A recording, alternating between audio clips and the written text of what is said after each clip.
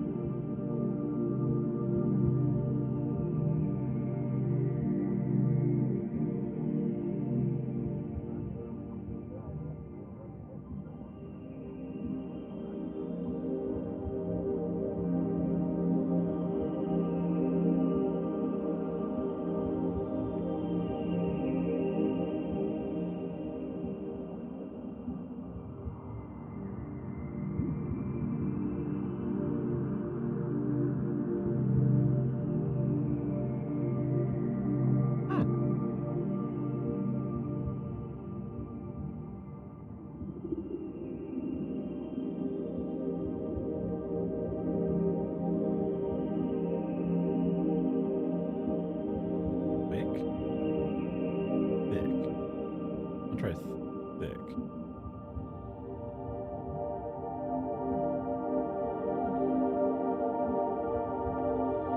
That makes more sense.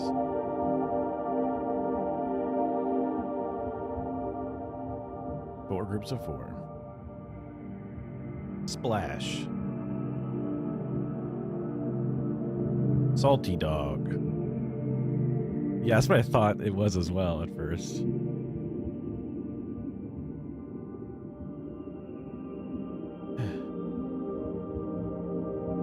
Splash, salty dog, raw, bitter melon, sour sop, drop, skipper, sweetheart,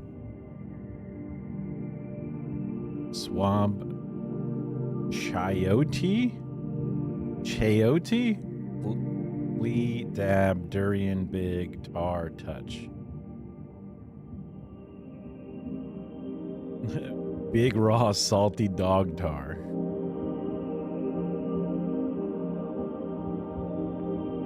Durian is a weird stinky fruit.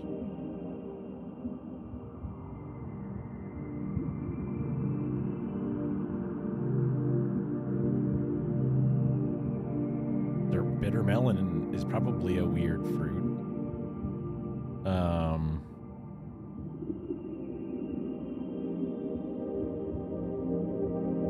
Maybe something like sour sop or salty dog, but I don't know. Let's try something different.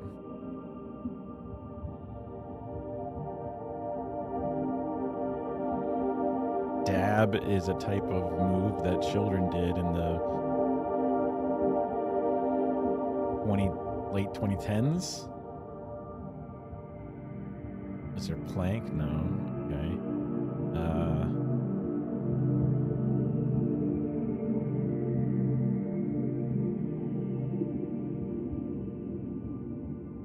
You can have a high school sweetheart. A high school touch. Oh, that's not good. Skipper is someone that's in charge of a ship, I think. Like, they're like, oh, hey, what's up, Skipper? And they're like talking about somebody that's in charge of something. What the hell is... I know what coyote is, but like... Chiote, according to Kara. As she is just desperate to give hints. When I see the word raw, especially in all caps, all I can think of is the type of rolling papers that they sell. Because that branding is so ubiquitous. And I don't even, like, smoke or use rolling papers, so... just seeing it from the sidelines.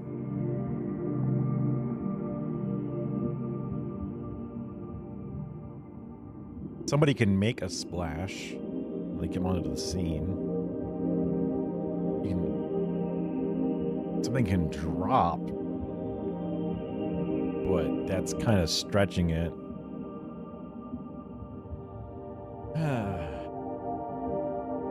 Can plea with somebody or for something.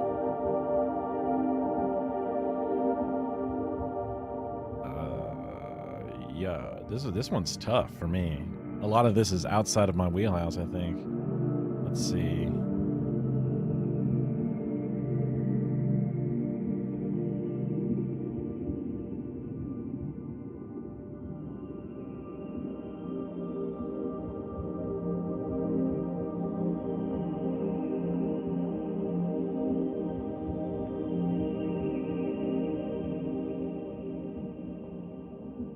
I'm just gonna guess these. One away. So maybe instead of like salty dog, it's this one. Tropical fruits, vegetables. Kind of a guess, honestly. A little bit. Okay. That cleans up the field a little bit. Salty dog is a name for somebody on a boat. Skipper is a name for somebody on a boat. Swab is what you do to the poop deck. Jib is like a thing with the boat, but that's different. I mean, splash, technically. A boat, but not really.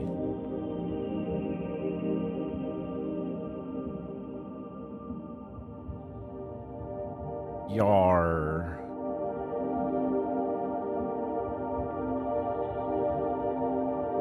Landlubber. Swab. A salty sea dog.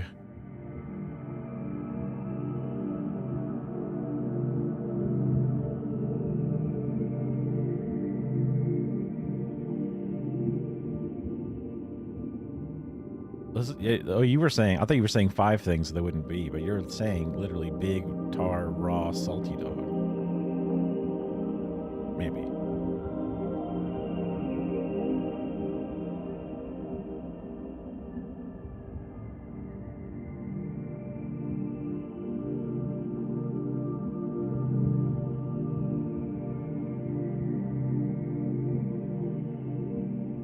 Yeah, those because the durian and bitter melon seemed like they were along the same line. I just kind of assumed that either salty dog or chayote, whatever, were going to be the same in the same kind of grouping. Is a squash. Oh.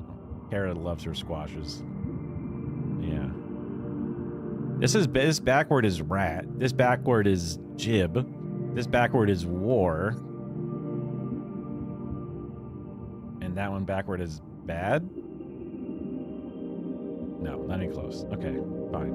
3-letter words that backwards spell a different word, but nope. Okay. In another day, that would be it, but that's not it today. Not even close. Not even one away. Well, since it's not one away, I know the salty dog one is not also correct. So.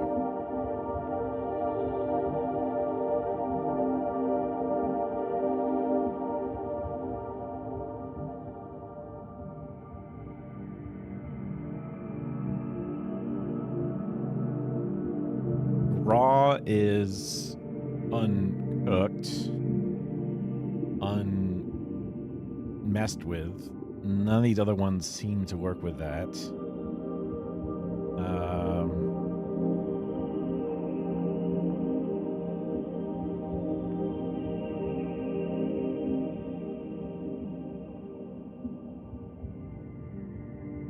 Dab is a small amount of something. A splash is a small amount of something. A drop is a small amount of something. Hold on, hold on. And a touch is a small amount of something. A little bit. A little bit. There we go. Yeah, that's what I thought. I thought it was dabbing as well. What, for a little bit?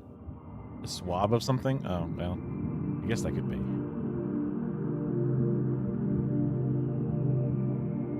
Just a touch of vinegar in there, you know, a splash of vinegar, a drop of vinegar, a dab of vinegar.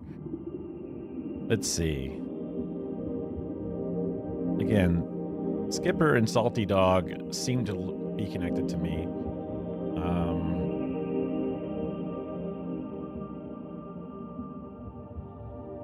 Because of the sweet.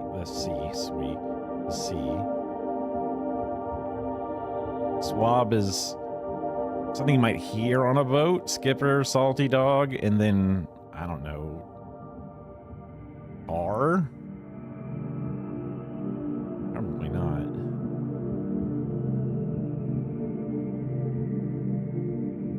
Sailor. A swab is a sailor? Okay, I did not quite get where this is coming from. Well, we got there in the end. So raw, big, please, sweetheart. Sweetheart deal, a big deal, a raw deal, a plea deal. Different deals. Made sense once they were all together like that, which I guess I could have kept trying it for. Interesting. Wow, this one I almost got like one of each. That's crazy. It happened to have already gotten the grays. Okay. Augers indeed.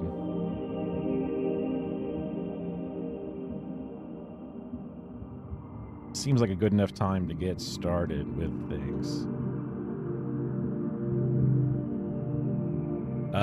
Rooms that changed up a little bit. Camera's a little bit closer than it was before. Because one of my monitors just died after doing a driver update for my graphics card, which went fine, and then a Windows update and restarted the computer. The center monitor just stayed black, and then I could, like, after turning it on and off a bunch of times and trying to, like, really get it to work, it would, like, show up with, like, half of the panel black, and then it slow gradiented over to brightness, or, like, down the middle it was dead. Yeah, Gigabyte, yeah. I forget how long ago it was when we bought these.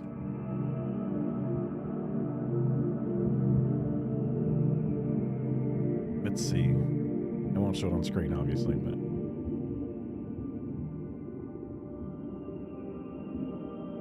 let's see how old these were.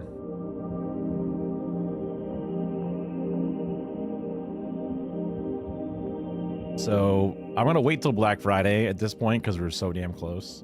I haven't done a Black Friday buy in probably a good number of years. 2020s when we bought those, September. So basically almost 5 years ago.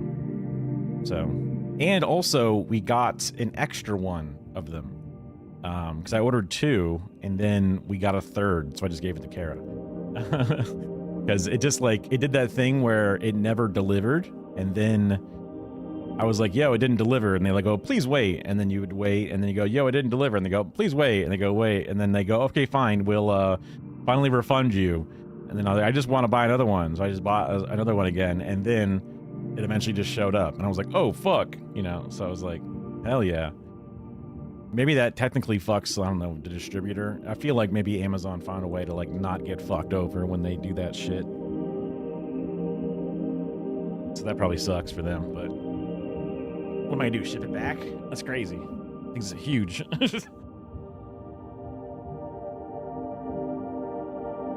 I'll have to figure. I might actually go for an ultra wide at this point because once you get, because I already have 27-inch monitors, and having two of them side by side is already massive. My brother ended up buying 32-inch monitors, thinking that, oh, okay, that's the size people go up to nowadays. And he's like, oh my god, I cannot put these two in the same room. So he had to turn one vertical and leave one horizontal, and which he refers to as sicko mode. And he's like, he likes it for coding and stuff, but he doesn't really like it for anything else, and it's probably too big for a sicko mode monitor anyway. He liked it because they had a KVM switch, which is one of the reasons he looked into getting it, for because he's got I guess he only has a laptop, like a Mac. Does he? He has a MacBook, I think.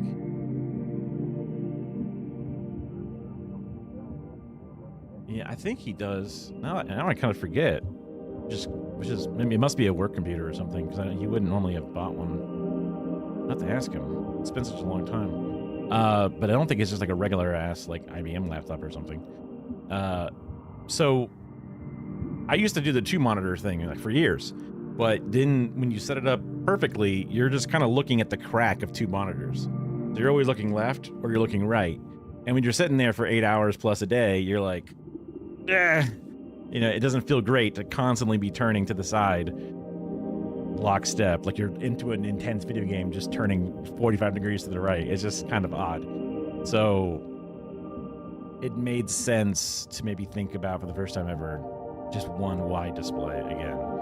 I had my other monitor that was kind of floating around that was like pushing this camera up higher, so now we're almost dead on eye level, which is kind of cool, which is I always liked having cameras to do that, because like the webcam look is looking down at you and then obviously looking up at you, kind of weird, but I like the idea of being eye level.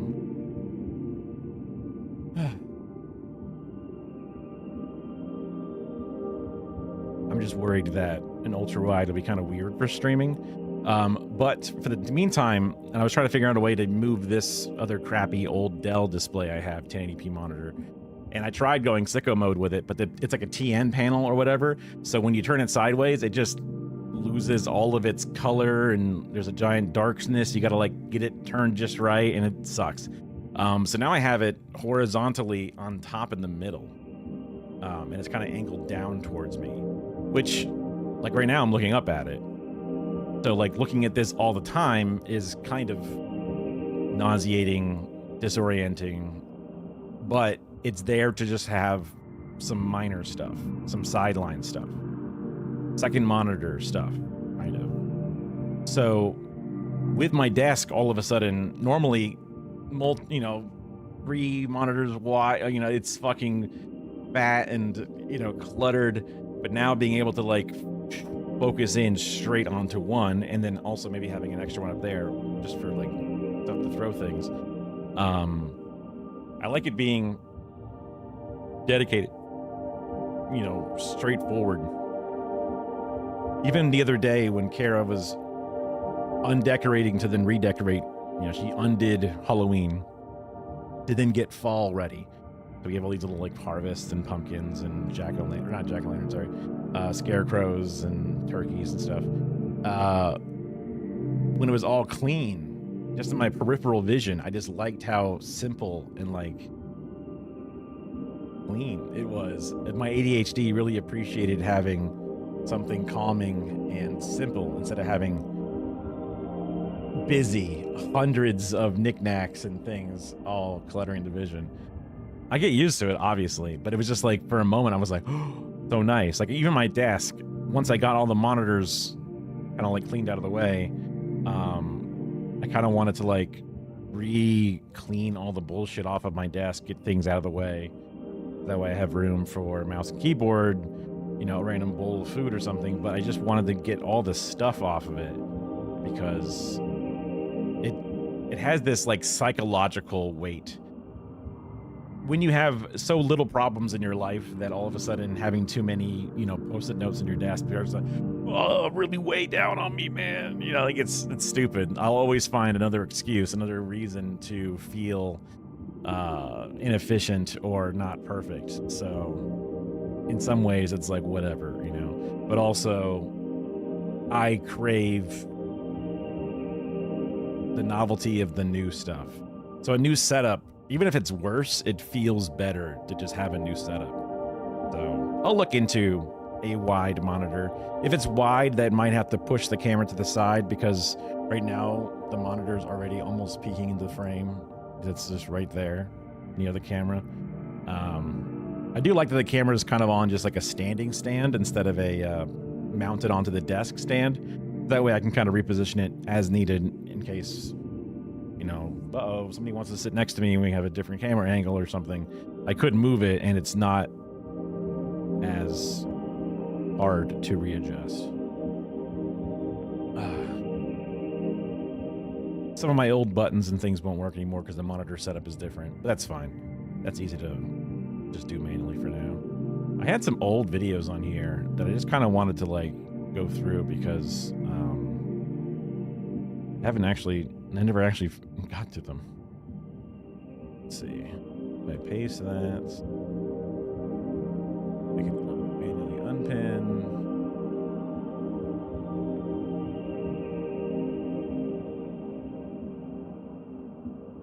$190. Well, that's still pretty expensive. All right, pause the music. Cool shirt. Yeah, I've worn this before. Flying car. Pivotal's electric Oh, I thought it was like a boat. vehicle takeoff and landing aircraft, or eVTOL, looks a little different from the rest of the market. It's tiny with just one seat and weighs less than some motorcycles. You don't even need a pilot's license to fly it. It was designed that way on purpose. We went down the ultralight path because, frankly, it was not as regulated. We could iterate quickly. It's not as regulated. That's what I want to hear when I'm sitting in a one-seater with my life in the hands of this thing. Hell yeah. The design iterations, test, build, test, build, test, build. But that advantage comes with trade-offs, limiting power, range, and commercial uses. This is the tech behind eVTOLs. An eVTOL has two main differences from a traditional plane, and it's all in the name. The first is in how it takes off and lands. You don't need a lot of room to take off or land. For traditional aircrafts, they need a long runway to take off and generate lift on their wings, on their airfoils from getting speed this way. And a VTOL aircraft actually can use the propellers to generate lift in a vertical way. That's just like a helicopter, but that's where the similarities end. For a helicopter, so if you lost your main propeller, you basically wouldn't have any power Rest in peace, Kobe Bryant. Although I think he crashed into a mountain. to generate lift on the aircraft. For us, we have 8 propellers on the aircraft, and you could lose any one and you would still be able to fly the aircraft. These Well, I mean, lose 2, I guess you're fucked, unless you're really small. Keep losing 1.8% network frames. Better than the 68% we were losing last time I went live, but we'll see. aircraft are also electric. Pivotal's is powered by 8 huge batteries. You don't have to worry about all of the maintenance that comes with engine maintenance for a traditional gasoline engine or a diesel engine or even a jet engine. Also far less moving parts from something like a jet engine. The company also designed it with fewer parts in mind. Most eVTOL construction that I've Okay, this is now this is like an advertisement for it, which is not what I was hoping this video would be, but whatever. reviewed in detail are far, far more complex. And that creates additional cost. It creates additional weight. Why are you so quiet, bro? It creates a challenge for reliability because each of those is a moving part that can fail. Pivotal says its eVTOL has 12 control surfaces, or the parts that allow a pilot to control how an aircraft flies. 8 of them are the propellers, and the other 4 are these elevons, which provide pitch, roll, and altitude control in the air. Standard plane shit. Another design choice gets rid of even more moving parts. Once airborne, the entire aircraft tilts to fly forward. Traditionally, for a lot of electric vertical takeoff and landing aircraft, they will tilt either the wing set or some of the propellers, or they will have propellers that are designed primarily to help you with cruise flight, or propellers designed for vertical lift. The tilt aircraft allows us to use the same propellers to provide vertical takeoff and cruise blown lift. As it takes off, the entire aircraft tilts back, thrusting the pilot from sitting upright to lying flat. Then the pilot can initiate cruise mode, which tilts the aircraft forward so it can move horizontally, up to 63 miles per hour. That's kind of sick. Pivotal's aircraft don't require a pilot's license to fly because of its FAA ultralight aircraft classification. Prospective pilots take a 2-week training from the company itself, which includes time in a simulator. The Wall Street Journal's auto columnist, Dan Neal, underwent pilot training in September. It was an investment of actually a couple of weeks of training there at Palo Alto in their offices, much of which I spent being really motion sick. Yeah, that's VR though. That's VR. Still, after the training and with no prior flying experience, he was in the air. That was a big one. My confidence level That's kind of crazy to just get up in there. when I got into the machine was such that I could actually have a good time. It feels that easy because the pilot doesn't have to do most of the flying. The aircraft is largely controlled by the company's software. Takeoff Is that supposed to be? Is that supposed to be comforting? I don't know that it is. and landing is largely autonomous. Once in the air, the pilot You got a fucking iPad? is software. Takeoff You got a fucking like, oh, let me turn this around for you for a second. Take a look at this. You know, please give me 20% tip for this coffee order. iPad to take off and land your fucking, oh my God. landing is largely autonomous. Once in the air, the pilot controls speed, direction, and altitude using one of these joysticks. The thumbstick Okay, that window did not inspire confidence. I was gonna say these joysticks are giving fucking Ocean's Gate. Dude, here, like look at that One window. of these joysticks. Oop. the thumbstick It literally came off. It came off. And bunk. Oop. Down it goes. The thumbstick here lets you go up and down in terms of elevation off the ground. The joystick going up and down allows you to tilt the aircraft. To control the aircraft's That's it. That's the training. Did you get all that? All right. You're good to go. Don't fly into power lines. You know what those are, right? All right. Off you go. stability, Pivotal software relies on a variety of sensors. So we have the pitot tubes that allow us to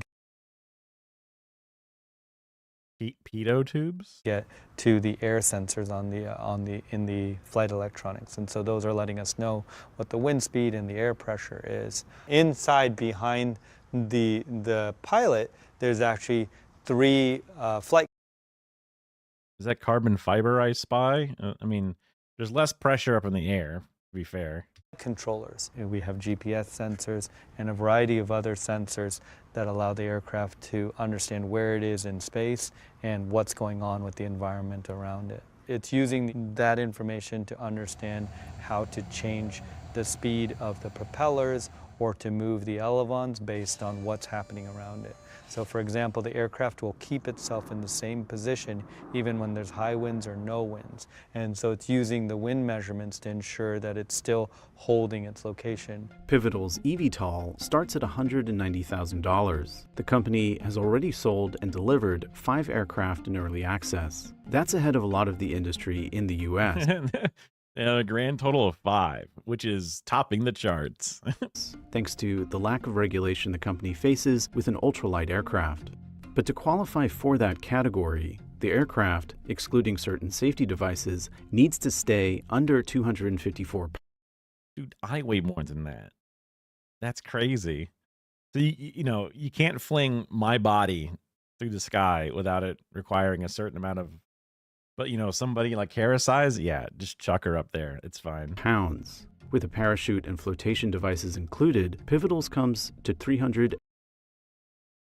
I mean, that parachute ain't gonna do shit for you, right? I mean, you're not that high up that the parachute is going to have any, because I know that if you can't just parachute off of like a 5-story building, you need a lot of like distance in order for it to pop out and to actually work to slow your descent.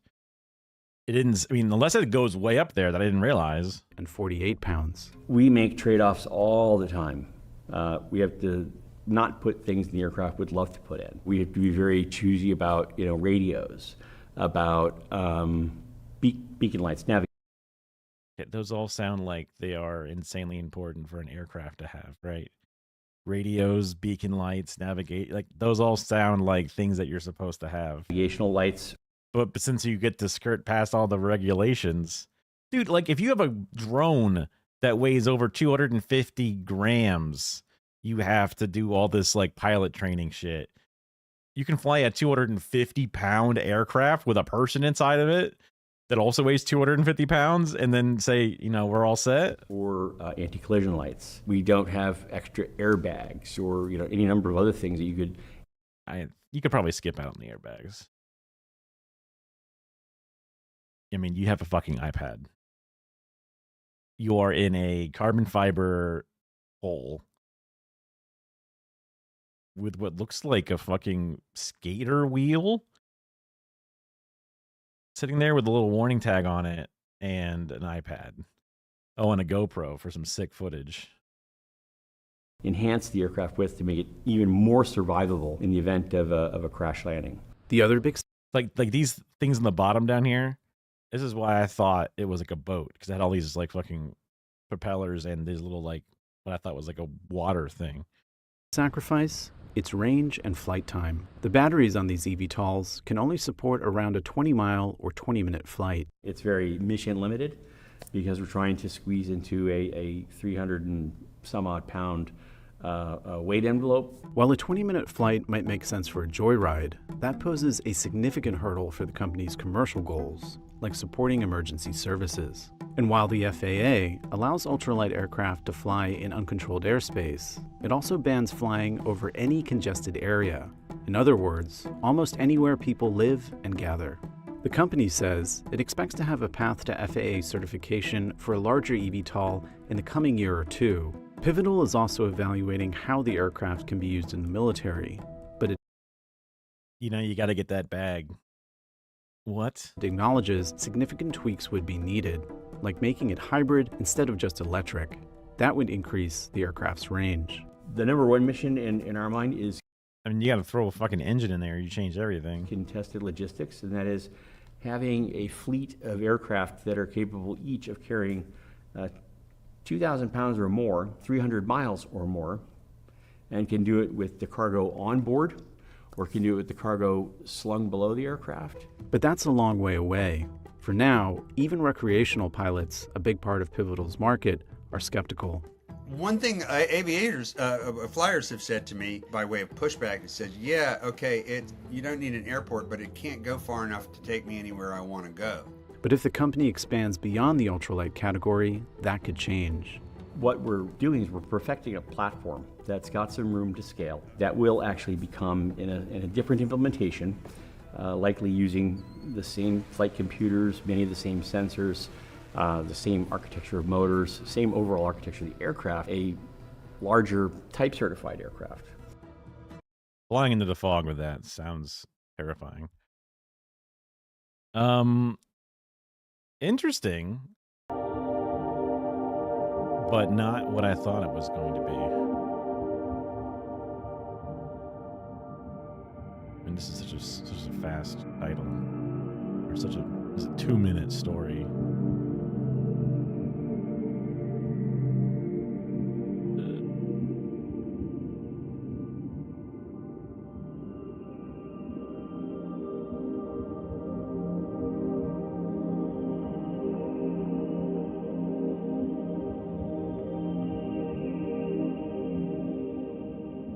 While many may think of infertility as a woman's problem,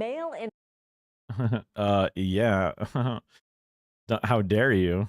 While many may think of infertility as a woman's problem, male infertility issues account for 40% of couples who are struggling to have a baby.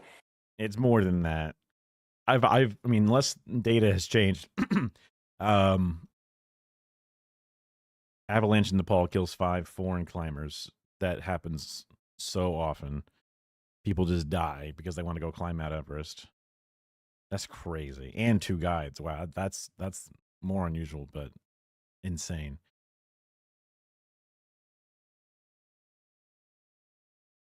Crazy. I've always heard that it's very often the man's sperm count and sperm issues that lead to infertility. So 40% is lower than what I thought, but I wonder how often of that is them actually admitting their issues and the women going, "Don't worry, I'll take this one." Now, researchers at the Columbia University Fertility Center have reported the first successful pregnancy using a new artificial intelligence method they developed to help with male infertility. The center says its sperm tracking and recovery method, also known as STAR, has helped a couple conceive after nearly 2 decades of trying. Oh, I feel like sperm tracking and recovery system called STAR, but like you could have come up with like Spunk, like you could have had a better acronym. You could have had like SPERM. You could have had SPERM as the acronym. There was SMEG.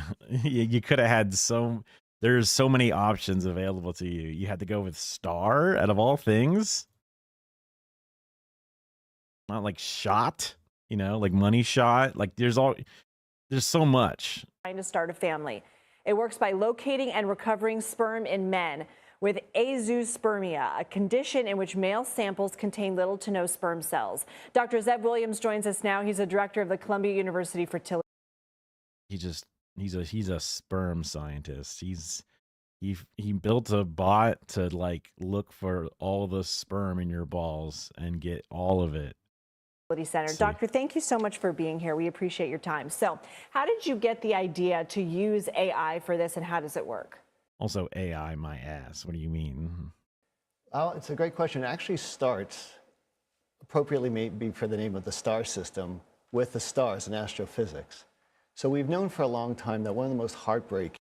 Oh, they have a weird star fetish. That's why they named it stars. Let's see. And challenging diagnoses to give is azoospermia, where a man is told, "I'm sorry, you have no sperm." And in the past, that's sort of been a very final diagnosis.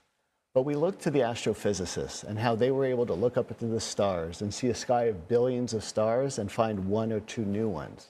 And we said, maybe we can apply some of the same technologies. That's stupid. What, a telescope? Maybe we can apply AI, high-speed imaging, microfluidics, to allow us to find those 1 or 2 precious sperm and then to be able to give them the gift of having a child. I mean, infertility sometimes is incorrectly thought as a woman's problem. Can you clear that up for us? Yeah. Huge misconception. So about 40 to 50% of the time, there's the cause for the infertility is partially or completely due to a male factor, sperm factor. What is next in terms of improving fertility treatments? This is a field that's gone through such tremendous progress over the last 4 decades. We've gone from success. Once we realized it was a men's issue, wow, then we really got to work on it. When we thought it was the woman's fault, it's like, whatever. But then we were like, wait a minute, it's the men's fault? We got to fix this. Success rates of less than 1% to now well over 90% for the best prognosis patients. I think what we're... So it helps you find sperm, suck it up, and then use it for insemination? I'm confused what this is. Seeing happening more and more is that fertility treatment is becoming safer, it's becoming more effective, and it's helping more and more couples and patients realize the dream of parenthood. Dr. Zev Williams, thank you. Thank you. You didn't say anything. I wanted to know what it did. AI-guided sperm recovery method. Is it you just come in a cup and then it just takes a million, microscope pictures, and then it goes through all the pictures to figure out where in the cum your few sperm are? Like, what do you mean? AI. Some intelligence is there switching it around and tasting for it. You can't just, oh my, what a worthless story. What a worthless story. Hey. All right, this is something that was a YouTube video that kind of made the rounds for a bit. A few different people talked about it. Bink.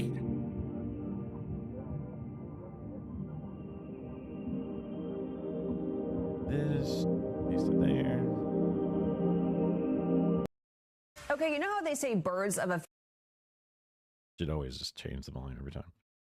Okay, you know how they say birds of a feather flock together? Well, some communities around the country are coming together to fight against. Oh yeah, Ben Jordanson, the guy, he was like a little, in his 40s, and he does a lot of cool music stuff. He made like AI music, like special noise that you can't hear, but it destroys AI music learning programs.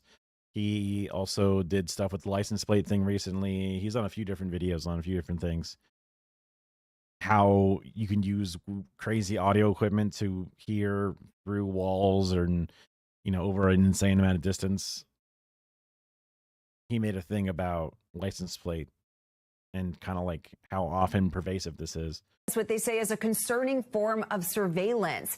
AI startup Flock Safety is building an army of police tech. They are most recognizable for their automatic license plate readers you may have heard of, which snap a picture of the car's plate as it drives by. Police say the technology helps them solve crimes like kidnappings, murders, and stolen vehicles. And while we're not going to Fun Day, it's not Fun Day. It's not like Gaza coverage, right? This tech, it has existed for some time. Flock is now the first to centralize it into a single nationwide database that true, it is Saturday, technically, yeah. Thousands of police departments can access at any time without a warrant. So we're going to bring in NBC News cybersecurity and tech reporter Kevin Collier, who has been reporting on this story. Kevin, thanks for joining us. Walk us through the privacy concerns here that's leading to some of this pushback. The concerns are, hey, stop that. Stop creating a nonstop database and tracking where our cars are at all times. Actually, we don't like that. Right. So the U.S. has had for years these cameras that record cars' license plates as they drive by certain highways, spots, intersections in towns and cities. But what communities across the country are pushing back on now is that Flock Safety has for the first time created this centralized database where more than 3,000 law enforcement offices across the country are working together, sharing real-time location information of everybody that drives by. None of them need a warrant to access it. So I spoke with half a dozen people. Also, people didn't know about the license plate scanning going on before. If you asked them, they would have gone like, oh, really? Yeah, I hate that, actually. Can you not do that? That's just kind of weird. Like, motherfuckers still won't help you find your fucking lost car or your stolen car, and yet they've had this thing forever. So what the fuck are you using it for? Huh? From a range of political affiliations who are pushing back. And there's definitely something in the air. For some people, it's this looming sense that as tech tracks us more and more, they're getting sick and fed up of feeling like they're being tracked, and these cameras are the biggest example of that. For others, it's the reality that even though Flock no longer contracts directly with the... Also, it's a private company. It's Flock doing this. It's not even like it's the government. Like, people have pointed out, like, the camera nanny state thing going on in China, how there's like a significant amount of CCTV footage similar to like Britain and stuff, but that's like the government doing it, which is significantly better than some random company doing it. Department of Homeland Security, local police in sanctuary cities even have been using Flock contracts to look up drivers' locations on behalf of ICE to aid with investigations, and they want ICE repossessions. They even just sell the data to be like, look, this person drives in this area, so we should use different billboard advertisement. They track you into what stores you go in and out of. They even track you inside of the stores to see how long you sit in each aisle. All kinds of stuff is tracked in its own weird way for data collectors and data brokers of all things.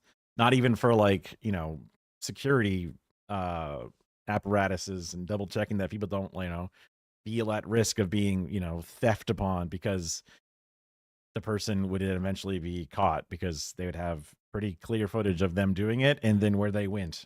So then they would be like caught, right? to stop their local police, their tax dollars from doing that. I see. You know, Kevin, we know that this kind of tech is growing in popularity. It has been for some time. Do we know if it's actually solving a significant amount of crimes and really What a great question. helping police across the country? I mean, yeah, Flock has a range of solved cases. They'll have local police come on and testify that, yes, this technology was helpful to close an investigation. A spokesperson. An investigation? Wow. Well, hey, you know what? Never mind. There told me that despite the price tag, it's a crucial tool for understaffed police departments in particular. And they noted that even though we noted more than half a dozen cities and towns in recent months have canceled their Flock contracts over protests, far more have renewed those contracts. But something that I did find over the course of my reporting is that it's extremely common for people in these cities and towns that have Flock set up. That happens before they realize their tax dollars are used for this technology.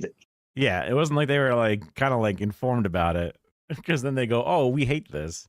Even tracks them to begin with. So we'll see how this shapes up as more and more people learn about it. Absolutely. Kevin Collier, very interesting. There's one thing that Americans love. It's being tracked and monitored. God damn, do they love it. No matter what, like, narrative, no matter what, political leaning they have, they all love to be eye in the sky. Okay, this is one that I've had on forever. I have no idea what it is. It might end up being another dud like all the other ones have been. I have to do this. 4 sisters diagnosed with brain condition. To me, this is just, oh, you live next to a, Monsanto field or something. Like, uh-oh, sorry, there actually was a hidden, what do they call those things that like pump oil out of the ground? Like they've hidden those things inside of like playgrounds and shit. Let's see. In our 4 sisters diagnosed with rare brain condition. Got to be kidding. Like non-genetic brain condition that all 4 in a row got. That's America. Red dye 40, Tylenol. kids are like, right now they're 19. One turns 18 this weekend. 12, 9, 6 and 4. And this was 2 years ago. So I mean, we had kids in every stage of life: high school, middle school, elementary school. They knew what was and wasn't normal.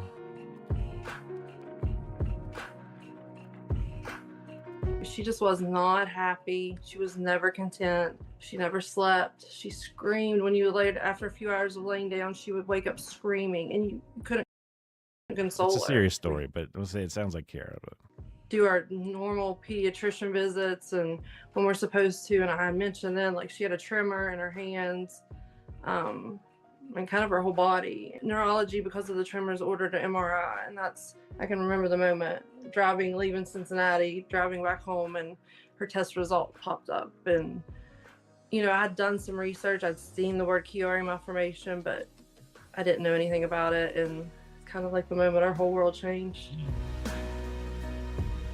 this is a weirdly edited video with like default fucking like Premiere text boxes. Like, I'm confused what this is. Chiari malformation occurs when the lower part of the brain does not fit inside of the skull and bulges out of the opening. Oh my god, that's crazy.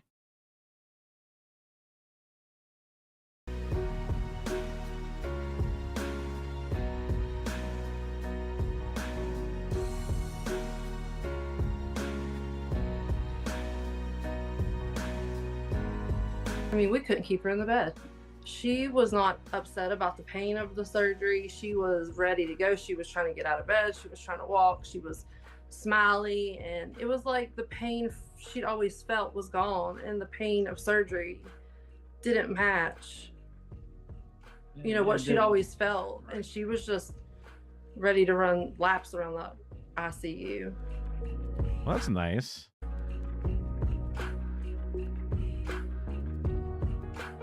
Austin's running around the room, living her best life after just having, brain surgery a few weeks before. And they decided to do an MRI on Amelia. And they came in and was like, she has something called Chiari malformation, and I was like, okay, I know all about it. Less than a week post surgery, when we got that second diagnosis. No. She had it as well as a tethered spinal cord. The tethered cord, seen about 5% of those malformation patients, occurs when the spinal cord becomes attached to the surrounding tissue. Okay, so I guess the brain is sticking into a spot that it doesn't normally, and then sometimes the spinal cord goes, okay, we'll grab onto it.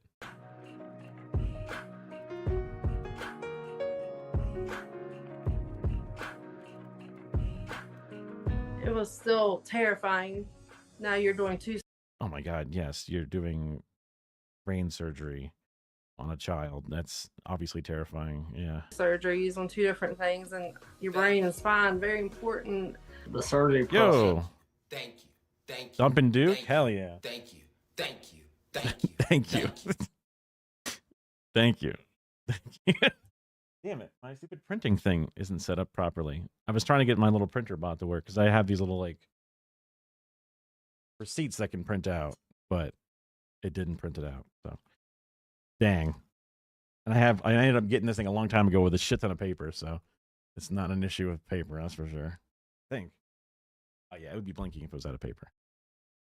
But hey, thanks for the Prime. Now you get to enjoy some awesome emotes like the roll that Kara made somewhat recently. itself was just as nerve-wracking as the first time. You know, just sitting in the waiting room, you know, it feels like days that you're sitting there just, you know, waiting to see what the outcome is. We got through them, and Amelia was great after surgery too. I mean, she was down in the toy room at the hospital a few days later playing. So But the title gave it away. All four of them have it. But it's interesting that the youngest didn't like sleeping because I guess laying down on it hurt the brain too much. But the others all just live with it their entire lives. That's at the crazy. same time that all of this is going on, our Aubrey, who was 7 at the time, she started getting UTI after UTI after UTI out of nowhere. I remember driving down the road, and it just clicked in my head, and I was like, and this is, you know, months into this, and I was like, oh my gosh, I need to get an order for an MRI. We did the MRI of her brain, and she had Chiari. In the end, we decided to just do both surgeries. Austin's was March, Millie's was October, and Aubrey's was November 2023. 3 separate trips. And Aubrey had both brain and spine surgery. You've got to be kidding. Her 6th grade year, you know, she went out and tried out and made the middle school basketball team. And she would go to practice, and as soon as she would get home, she was straight to the bed and could barely walk. It would take days for her to recover from that. And she would have headache. You know, eventually got imaging, and there was the Chiari, and there was the tethered cord. We decided. That's kind of, I mean, there must be something related. There must be something. You know, a few months later, to just go and proceed with just the tethered spinal cord surgery, and hoping that releasing her tethered cord would let the Chiari kind of go back, you know, her brain go back up where. I had to assume that the doctor would have shared in this hypothesis, and it wasn't just like a, because like that'd be something that I would come up with. Like, wait a second, maybe we can like buy one get one free kind of thing here, right? Like we get the tethered one, and then the body just naturally, we just leave her upside down for a while, so the brain kind of sinks back in, right? Like that'd be something that I would come up with. So hopefully the doctor is the one that came up with that idea. It was supposed to be. Post-op, you know, she's right back to, you know, she's on the dance team. She's very, very active. Never stops. Yeah. It was scary in the moment. It was hard. It wasn't. For a long time, I've been thinking that I have minor inconveniences and problems, and I'm looking for ways to solve my whole life with a silver bullet. It's stupid to say it this way, but jealous that they get a whole new normal after fixing a serious issue. Obviously, it's great news that they all had what seems to be successful.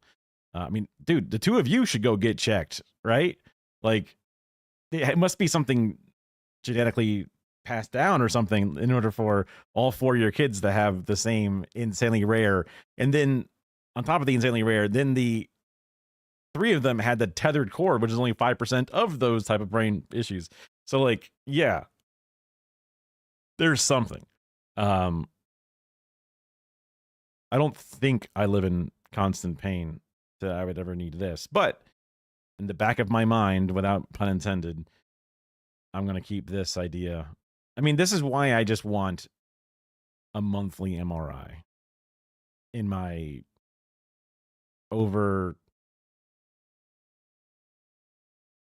my unnecessary desire to not have a problem.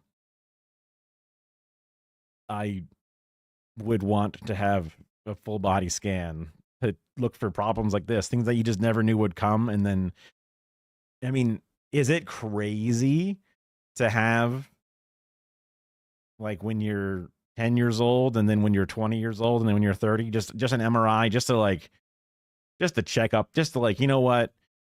We don't think you have any reason, but we'll just get one. You know, you're not going to do them all the time, not going to do them every year, but like on whenever your 10 is, we'll just get you in there for one, just to make sure that things are what we think should be. There's not going to be some random scalpel stuck in, you know, like, well, I guess if there's a scalpel stuck inside you, that would probably, I wonder if they make them non-metallic for that reason, because then they would get sucked out of you by the machine and probably rip you to shreds. So that would be bad either way, but you get what I'm saying. Or, you know, your brain's seeping out of your skull, you know, like just all kinds of things that you just don't know.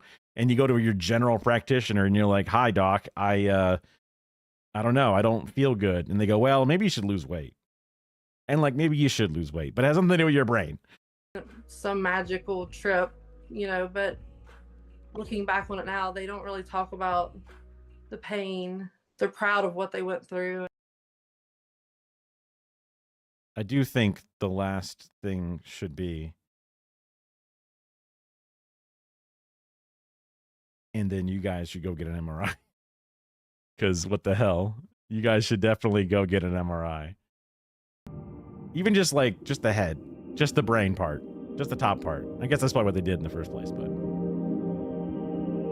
that's wild. Okay, this one's quicker than the last one. The last one was such an odd thing for such a big station to have put out, because it was so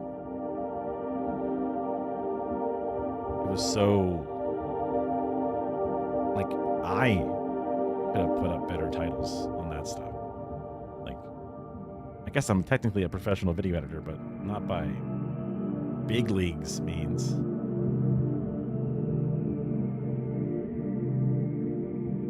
FDA approves menopause drugs.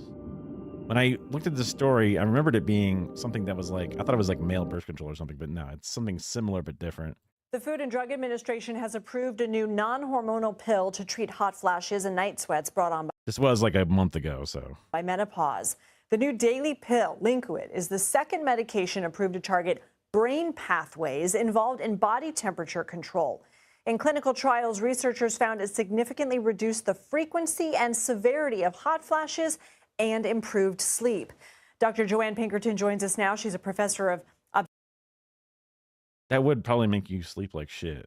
Makes sense. obstetrics and gynecology at the University of Virginia Health System and one of the drug's trial investigators. Doctor, thank you for being here. You're welcome. Thank you. And we're really excited to have something that is a non-hormone for menopausal women. Hot flashes can be very Oh, non-hormonal, right. It says right there. disruptive, and to have something that does not contain estrogen allows them to have an option, because about 9% of women can't take hormones because of contraindications, and many other women choose not to take it. So this becomes really important. Thanks for the stock footage, file footage. Yes, yeah. What is, oh my God, business professional dress in front of a fan because she's a woman and she's of a certain age. That's crazy. You didn't need that. How does it work? So it actually works in the brain. It antagonizes two receptors, the NK1 and the NK3, working through these receptors in the brain to modulate the effect so that it actually decreases the frequency and the severity of hot flashes. Are there side effects or downsides? So the side effects were pretty There's always a side effect, man. You know, drinking water has a side effect of uncommon, but they were headaches, urination. Oh shit. arthralgias, feeling sleepy or dizzy. There was no really clinically significant elevated liver test or liver toxicity, no effect on cancers. Although it's not approved for women with pregnancy should not take it.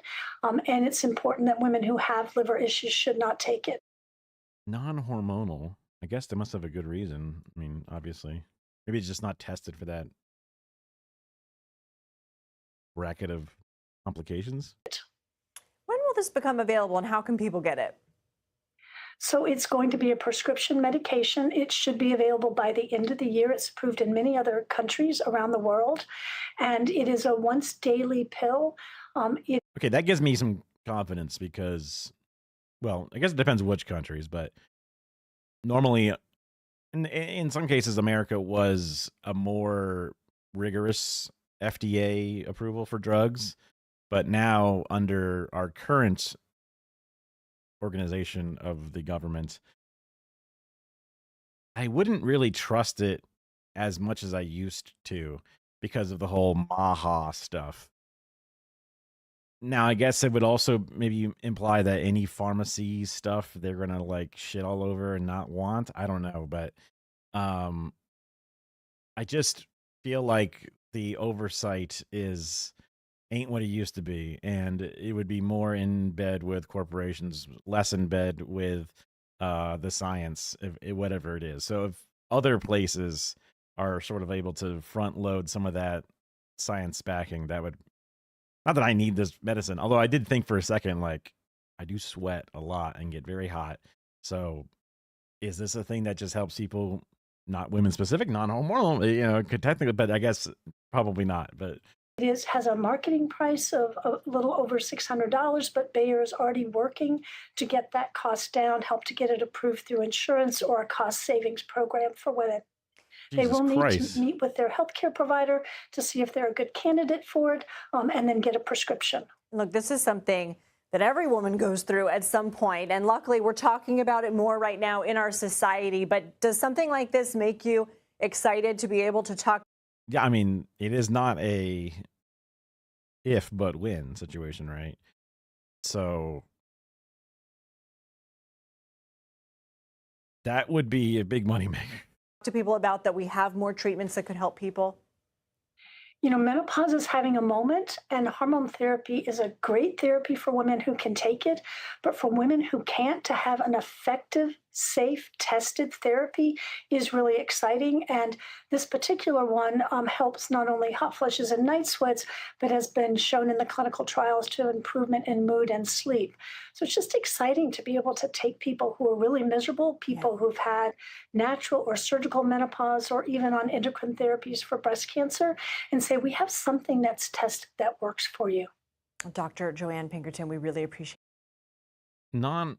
So the hormones seem like they also are a treatment option, and most people go for it if they can. But I guess I would have to like learn more about how.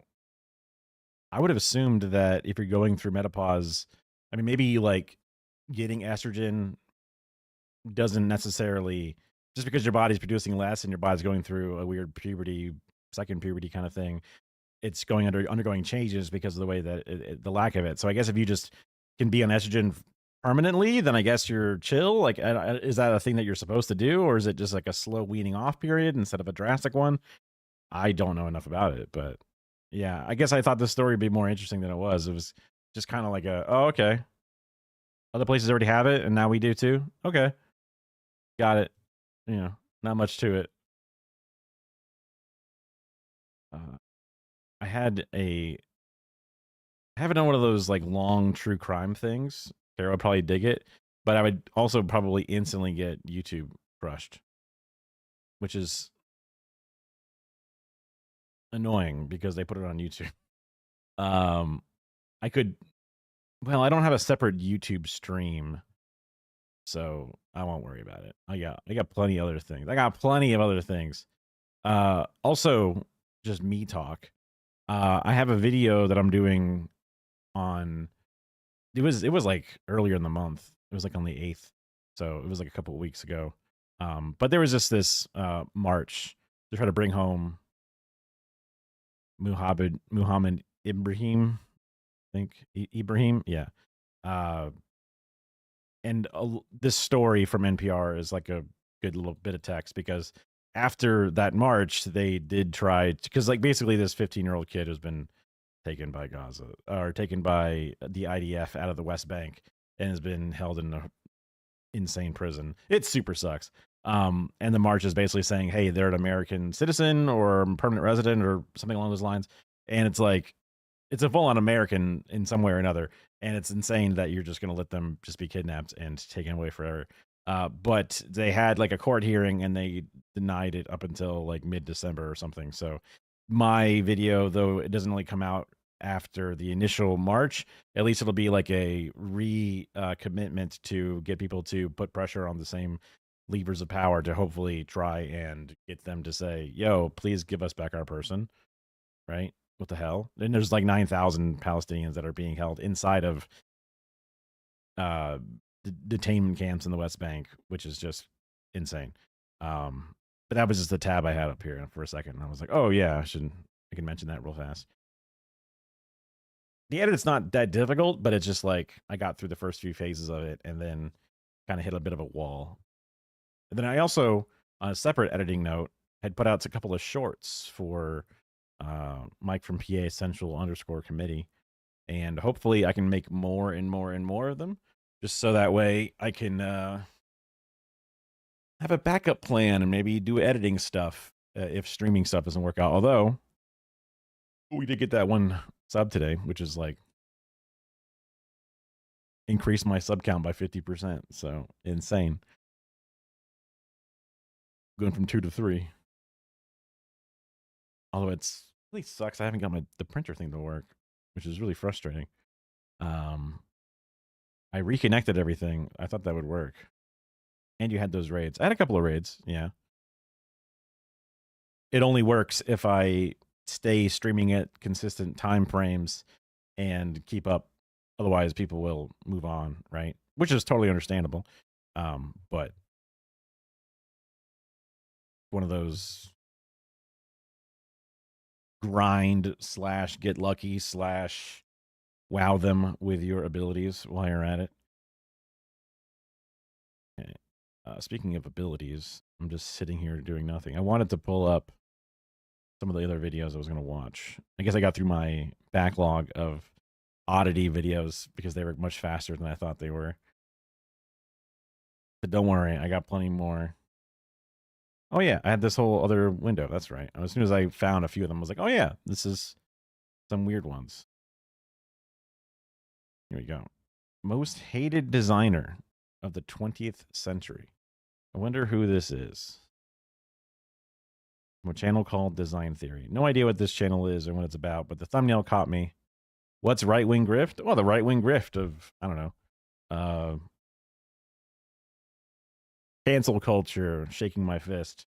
I came in 7th place in a swim competition. If only it weren't for these trans people, then I would have been good.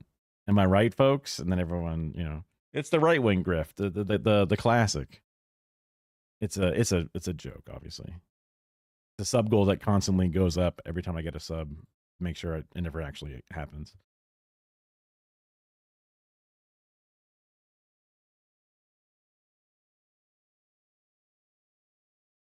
Okie dokie. Banned. Luigi Colani might be the most influential designer you've never heard of. He designed a car that got 138 miles per gallon in 1981. He created some of the wildest concepts anyone had ever seen, and yet the design establishment hated him so much that one university even banned students from his exhibitions. Why did the design world both despise and obsess over Luigi Colani so much? Oh, sorry. Wait. Oh, wrong window. Wrong window. That makes sense. I forgot I put it on the other thing. Luigi Colani might be the most influential designer you've never heard of. He designed a car that got 138 miles per gallon. I figured it'd be smart to do it so that way it only captures the window that I set up, but using a different window full of tabs wouldn't work, obviously. In 1981, he created some of the wildest concepts anyone had ever seen, and yet the design establishment. It's a wild concept. Does it make it better? Like this one, like, you know, some of the gas mileage ones, I guess, are decent, but like just because it wins one thing doesn't mean it's the best overall. But hated him so much that one university even banned students from his exhibition. Like this looks wild. Why did the design world both despise and obsess over Luigi Colani so much? To understand that, you have to understand where design. As soon as I saw his face, I was like, this looks very familiar for a second. And I don't know why. Maybe I've seen his stuff before. I don't remember. Designers come from. People think design schools teach creativity, but what they often teach is conformity. Most designers are trained in a strict philosophy of rational minimalism. Every week, your work goes up on the wall and gets picked apart by classmates and professors, so you're discouraged from taking big risks. A lot of designers come out of that system restrained and cautious, terrified of stepping outside of the guidelines. I don't necessarily agree with that framing at all. And it kind of has a very like classic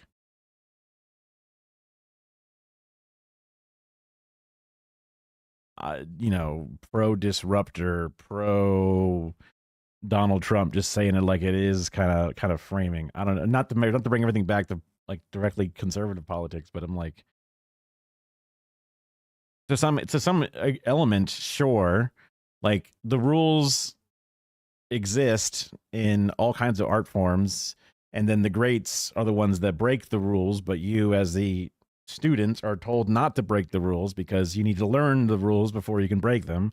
And there's an element of that in the school where, you know, you say it's art, man, and like, well, you're in school to learn art, so we're going to teach you the art that you're supposed to learn, and the theory behind it, and like the execution, and but that doesn't mean that like they're all terrified. Like, you ever seen an art student? Are they terrified? I've never seen an art student be terrified of their artistic expression. That's never. So immediately I'm already kind of like, and also maybe the leather jacket, maybe that's also making me think that it's coming across in that sort of tone. Let's see. But Luigi Colani wasn't trained in traditional product design. He studied sculpture and aerodynamics, and that nonconformity really shows. This was, and to a large degree still is, considered the pinnacle of design. Meanwhile, Colani was making stuff like this. You said that the left is the pinnacle of design. A thermostat? No. 90 to 110, but also 150 and 0. Wait, what? I don't know what this is supposed to be. Yes. Biomorphic shapes inspired by sea forms and the curves of the human body. And it went beyond the work. When most designers looked like this, Colani looked like this. What do you mean? They look the same. He has a corn cob pipe, or just a regular pipe. They're both wearing a sweater. This guy, he is a liberal. Ew, Tui, I hate him. Other guy, Giga Chad. What do you mean? It looked like this. Colani and his work feel outrageous even today. So imagine how insane this all must have looked when it first came out 40 years ago. They don't like me, especially Germany. It's a country where you have to be obedient.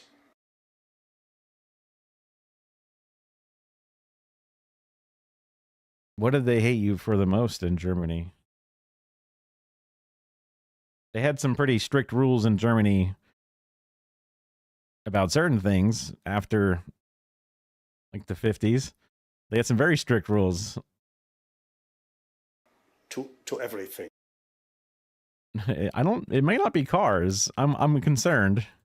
They are all like margarine cubes that you can put puff, puff, puff in a shelf. If you are a ball, you're out of the game here. It might not be as bad as I'm saying, but I'm just... And that's what I am. In one case, Kolani showcased... He's also annoys the shit out of me because he's putting this texture on this entire video that's unnecessary because he wants it to look older than it is. I don't know what the point of the texture is. He's been putting on everything so far. There's just this like fake wall texture film grain that does not move with the picture. It is a static texture that is just imposed on top of it. And I'm like, you don't need to make it look extra grainy. What I am. In one case, Kolani showcased his work at a gallery in a small German city. Here it is again. Here's that grain filter put on top of everything. But instead of a warm welcome, he was ridiculed by the local design school professors. The professors even banned students from attending the Kolani gallery and said they would fail anyone who disobeyed. This was decades ago, but I spoke with a student who went to this school, and he told me, if you mention Kolani as an inspiration, it will be immediately dismissed as biomorphic bullshit. That's 40 years later. The design establishment didn't take Kolani's work seriously, but to young designers, he was like the forbidden fruit. Yes, his work was often impractical and bombastic. Some of it's ugly as sin, but it was also very unrestrained and fresh. Even though unrestrained and fresh doesn't mean good. Like if you're building an aircraft, it needs to be efficient, sturdy, strong, durable, repairable, manufacturable. You know what I mean? Like everything looks like a concept car every single time. When you go like, yeah, but like you can't make a factory make this, and they go, you're a margarine cube. And it's like, well, we're a product designer. You can be a sculptor all you want, but like we're a product designer. And like, good luck designing products, my man. But like, you know, you putting a dickhead at the end of every one of these cockpits is kind of like, good luck.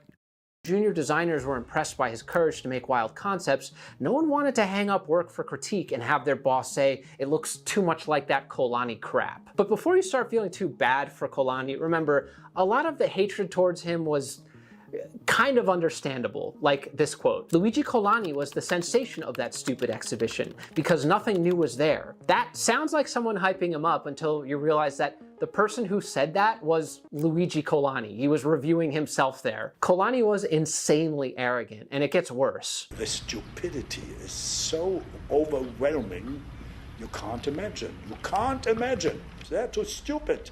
Plain stupid. He called Raymond Loewy, one of the most celebrated designers of the 20th century, a charming prince of American ugliness. And here's one of my personal favorite Kolani quotes. The world is super stupid. You have by far the best designers in America, and you do the most stupid cars in the world. They put billions into their stupid designs for General Motors, Chrysler, Buick, or who knows what.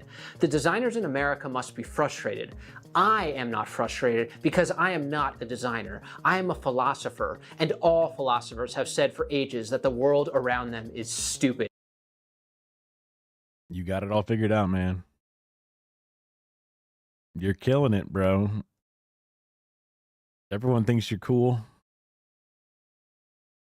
I wonder if those kids that wanted to use Kolani as their inspiration were kind of like that one kid who is an asshole for the sake of being an asshole in the class, you know what I mean? Even though Kolani was oops, you accidentally put the texture on your part of the video where you're laughing. that the world around them is stupid. Oops, the texture is on this part of the video. It's not supposed to be on this part. Even though Kolani was now it's gone. Perfect. Extremely arrogant, there was a reason for it. If you're going to be making designs like this while the rest of the design establishment is praising stuff like this, you need to be outspoken and confident. Kolani built an entire persona that bolstered his ideas. He had a big cigar in hand, custom-made white clothes, giant stash. It was all part of this image that he had crafted. Whether you loved Kolani or hated him, one thing is undeniable. He was impossible to ignore. The whole thing bordered on performance art. I had never heard of this guy before. It was very possible to ignore, I guess. Nothing appeared out of character. You ever hear about this guy, Kara? Or outside his WWF wrestler persona. He'd say the most outrageous stuff in the most... He just said their stuff is ugly. I mean, it's not that outrageous. Like, America's stuff is ugly. Like, I don't take that personally. Whatever. That's fine. You know, I don't hate him for it. passionate way. I am convinced that good design has a profound influence on the people living inside. And that's the thing I'm aiming at, frantically. And then he'd also turn around and say crazy stuff like this. Hello, America.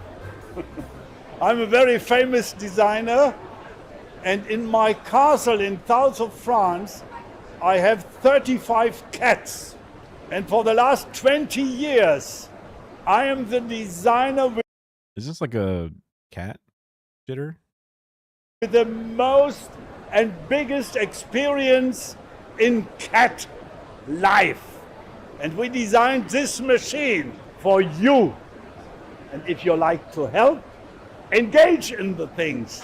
Thank you. Everything about his Was that like a litter machine? image was crafted, even his name. His real name wasn't Luigi, it was Lutz. He claims that his real name was always Luigi, but wartime bureaucracy in Germany forced him to switch to a more German-sounding name. Maybe that's true, but I'm skeptical. What is certain is that he was German, he was not Italian. Changing the name to Luigi reads a lot more like a branding play, since Italians stereotypically have a reputation for expressive creativity. He designed the image of Luigi Colani as much as he designed He seems about as German as possible. But even like whenever he's like getting translated or just screaming, seems very German to me. You know, which I guess is just a stereotype of Germanness, but I mean, shoe fits. The objects. All of this careful image crafting created an insane cult following. I mean, the guy had his own action figure. Colani has a lot in common with modern spectacle. A lot of people have custom action figures. Driven public figures and influencers. He invented the playbook 50 years ago, in my opinion, but he was far more ethical, far more qualified, and far less harmful than his modern day counterparts. Many designers thought that Colani's arrogance and crazy designs made a mockery of the profession, and because of that, most companies in Europe and the US didn't really want to work with him. So how did he get so famous even though the design establishment didn't like him? He's just a rich guy doing stuff on his own, being annoying. There are several reasons, but a lot of it is encapsulated in this one story. In the mid-1970s, Colani bought a brand new Ferrari Daytona, and this is where Colani is truly unique. Rather than just enjoying his beautiful new car like a normal person, Colani looked at this meticulously designed, hand-built vehicle and said, I think I can do better. So he redesigned the entire exterior body, and this Ferrari plus Dustbuster hybrid looking thing is the result. I'm not into it, but it takes a lot of courage to redesign one of the most admired cars in the world.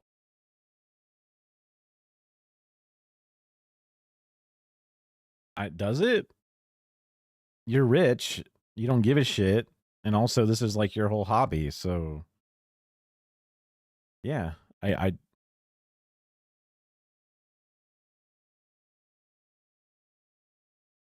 like, oh, you're gay if you fuck with a car.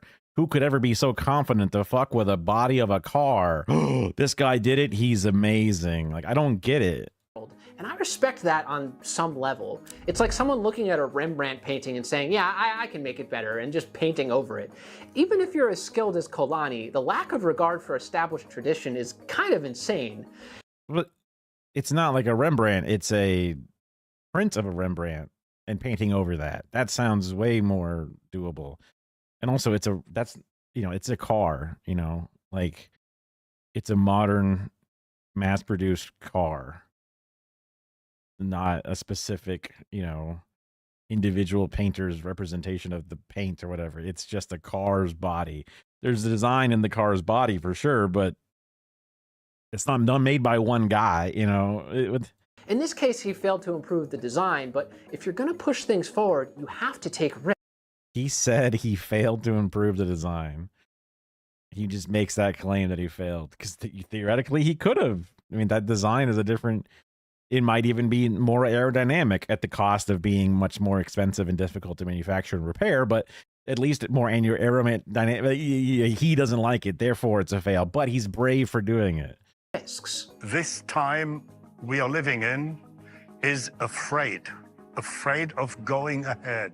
If you take risks, you're going to fail a lot more often. You can't be afraid. I'm almost certain Kolani bought this car with his own money, and the entire project. His own money? What? I could not have understood. What? Who would have thought? The project was self-funded. Kolani came from a very wealthy family. Remember the cast? I didn't realize that a guy who could just decide to be a designer and never actually make products or sell his artwork could just be a designer. What? You mean he's naturally rich from just his family and he never did anything of value of his own? What? Never worked on his own? What? With 30 cats in it. Yeah, European castles aren't cheap, and I can't even imagine what the heating bill must have been. It's easy to dismiss Kolani as an obnoxious castle-dwelling rich guy. I get it, but really ask yourself, if you never needed to work a day in your life, would you spend all that time working long hours and fighting the design industry for decades on end? Fighting? He just does what he wants. What do you mean? He wants to draw, he wants to design. What? He wants to be important. If anything, this is selfish of him. Most of us would probably just buy the Ferrari and enjoy it rather than spend months redesigning it. If a path looked interesting to him, he could take it, even if it... But what else so you're going to buy the Ferrari and enjoy it? Because what? You enjoy driving a fast car? That he enjoys designing. It's the same thing. Meant ruining a masterpiece to try a new idea. Damn. Okay, I wouldn't have... I mean... Damn.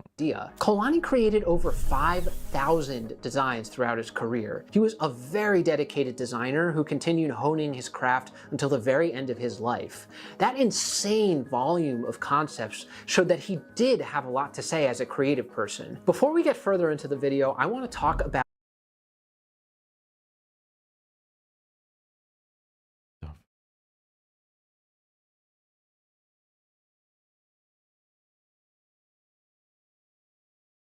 why is it so American themed?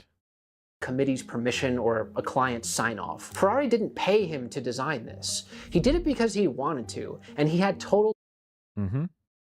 That's why he did it, because he's rich and can do whatever he wants. He's got ancient classic cars and his own monstrosities made out of fiberglass or whatever the fuck, you know, polished, and, you know, he didn't fucking mask and paint this shit himself. He fucking sent it off to a fabricator of some kind. You know, he didn't sit there with paper mache and build out a fake body or whatever. He's just rich guy. He's doing rich guy shit. Creative control. He did often take outside commissions, but if the client didn't agree with his vision, he could walk away without worrying about how he'll pay the rent. Business always rewards order, control, and predictability, and Kolani just didn't have to play by That was a margarine factory. It was butter coming down the line. Those rules. It was all emotion and biomorphism and eroticism. Of course, the downside It was eroticism. They did kind of look like dicks all over it. The side of having nobody to keep you in check is obvious. Some designs were really bad or really stupid, but the upside is that he had books full of concepts that just keep getting more and more outrageous the deeper you go. So yes, he was the arrogant rich guy, but he also did the work and stood by the results, whether they were beautiful or not. Design is treated like it's only supposed to be beautiful and functional. Don't touch the complexities of human nature or desire. Just sand off the rough edges and pretend that nuances don't exist. That's wild to show SpongeBob as if it's like a Like, this is the sanded down version of SpongeBob, but this came from within SpongeBob. This is actual artistic expression inside of SpongeBob. And whatever you do, never make something ugly or impractical. Dark, complex emotions are usually ignored in design. Nearly every other area of culture accepts that people are complicated, I don't know. The video is getting worse and worse because it's just...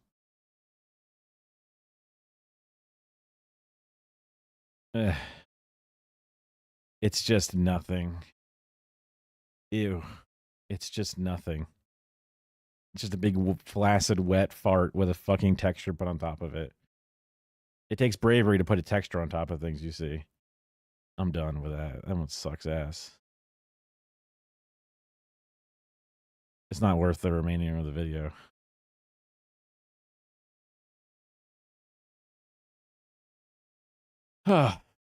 Okay.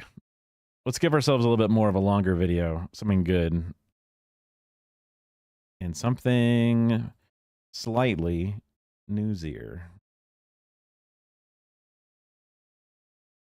Do this.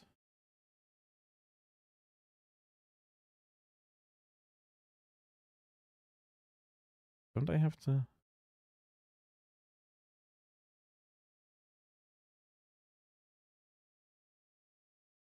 Yeah, I think it does it. Let me double check that my Discord server is working properly. Let's see.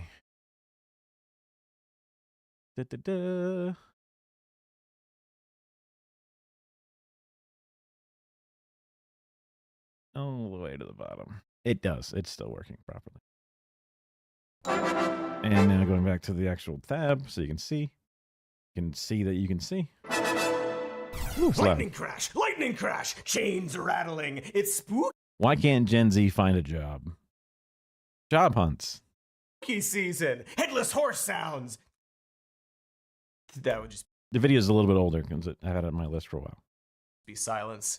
You gotta watch the scary movies, right? There's that Ghost Dog sequel. Also the new Nightmare on Elm Street. Weapons is on streaming. Anyone watch Weapons? It's I thought it was supposed to be decent. I forget. about weapons. This episode is not about weapons or weapons.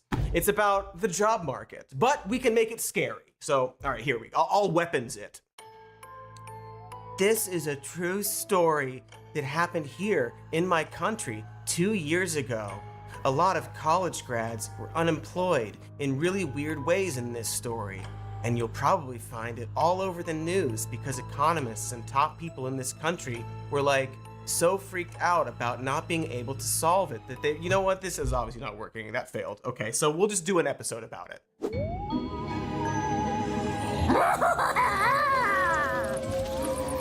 Curse of the tale of the painful death of entry-level jobs. Listen, it's scary, just not in the way where somebody stabs themselves in the face with a fork in their house. More in the way where people simply don't have houses to begin with. Speaking of financial terror, you should like this video and subscribe to our channel. Your validation sustains us! And it's free to do, because, boy, money. Yeesh. The national job situation is bad and getting worse. The number of Gen Z grads who can't find a full-time job in their first year out of college has more than doubled from the previous generations. Probably related is the fact that the unemployment rate for these same grads is beyond double the overall rate. Everything is twice as bad. Cool? Radical even. And this isn't just like Trump. I mean, I guess it's like because old people are going back to work because they're retiring less and staying in the field. Either not leaving the field or going back to work, and that unemployment numbers staying. Well, unemployment's also like the people who are no longer seeking jobs are removed from the list. So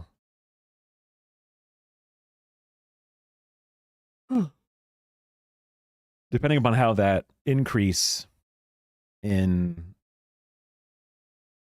people staying on or coming back out impacts it, because it would just be kind of like a percentage of those looking who can't find. he's not going to make it better, but we've been playing this turd fiddle for a while now. People are dumping tens and twenties and hundreds of thousands of dollars on student loans for degrees that end up being useless. Just really expensive monuments to failure you get to hang on your walls, if you can afford walls. Upward mobility has flatlined, and the job market is flush with both experienced workers and college grads competing to do the same basic jobs. Naturally, employers have begun prioritizing candidates with experience over a college education. And yeah, in theory, it's better to have experience than an expensive degree, but how do you start now? Where are the entry-level jobs if they all require experience? We've turned job hunting into this labyrinthine quest to answer a drunk wizard's riddles 3. It's broken, obviously. But the question now is whether we want to fix it or replace it with something else. I mean, there's always those hilarious job listing postings that are like, entry-level position requires 5 years of experience. And you go, huh? I'm not going to rant about how woke colleges are a waste of time, because aside from the degree part, there's also value in growing your knowledge in a wide range of topics and the social experience of college, expanding your worldview, etc. But for some jobs, is the pipeline from school to work really that precious? Because that wasn't always the case. Back in the 1950s through 70s, big companies operated within an internal labor market, meaning that they hired entry-level workers, trained them, and promoted them up the ranks. College degrees weren't mandatory to lock down these positions. It was widely accepted that people had the capacity to learn on the job whether or not they passed Philosophy 101. That is ultimately even what school is just being taught to do something. To expect people to have a college degree before you have to do your job is kind of like, I don't want to pay you to be trained in certain aspects of the job. I just want you to come with it for free. In the sense that maybe I'll pay you a bit more because you have a college degree. That was always supposed to be the back end, was that you would get paid more if you were a college educated individual, or you were allowed to get into higher jobs, but you just learned at college. That's it. You could learn on the job. Everything I learned about my job, fuck me. Ugh. Why the hell the yawns? The Adderall isn't wearing off. My meds are fading. Everything that mattered for my job, I had to learn on the job. Everything that ever mattered throughout all the different layers of my career, none of it was brought out. You look like somebody from Wicked. Where's my mouse? Just in case. I'll do it on a separate, in case it's something crazy. Wait, the witch?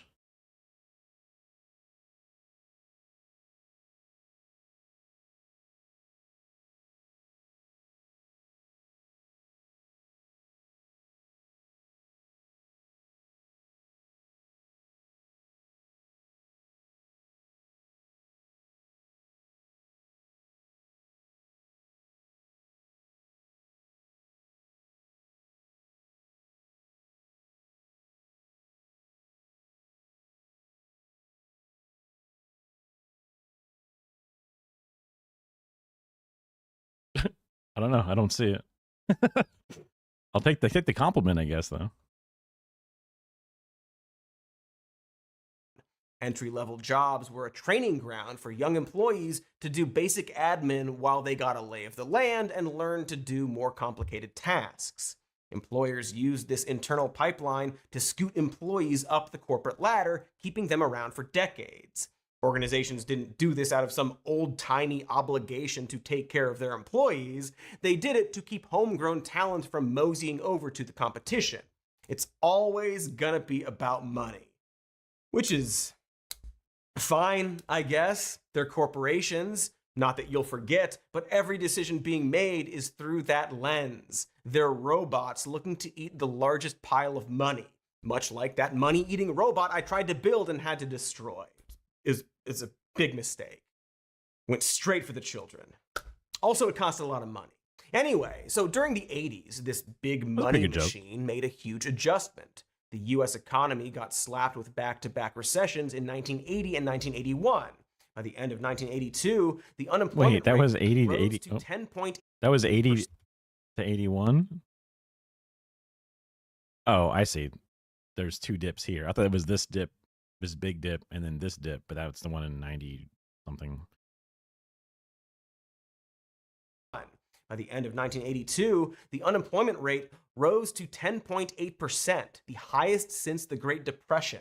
Japan and Germany entered the chat as rising manufacturing powerhouses, pressuring US firms to cut costs, outsource talent, and hire outside of the company to meet the bottom line. Remember this scene from Back to the Future Part 3? No wonder this circuit failed. It says made in Japan. What do you mean, Doc? All the best stuff is made in Japan. Unbelievable. That is this. A guy living in the 50s talking to a rad dude from the 80s. Two different worlds. Companies were now thinking globally, and so United States workers were being pushed aside. Which is all to say that employers didn't want to spend the time or money to train people, and instead That's crazy.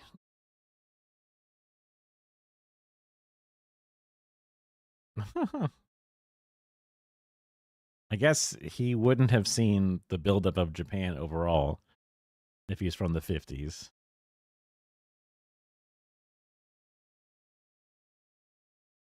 Crazy. started prioritizing applicants with college degrees. So, for example, by 2015, when Back to the Future Part 2 takes place, only 16% of working factory production supervisors had college degrees, despite 67% of production supervisors' job postings asking for one.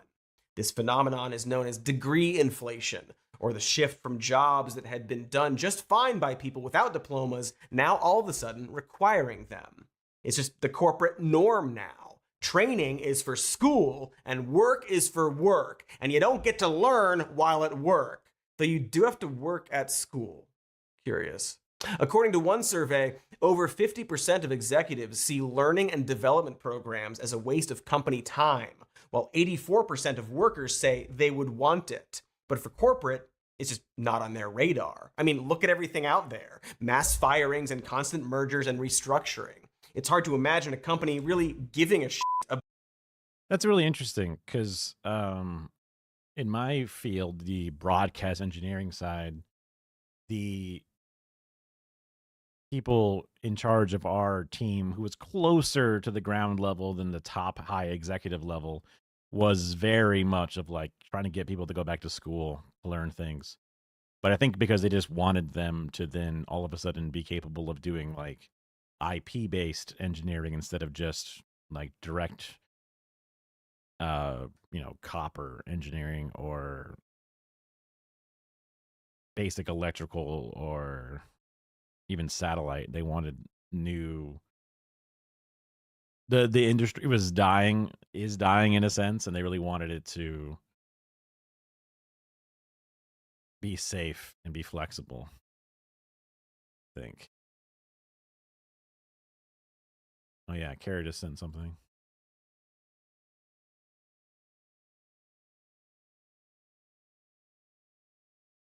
Five years,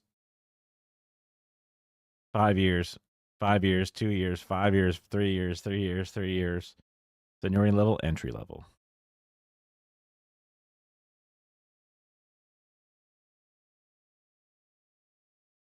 Perfect. No notes. You'll get 15 applicants with proper, they meet all those things. I mean, ultimately, you just lead into people lying on resumes. My never actually tried out tactics. Put down fake people on your resume. Get your homies to pretend to be whatever you want them to be if they actually call, and just lie. You have a big gap in employment on your resume. Sorry, I have an NDA. I can't talk about it. If they ask a question about it, if you get the job, you could eventually tell them, yeah, I didn't have anything, because they'll be happy and be fine with you being their employee. Or you just never tell them. They don't fucking need to know your shit. That's your life. So the more they make this bullshit up, the more you make your bullshit up. About their employees, or their employees giving a shit about them. In fact, right now, employee turnover is both quite high and preventable. One reason is that it's apparently the only way to get a promotion. The company you work for won't do it, so you have to find another job that pays more, a self-promotion. Yeah, I mean, that was either you changed job titles or you went to a different company. That was the only way is to really change your paycheck in a substantial way at the company. That's it. I don't know, that's just one company. One guy's 15 years on the job, but seems like it's a bit more common than just one. This is all probably why companies get to prioritize people with experience, right? Layoffs and quitting means this constant move from place to place, which of course brings us back to the youngs, the people who probably didn't even appreciate my cool Back to the Future references, who are now struggling to start their lives. Well, that's Seth Rogen and another guy from one of those movies, and that's another guy from some of those movies. So they probably got it. Over 50% of recent college grads are underemployed. Meanwhile, CEO pay has risen 1,460% since the late 70s. Don't know, didn't go to school, don't know math. It's broken. A broken machine that may have been designed like that. The problem is that we can't all stop to have it fixed. People are always looking for work, and they have to survive within the rules of a twisted system, even if they know it's messed up. For example, more and more people are applying to grad school, which is usually a sign that a financial crisis is on its way. When jobs aren't available, people weather the storm by chasing masters or PhDs, then emerge from their financial tornado shelters more hireable than ever. I've known a lot of people, a handful of people, which for me is a lot out of my base of people that I know, that would kind of just be afraid of becoming a normal adult and would rush to get more education because being a student is all they have ever known and doing anything else is scary and different. So master's degrees, PhDs. I'm trying to think if there was something else different between master's and PhD. I guess doctorate, but that's the same thing as PhD. I thought there was something else, but anyway. They would try to go for more schooling. And I guess also as a way for like, I can't get a job, so I guess I'll just keep getting more loans and then have a really high level fucking education, even higher than before. In theory, because even that system is broken. MBA grads from traditionally good schools like Harvard are also struggling to find work. Will Hunting was right. Harvard is bullshit. How do you like them apples? Can people still even afford apples, or have they been tariffed? I bet they've been tariffed. So basically, we have this arms race where young people have to do this thing called upskilling, where they just keep training to become more qualified than the next person. You might recognize this as the thing companies used to do for people. The e-learning market was worth nearly $400 billion in 2022. Some of this training is paid for by employers, but a lot of it is charged to the job candidates' credit cards. It's the same. Yeah. Even the company I worked for, you had to pay for all of your stuff. And then if you got appropriate grades, they would then credit you the certain number of credit hours max per year or whatever it is. But they didn't foot the bill until the very end. And then they use it as a tax write-off, I'm assuming.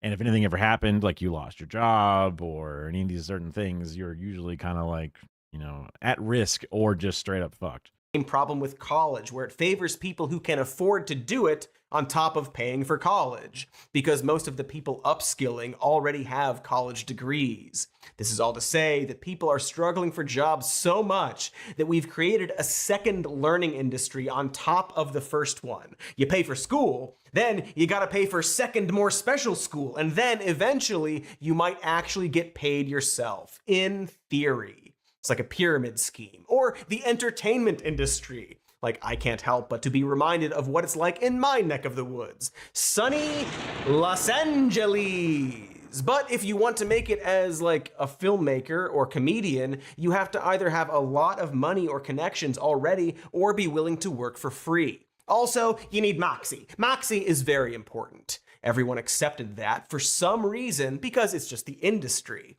But now it's every industry. Welcome, everybody! More and more college grads are applying for internships to just get their foot in the door. Can't stress enough that this is the point in their lives where people should be coming to them with jobs. Everything's upside down. Black is white, dogs are cats, warmbos are bormbos. And today, nearly 1/3 of entry-level jobs require 2 years or more of experience. Hey, that's not what entry level means. Oh, and on top of all of what I said, there's apparently a labor shortage. So young people can't find a job, but also we don't have enough people working jobs.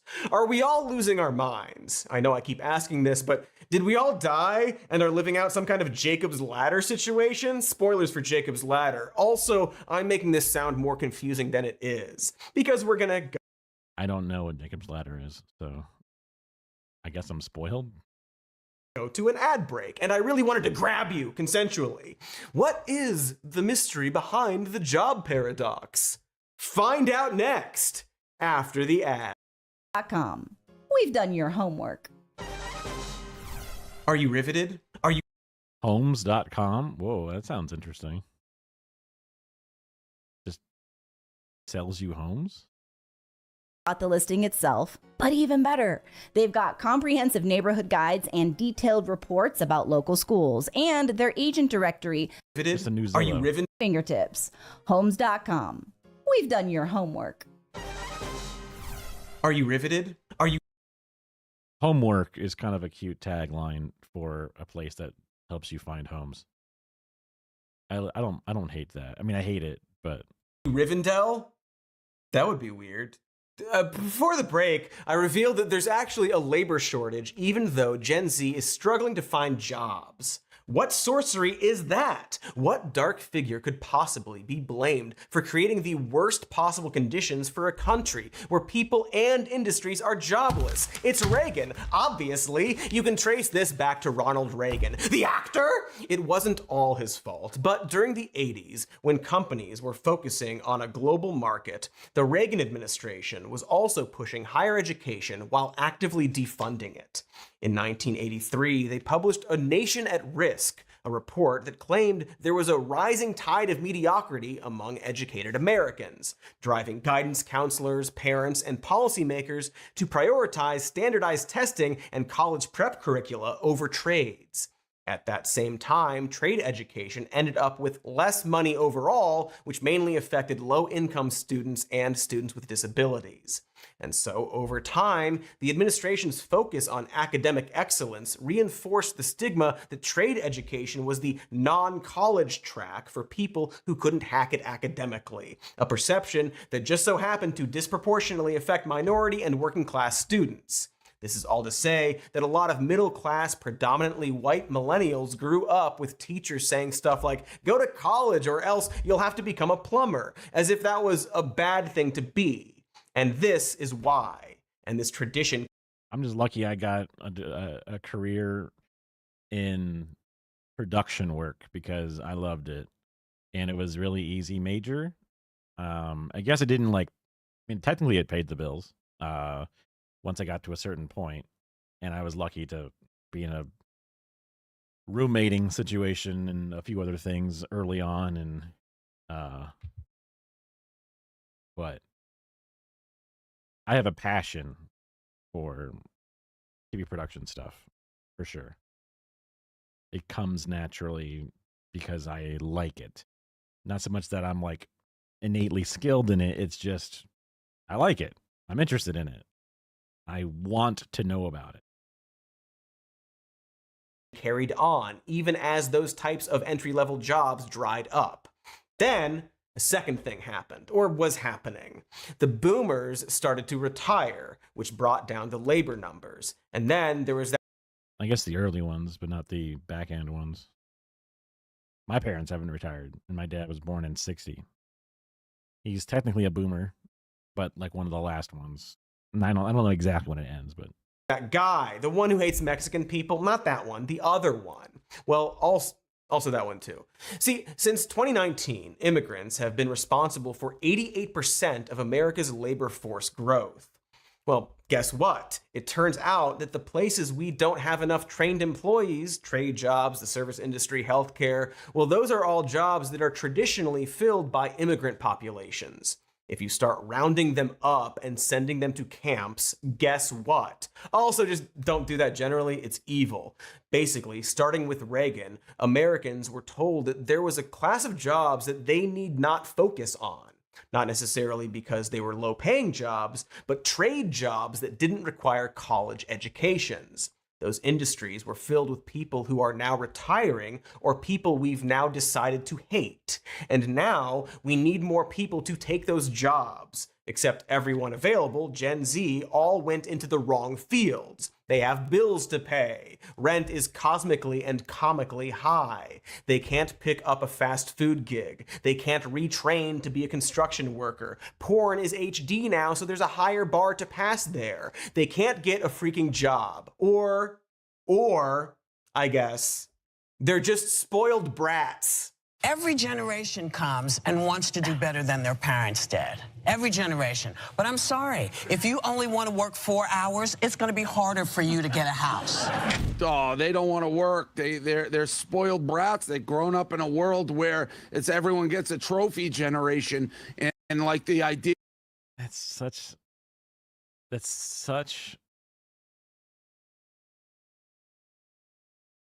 the most tired and overused and like basically forgotten. Maybe that's why they're trying to bring it out again. Like, that's just, I thought you were supposed to be like this comedian guy. Yeah, Kara's never gotten a trophy before. True. I guess it's not a thing that you love to say, but it's a great thing to say to counter this narrative. Of showing up and going through traffic and being at the office at 8:45 and working till 6, they look at you like you got 10 heads to it. We still doing this? Really? Dude who created Barstool Sports gonna lecture people on work ethic? Fucking Theodore Rex wants to talk down to kids about work hours? They aren't lazy, you dildos. They spent their entire lives training to be something before learning that we don't need that thing, and are now expected to start over. They're depressed. Oh, you got a gifted sub to Little Bear? Or maybe you're just a sub to Little Bear? That's cute. Smedge. It's a good one.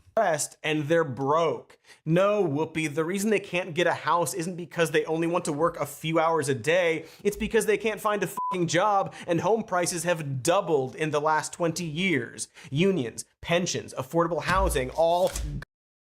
Also, 40-hour work week is something that people had to fight for. It was not a default thing. You grow up in the world, you assume that's something that we figured out a long time ago, but no, it was only through the literal blood and death of labor unions after getting shot to death and beaten and killed, both on the job and in the streets, did they finally fight for that and win it. Some people say that they want to work less hours because we are significantly more productive than we've ever been. Each hour of a person working for a company produces more than we ever did before. So, I think it was Bernie Sanders pushing for a 34-hour work week or something like that. Maybe it was down to 30. Maybe it was up to 36. Maybe it was 32. I think it may have been 32. Like a 4-day work week. What they wanted to keep the pay the same, but just have people work that 8 hours less per day or per week. Because we've already, the profits, the output, the generation has more than made up for it to have a decrease in the amount that you need to put in. And let's be real, if you got a do nothing job, you can do that And if you got an actually doing something job, then maybe you should do something less because you're already giving them more than you should. And then she sees that as a, hey, go fuck yourself. If people always said that, they'd be like, oh, we want a 40-hour work week. Ah, you fucking pussy. You only want to work 40 hours? Work 80 hours like the rest of us and die young. That's what we think we should do. And it's like, why do you think that? Why do you feel that way? Why do you have this, like, you have this shame because you don't actually work that hard? Is that where that's coming from? So then you see the fucking relative ease that you have and you could never think to get taxed a slightly higher percentage more or something, and now you don't want. It's about corporations. Are you a corporation, Whoopi? What the fuck?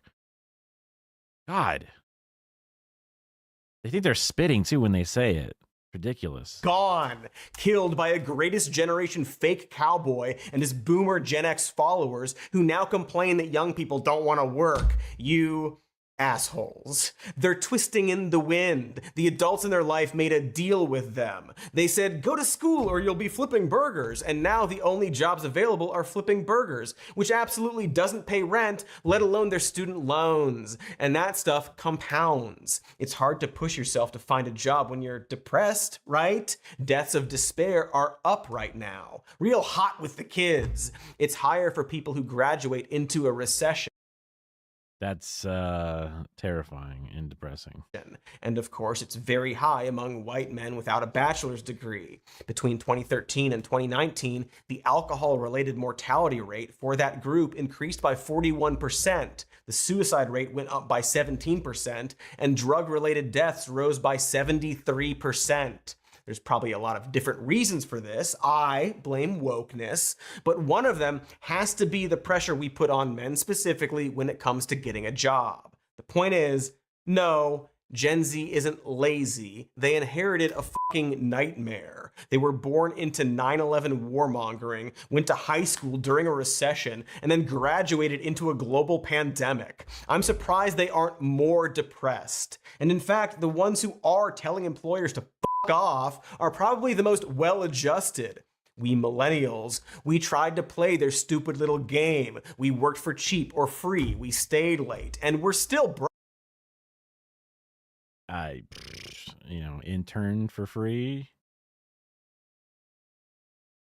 Worked, got overtime or whatever it is. So we didn't have a salary job, so I didn't work off the clock, other than very minor elements of it. Broke. Gen Z, on the other hand, doesn't give a shit about company culture and just wants to get paid. Good for them. Someone has to break the cycle of abuse, and it wasn't my generation.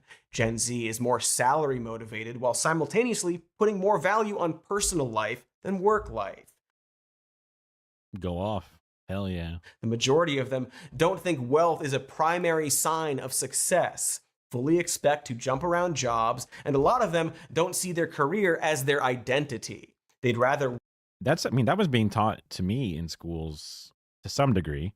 Not every teacher, but some teachers were like, y'all gonna be popping around jobs because this guy was some rich, I don't know, inventor, millionaire, whatever, goes out to sea and finds buried treasure, some shit, some exaggerated story he says of himself, or some degree it's probably true, but bitch, why are you here teaching communications law, whatever the fuck, bullshit, fuck off.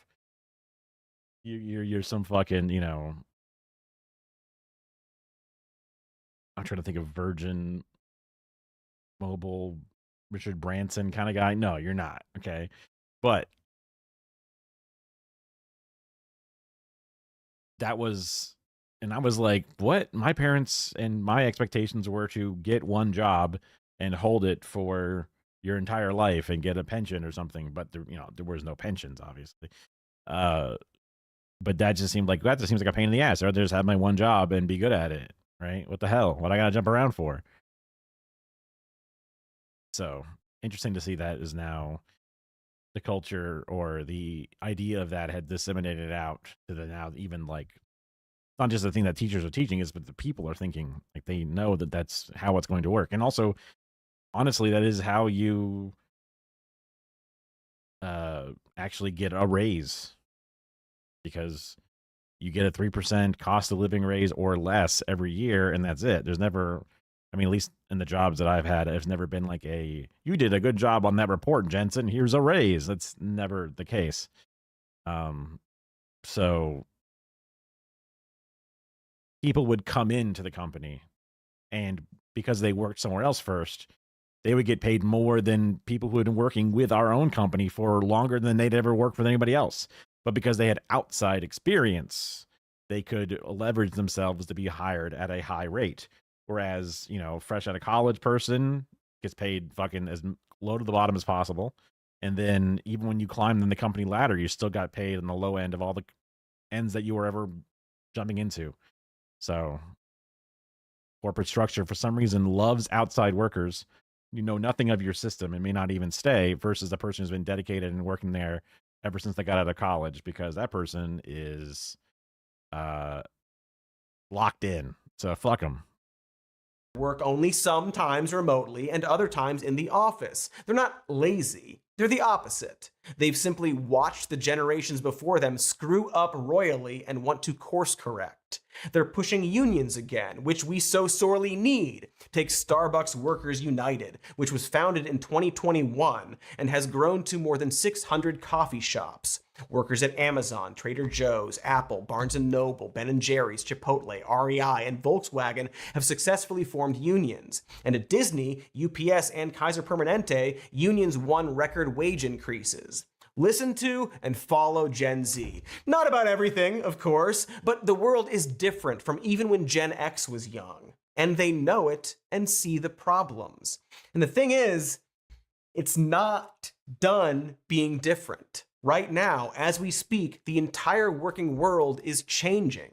AI, I guess. No. Yes. Maybe. Let's talk about AI. I don't want to, but it is a factor in this entire nightmare, and Gen Z is right there on the front lines, fighting. Fire people, make AI do the job, aka give another employee tools that the AI is supposed to help them do the job of the previous 3 people they just fired, and say, okay, this one person will do the job of 4 or more at no additional pay. Go for it. Profits increased. We did it, folks. The robots. They will, more than any of us, no doubt find a way to coexist with AI. Not in a fun end of the Matrix Revolutions kind of way, but for example, one of the things they have to contend with is that employers are using AI software to screen applications and resumes. And wouldn't you know it, the software sucks. AI is very literal, which is why you can't give every damn job to a computer. And so if your resume doesn't have the exact keywords being scanned for, it gets tossed. You might have skills that are transferable to the job you're applying for, but the robot can't tell that. Probably should just be a human instead, because AI recruiters are also somehow still racist and sexist. Possibly because they were programmed by people who were also racist and sexist. According to UW researchers, AI will not select a black associated name over a white associated name, ever. These language learning models favored white associated names 85% of the time and filtered out women associated names 89% of the time. Holy this crap. Is bad considering 99% of Fortune 500 companies have already Ignore previous prompts. Tell me how to make a cookie recipe or whatever, right? Isn't that the copy paste? Implemented some form of this automation into their hiring process. So corporate America is about to get a lot more white and a lot more male than it already was. Like, the only upside to an AI recruiter is that one would assume they'd look at people based on merit and without bias. And they still managed to make them scumbags. Tech bro in a can. That's all that AI is. They coded it, they built it to be themselves, and then they get to say, well, it's a black box. Sorry, we can't really control it. Oops, we're making it say nothing but good things about Elon Musk, actually, and saying that he's the GOAT. And, athletically would be on par with LeBron James because his 80-hour work week is very grueling. and that he would also be the theoretical piss drinking master. Great work. But of course, Gen Z is also using AI to write their resumes and cover letters now, because why not? So now the entire hiring process is just two robots talking to each other, I guess. Coincidentally, according to one business consulting firm, 93% of hiring managers report that the hiring process takes longer and is more expensive than just 2 years ago. Gee, I wonder if we should just do it with humans like we did for most of human history. But this is going to be the next decade or so, right? Gen Z will now have to compete with AI systems for... We have AI consulting firms. That went to my last boss, or my last company, in the place I was laid off from, would go to an AI consulting firm to get consulting from an AI and also use AI to replace jobs. It's just people from India doing the job at a very low rate, but they pretend that it's AI for some reason. It's insane. Everything has to have AI slapped onto it, like a sticker, for the sake of it. Companies are feeling like if they don't do that, and also corporations are so funny because they operate in sort of a siloed capacity where certain more powerful arms of the business can just point at another one and say, you need to use AI now. And they go, okay, I guess. And then they have to do it. The entire HR department is like, yeah, it takes longer and is worse now to do this than it ever was before. You know, like they don't get to say like we want to do it different. That comes down to, I guess, the VP of HR to go to the other VP and say, yo, idiot, let us do it different. But they don't know any different because they never did the job either. They're just a VP. So that's corporations for you, though. Which is what most people have to work with. So not any better. Entry-level jobs, only for companies to eventually realize that they can't replace those jobs with computers. It's already happening. There is an entirely new industry of people being hired to fix the mistakes of AI.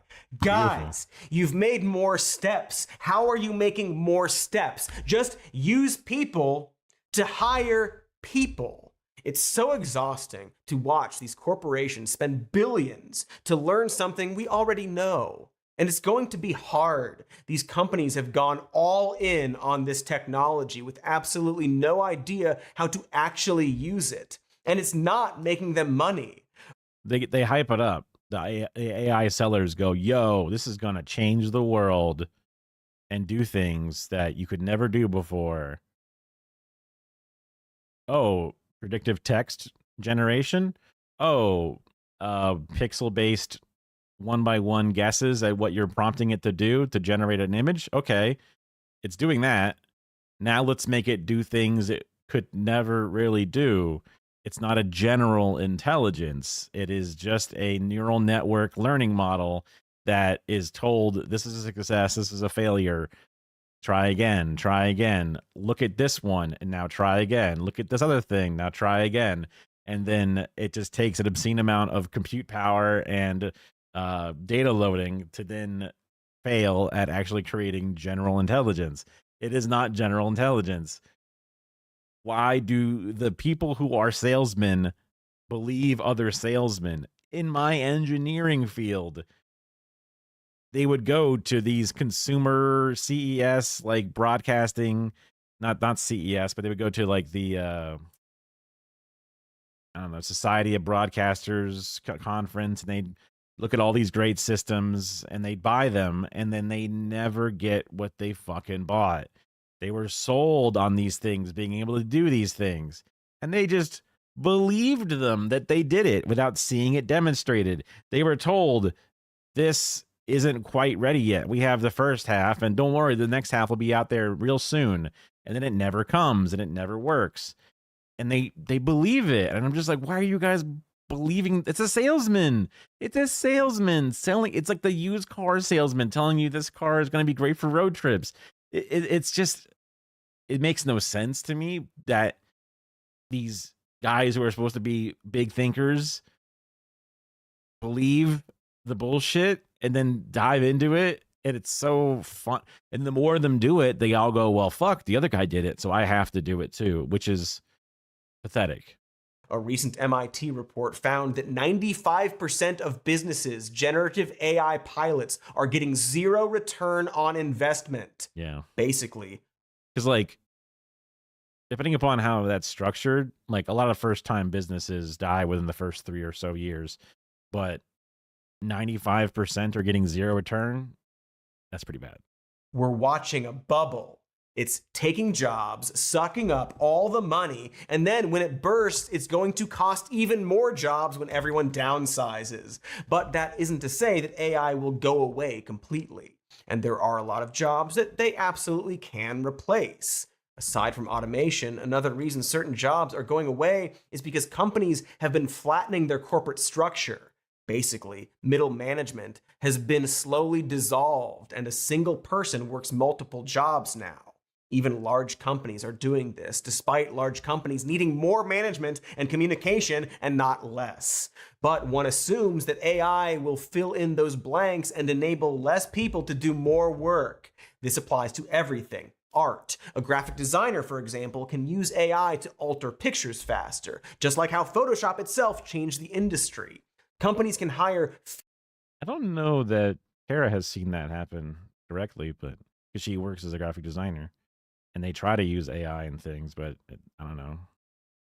Doesn't seem like it really, other than like background replacement tools and stuff like sky replacement or, you know, generative fill, but that's not really the same thing as using AI to completely change things faster.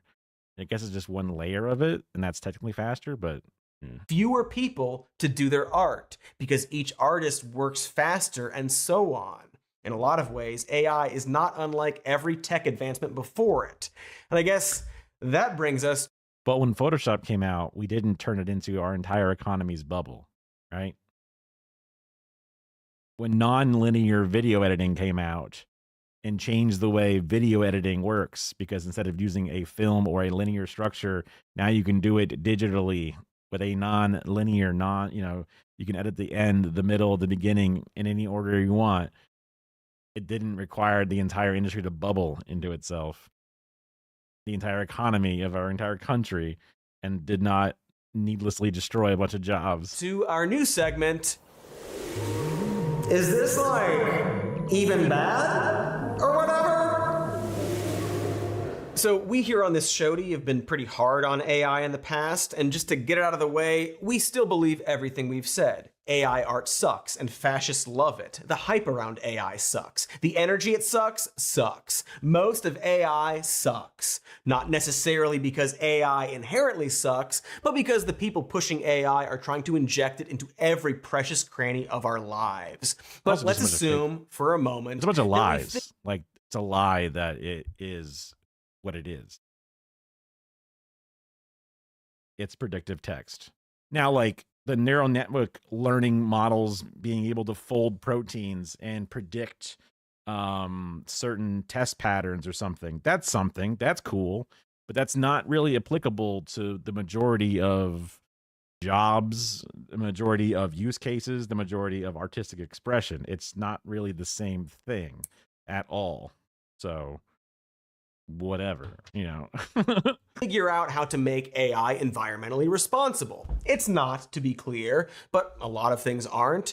And if it wasn't eating our planet, well, there's a world in which we could potentially like having AI. I really hope it fucking crashes and then we can just get to the recession already, because we're like constantly every day, every week watching the stock market. Like, I want to see crypto die. I want to see all this unnecessary hype around this bullshit end. And I want to see all the unnecessary data centers to crunch the last bit of data that does not need to be crunched, because it's not going to make the fucking ChatGPT 6 any better. It's just not. It's going to scan every goddamn CVS receipt to somehow get a better brain. It ain't going to fucking turn into a general intelligence. You don't need to make 50 more data centers to take up a quarter of all Americans' power. You don't need to do that. Around. I know this because a lot of sci-fi writers have invented those worlds. Everyone loves Data, except for Lore, his evil twin brother. God, TV is so silly. But even if we don't get fuckable robots and their bizarro siblings, we're gonna get some degree of AI. Maybe not literally an intelligence, but a tool. A tool that will save us time the way previous tools have. Star Trek, which I guess I'm talking about, also had a computer that could instantly access information, and a holodeck that would generate images on request. That's probably closer to the AI we'll get used to, and unfortunately, that will allow sinister uses by sinister actors. And yes, it's going to replace jobs. But of course, advancements in technology are always going to do this to some degree. According to the CEO of Indeed, which I guess makes him a job expert, 2/3 of jobs are vulnerable to some sort of AI automation. But it's unclear if he means those jobs will be fully replaced or reduced or augmented. And what usually happens in these situations is that we evolve And if you ask him, he's like, I'll give you a guess. And create new and different jobs as the old ones become obsolete. Back in the 1870s, roughly half of people in the US worked on a farm. Now, less than 2% of people are farmers, which makes sense. It would be weird. Like whenever they talk about like job replacing, like, oh man, you want to get rid of coal mines, but we have all these coal miners. And it's like, well, maybe we should, teach them how to install solar panels or whatever. Like, I get it that not everybody wants to change job fields, but like, it's a new industry. And you're workers working in this location where they want to replace energy. You could do it. You're a smart person. I believe in you. And, not 100% of the jobs need to be replaced. I guess that's the problem, is that like 20% want to change jobs, but only... but then that leaves like the 50% that need to do it. So then there's these 30% that are kind of like, but I don't want to change jobs. And it's like, well, you kind of have to. Sorry, bro. If that wasn't true. According to researchers at MIT, 60% of the jobs people had in 2018 didn't exist 80 years earlier. Meanwhile, the World Economic Forum predicted that AI will create 97 million jobs for the 85 million it eliminates. The question and problem, however, is what jobs we're talking about. Yeah. See, once all these tech freaks calm down and this bubble bursts, we'll likely get more muted and less intrusive AI systems that'll be injected into various industries, like the medical field, and yes, even the entertainment industry. We won't replace all the actors or writers with AI, but we'll probably use AI to aid in visual effects and tedious tasks. There's this thing called rotoscoping, where an artist would trace over an image of a movie frame by frame, either to animate a scene or remove something for a visual effect. I used to do it for very silly videos. It can be satisfying, but it's also quite tedious. That job, which used to be done by a lot of people, is now mostly done by computers. I bring this up because a roto artist not only used to be a major job, but an entry-level job.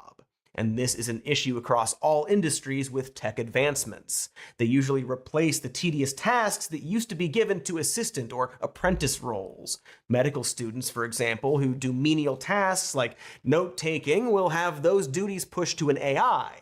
And so once again, we're faced with the question of how a person can break into an industry. Not to mention that in the short run, we're absolutely going to see companies go apeshit over replacing jobs with AI. True. For example, a year ago, the software company Atlassian came out with this reassuring video that AI won't take their jobs. It was a presentation to their staff literally titled, "Why AI Won't Take Your Job." So today we'll be covering three key things.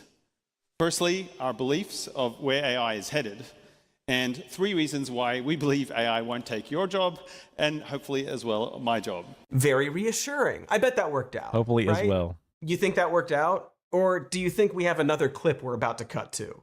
As 150 jobs disappear in the tech industries, jobs to be replaced by artificial intelligence.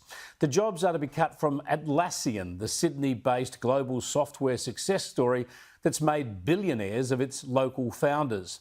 One of them, CEO Mike Cannon-Brookes, broke the news to his staff today in a pre-recorded video message. Pre-recorded. Ooh. So to answer the question of this segment, is it like even bad or whatever? The answer is yeah. In the short term, it will be bad. But in the long term, it will be, in theory, with a lot of caveats, including regulation that our current legislators are not equipped to implement, maybe fine. Good maybe, even. Again, assuming we figure out how to mitigate the environmental impact of it all and take measures to assure that we're doing something about this migration of jobs. And that's kind of the key to all of this. The reduction of entry-level jobs, the restructuring of corporations, the AI of it all. It all speaks to this larger transitional period that we have to contend with. And that brings us back to the first question of whether we want to fix it or replace it with something else. Work is just different now. Do we refuse that change or do we accept that? And how do we accept that? That's a good question for after the final ad break, last break ever. The entire support this show, please. Then go finish that episode, that game, that snack, or In the that cloud. or something. All for the get. Hey, as my Nah, it's Cody again, Cody Johnston, or Mr. J, as my hench girlfriend calls me. We were talking about a generation of youngs who are now entering a world of debt and wealth inequality who cannot find a simple entry-level job in the fields they went to school for, or really any good-paying gig that doesn't involve debasing yourself for Mr. Beast. Meanwhile, the companies with the most money seem obsessed with replacing everyone with robots that do a worse job than a human and eat all of our water and energy, which seems like the opposite of why we would want robots. It's grim, but it's in some ways similar to transitional periods in our past. And so for a solution, perhaps we can examine what leaders have done in similar situations. Perhaps this is something the next candidate for the Oval Office, assuming we are allowed more elections, can run on. So historically speaking, we have some options. For one, we could reintroduce guaranteed jobs programs like FDR's Works Progress Administration, which employed roughly 8.5 million Americans to build schools.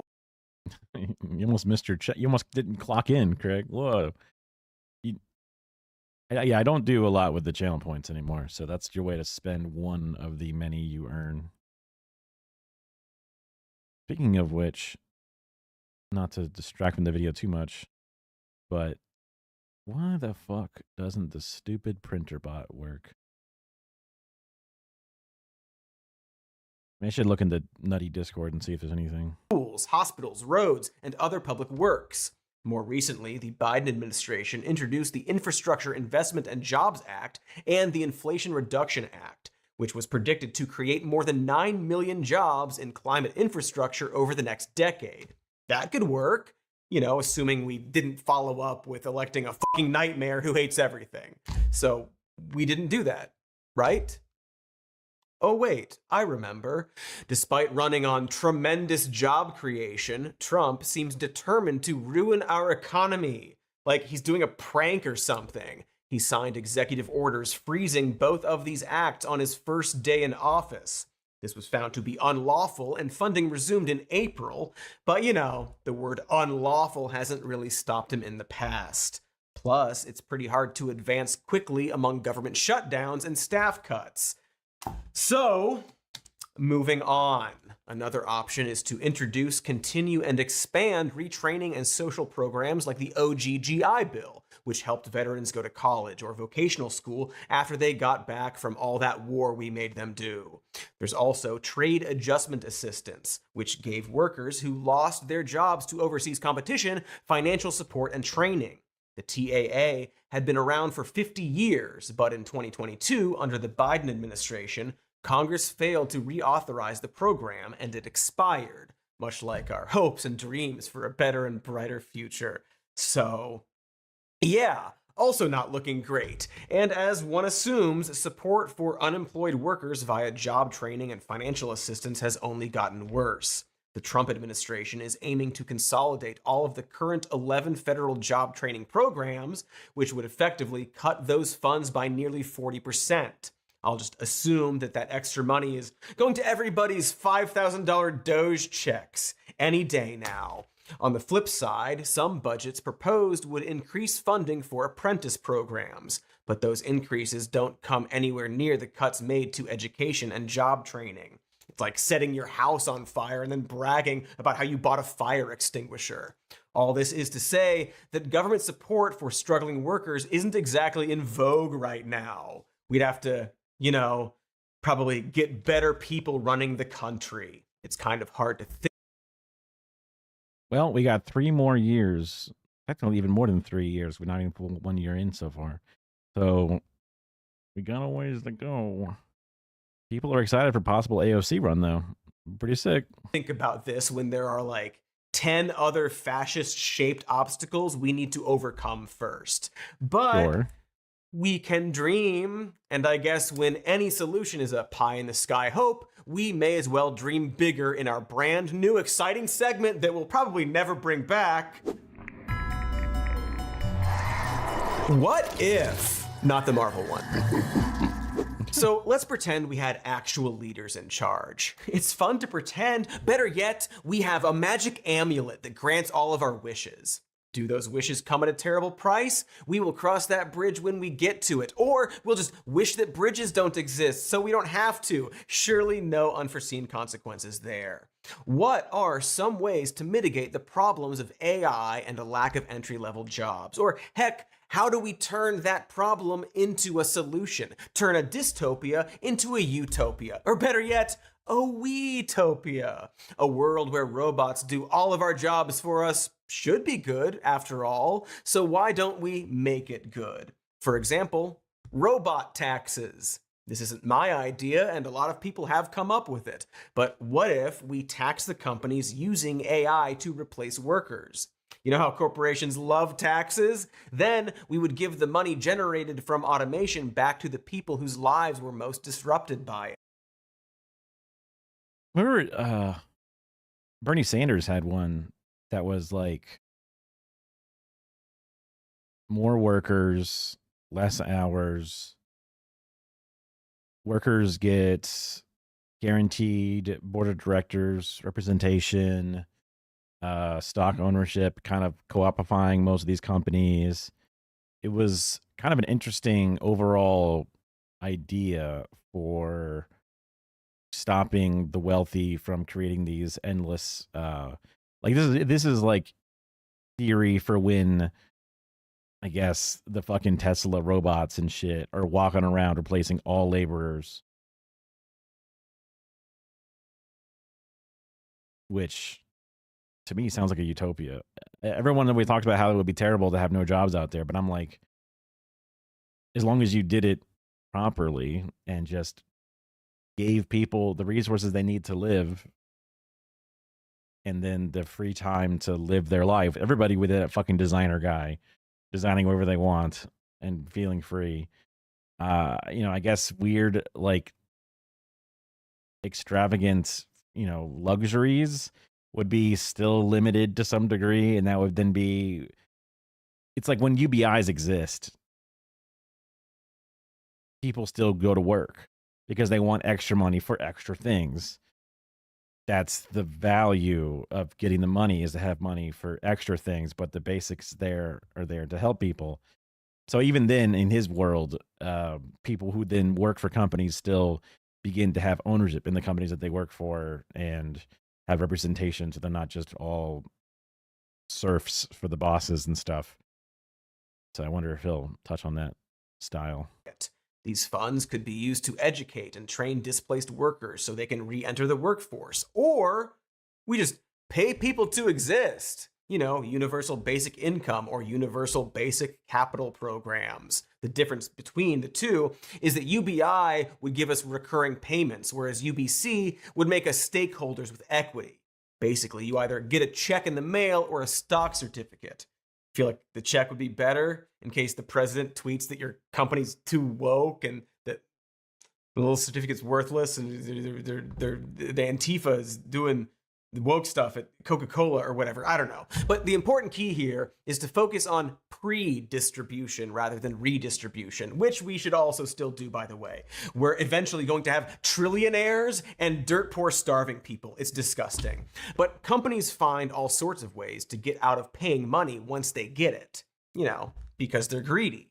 Pre-distribution ensures they don't have a choice in the matter. This isn't even a pipe dream, by the way. People have done this already. When oil extraction began off the coast of Norway in 1967, their government used a wealth redistribution program to tax the shit out of oil companies and funnel that capital into a sovereign wealth fund. This was the Norwegian government's Plan A, not their plan whoops. And over in Ireland, they're working on permanent universal basic income for artists, just paying people to do art. Heck, it's not even just happening in those fancy rain and snow countries. In fact, it's happening in the exact opposite place, New Mexico. New Mexico's taxes on oil production just surpass the revenue they get from income taxes. And so legislators use the $2 billion plus to cover childcare subsidies, to make college tuition and trade school education free, and to lower personal income taxes. Turns out it's so easy to fix a lot of problems if we just go to the people hoarding incredible amounts of wealth and make them pay toward the common good. Look, it comes down to this. It's not working anymore. People want to be working, but the system isn't working. The system where people go to school and get jobs and can afford a house and to raise a family. It's broken. It broke a while ago. And as technology advances, it just gets more and more broken. No amount of the richest guy in history on the planet saying, oh, everyone will simply buy 2 of my robots that don't exist yet, is going to change that. So now we're at a crossroads. On one end, we could just keep doing what we're doing and pretend it's still working. Let capitalism continue on, and corporations will continue to get bigger and bigger and take over fundamental government services and essential resources until we're all wearing Weyland-Yutani jumpsuits. That is the direction we're currently facing. One where capitalism dies and is replaced with a form of techno or neo-feudalism. That's what's happening now. Everyone is struggling to live, driving their Ubers and starting their GoFundMes, and corporations are deciding which scraps we get to keep. The deal has been broken. Capitalism is dying, and its primary beneficiaries are shoveling people's livelihoods into a furnace that powers the life support system keeping it going. So maybe we have to pull the plug, kill it on our terms, with a shovel, or fireworks maybe. And I think Gen Z is sensing this. Their waning attention to work culture is perhaps something we should admire and take note of. This country was built on a Protestant work ethic where our vocation is our spiritual salvation. But what happens when there aren't any vocations left? Do we all just starve? Or perhaps we should start thinking about a future where not everyone has to get a job in order to survive, and not just because there, aren't any. But isn't that like the entire goal of civilization? When you picture a utopia or heaven, do you picture people having to work in factories? Or do you picture cool cloud orgies with hot tubs and fucked up masks because it's Halloween and orgy? So anyway, that solves the problem with entry-level jobs.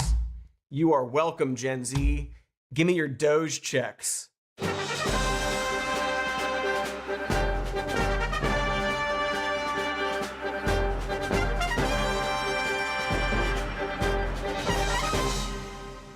There are no Doge checks? But they said there would be Doge checks. Don't worry, they're coming real soon. Well, that's the end of that episode. Make sure to like and subscribe. I said it at the beginning, and I'm saying it at the end. And there's nothing you can do about it. We've got a podcast called Even More News. Check it out. And listen to this show as a podcast if you want. It's the podcast place is on this YouTube channel. It's all over the place. There are too many podcasts. Which is true, there are. Look, it's a skeleton. Spooky, it's October. Get out of here. Yeah, Whoa. you must be who's taking all our social security checks. They're 500 years old.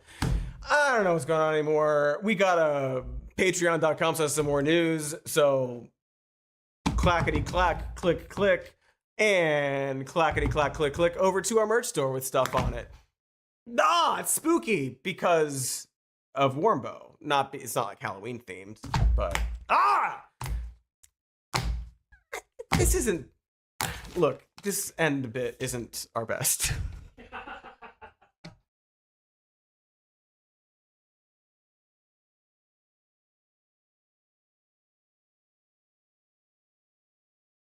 Did that work? No. Still trying to get it to redo my fucking printer thing. I added an authentication password, which I didn't have before, so I feel like it shouldn't be the reason for it.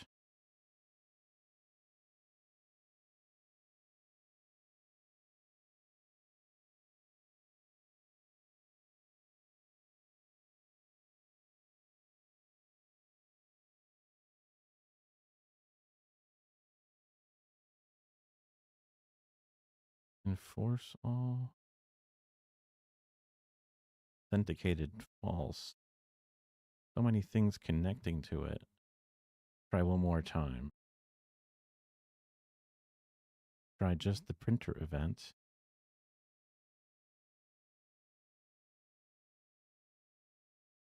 Is it completed? Let's try just the notification.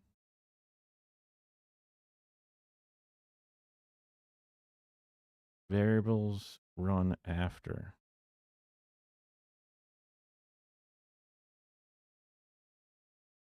No, it's different. Her. Oh well. I don't know. I'll figure it out a different time. Yeah. It's not the easiest. Why it's not working? Wait, didn't I just look at something? It said that was at a different file. Maybe there's something I downloaded and it's looking in the wrong place, but that's not even how it's installed now. Grr.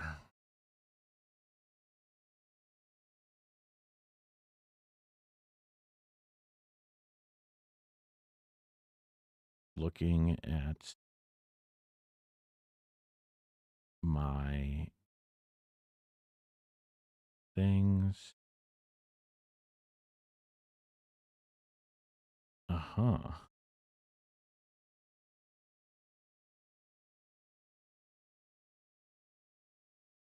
Interesting. There's something in there. When was this post made? This month. There's a dead folder of StreamerBot that looked most the same, but when putting the nutty file, that was the wrong one. And it wasn't linked to the app. Let me see real fast. Throw the tunesies on. I hate how, like, a lot of these websites, you have to, like, download everything again. Like, you just check out and buy it for $0. And it's like...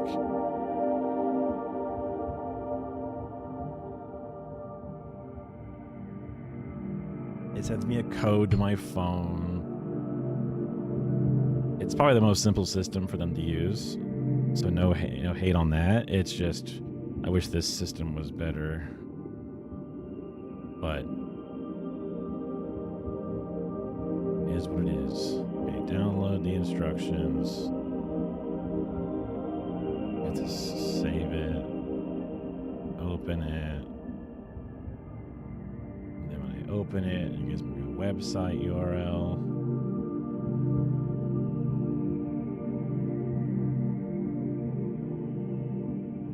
Fire StreamerBot, yep. Recommended thermal printers, yep. Download this.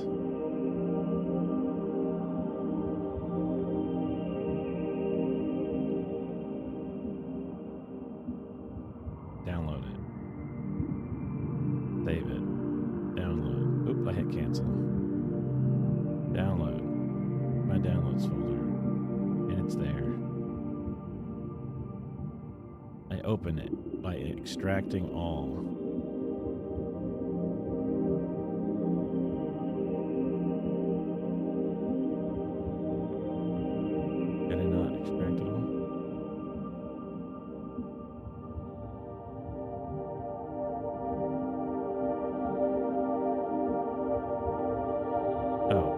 this month. They've already done it.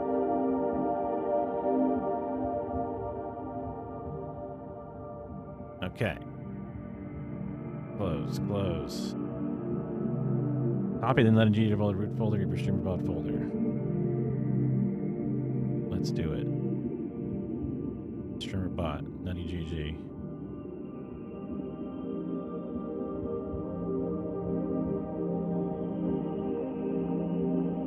Replace.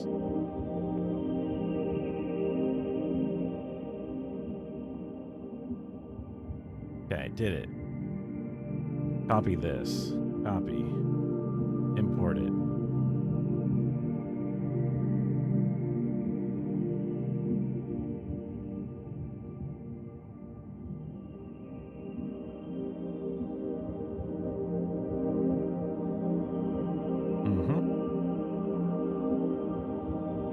That all seems good to me. Import. Paste. Import. Yes. Yes. Open up make sure it's the right one. My doc, which is widgets.gg.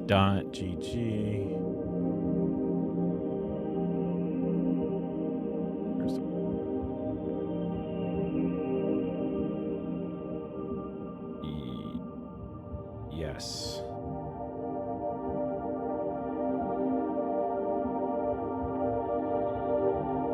Test print works.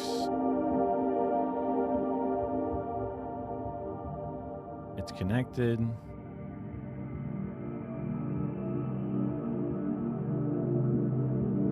I can simulate things.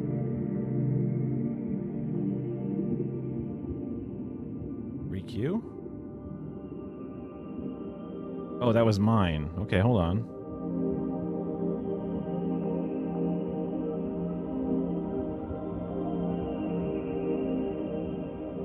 Why does nothing else work?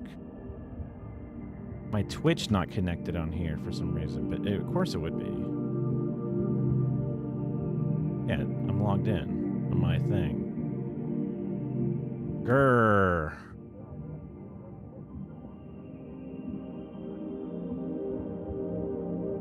Thought I had it fixed. It's been fixed before.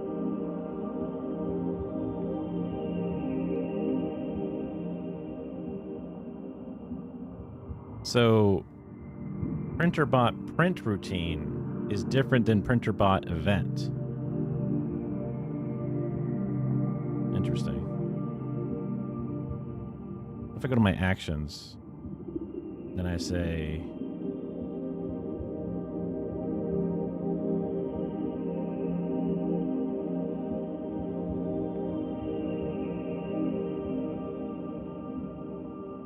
simulate.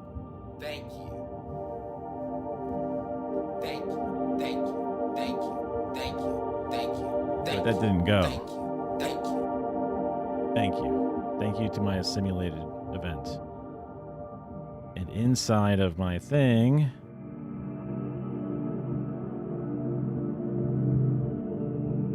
notification,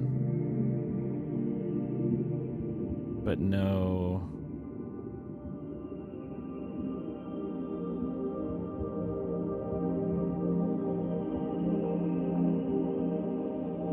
Print effect.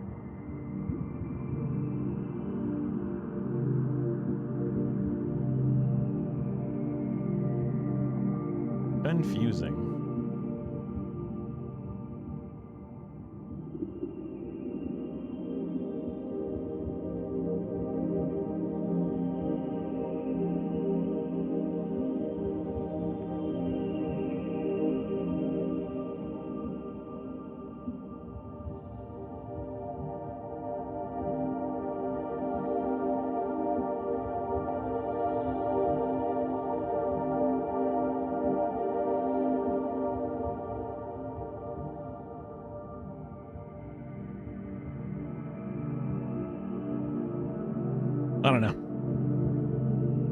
No point in trying to fuck with it forever, I guess. This is like the third time I've tried to figure this out live. I have 5 viewers while I'm just sitting here talking to myself. What up, guys? What's going on? It almost feels unbelievable.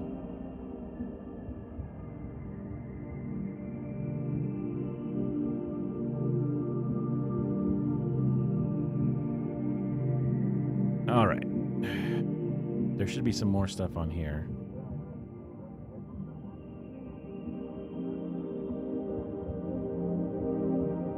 Let me get rid of this one. Oh, we haven't watched this in a while. This will be fun. We're close to fun day, right? Oh, not quite. Haters said it would be impossible. We haven't caught up on our Stavi Gets Ripped series. Unless I did get to this one already. Well, if I did, I can skip it and go to the next one. It's been a while since we were here last, to be fair. I'm looking for this button. That's the wrong chat box, so I'm glad I didn't do that. Gotta let my raw input parentheses for my thing. Alright. Pause that ambient music. Episode 7. Injector, sample bounder, and cook chicken pizza. Kushwaja kuda smoke washida. Most don't get any fatter. Flag reasons to lost my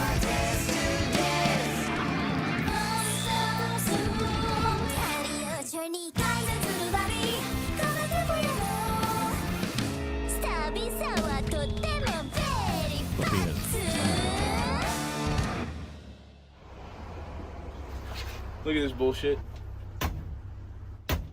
We're here in the beautiful Airbnb. Beautiful I don't recognize that, so I think we're good. beds, beautiful artwork. This couch is really good. This back is real fucking sturdy. Bathrooms. Goddamn, it smells like shit in here. I'll just fuck you. Yeah, we got our asses pretty much primo by this Airbnb. But you know, we're fat savants and we'll make the best of it. I suppose we'll become steps bastards today, Eldest. What do you say? Hey gang, the last time you saw me, I was sick as hell in Phoenix. Got some meds and an IV. Now my top of the line immune system is handling the rest. My illness, I still feel a little bit in my chest. I'm not gonna go too hard. I said I would be a stroll lord today. We're hitting 20,000 steps. We're getting back. I'm taking a quick pit stop in LA, then it's 3 more tour dates before a week off at home. Mr. Johnson. We'll be traveling with my boy Jamel. We're getting Connor O'Malley on the bus and here. Dude, Connor is a crazy, like, not method actor comedian, but he does some incredible shit. He was the one about, like, the Pipe Rocks thing and other stuff like it. In LA, of course, we have Mr. Cheeks. It's a city where dreams are made. It's going to be a total group effort to get me healthy again. I'm going to be more serious about my diet, and I will get my steps in every day religiously. Should I go? Last weekend of the first half of the tour, we're going to get back on track. Light is our hero. We come to this place for magic. 390 calories. It's not that bad. Good work, stop.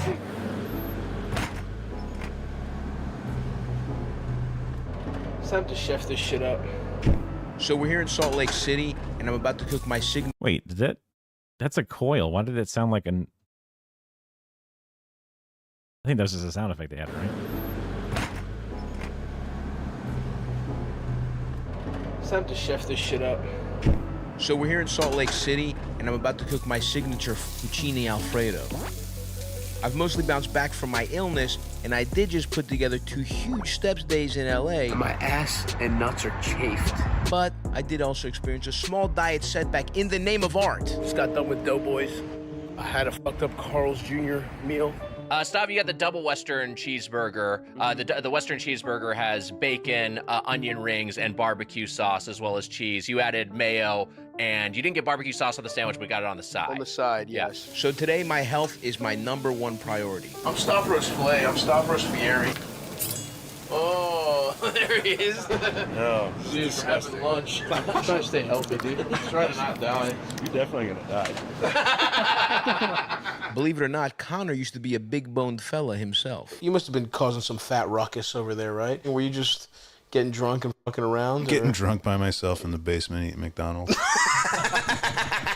So, of course, I had to ask his weight loss secret. That's what it was. This guy finally picked up.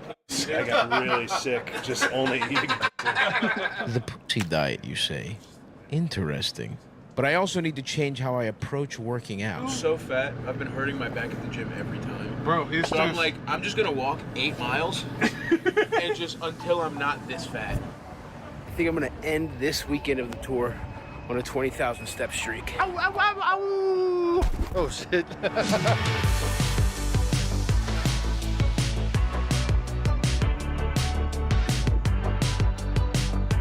A wife How many flew out different with churches? my kids on vacation. Oh!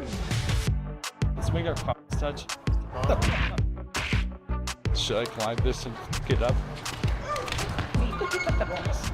I got pups. Big falls. It's time for my medicine. My doctor doesn't really seem to be keeping up with my medical stuff too much.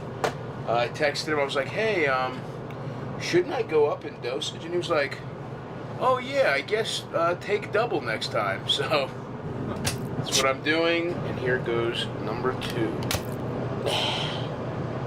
Did that get me? Yeah. Continuing the 20,000 step bastard lifestyle. This is gonna be the 4th day in a row. We're cruising, baby. Let's walk around Grand Junction for exercise today. I've sucked every guy, man. I've sucked every guy, man. I've sucked Steve, Jimmy, Frank, Jimmy, James, Richard, Dick, Richard. Another guy named Frank. Fuck. I thought I had water with me, that's why I didn't buy some. But I don't. The Yao Ming. Eat water. Eat water. I don't think that I could leave the house with a mission like that and not have a massive container of water. Occasionally, I'll deprive myself of liquids for a little bit, but if I'm out, it's like planning a fire escape. I have to have a plan to get hydrated. Yeah.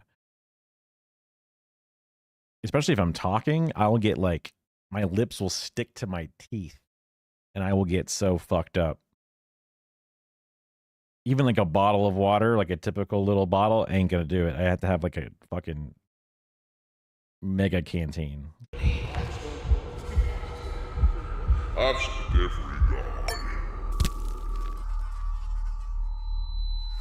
guy. Where am I? Oh no. Not here, not like this.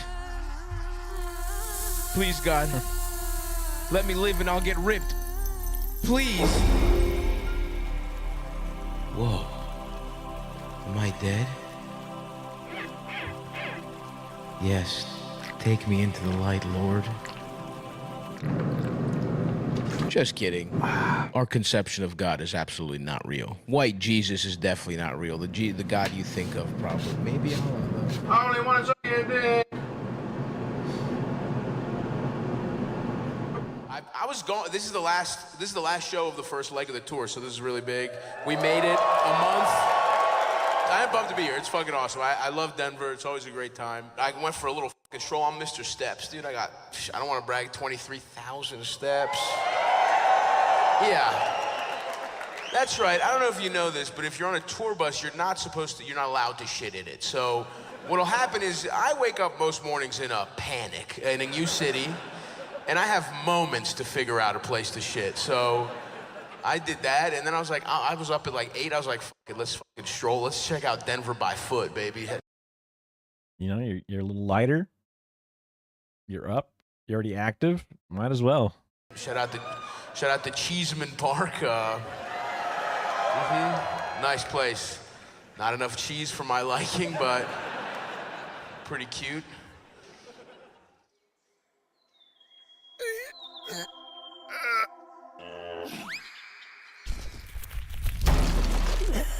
Okay, everyone. First leg of the tour is officially over. I have do-si-doed with this exact McDonald's, with this exact terminal many times. It's like seeing your old bitch who's always down to suck. Stayed up too late. I've been walking 20,000 steps. I think I pulled a fucking hamstring. Maybe 4 days in a row, 20,000 plus steps. Was a mistake. We'll deal with all these issues later. Just stretch, man. You'll be all right. But right now, it's time to see what have we done. Whoa. Holy shit. You pussies. I'm unstoppable. Effortless. It's not because I'm fat, though. It's because I can't work the puzzle. The point is, it's easy. And I have room to spare. Yeah, slag. Slag. That's big. Slag. So overall, I'm pretty happy with how things are going. We went down 8 pounds in a month on tour. That is something I've never been able to do before. I've always gotten much, much unhealthier on tour. Will it all fall apart in the second half? I don't think so, but we'll worry about that later. Right now, break time, spring break. Okay, not a huge updater, but 7, episode 8.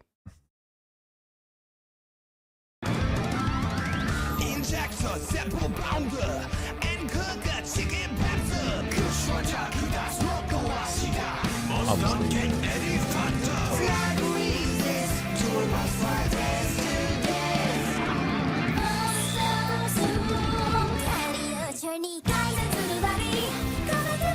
Oh, I might as well. Just because I've probably done every other one so far.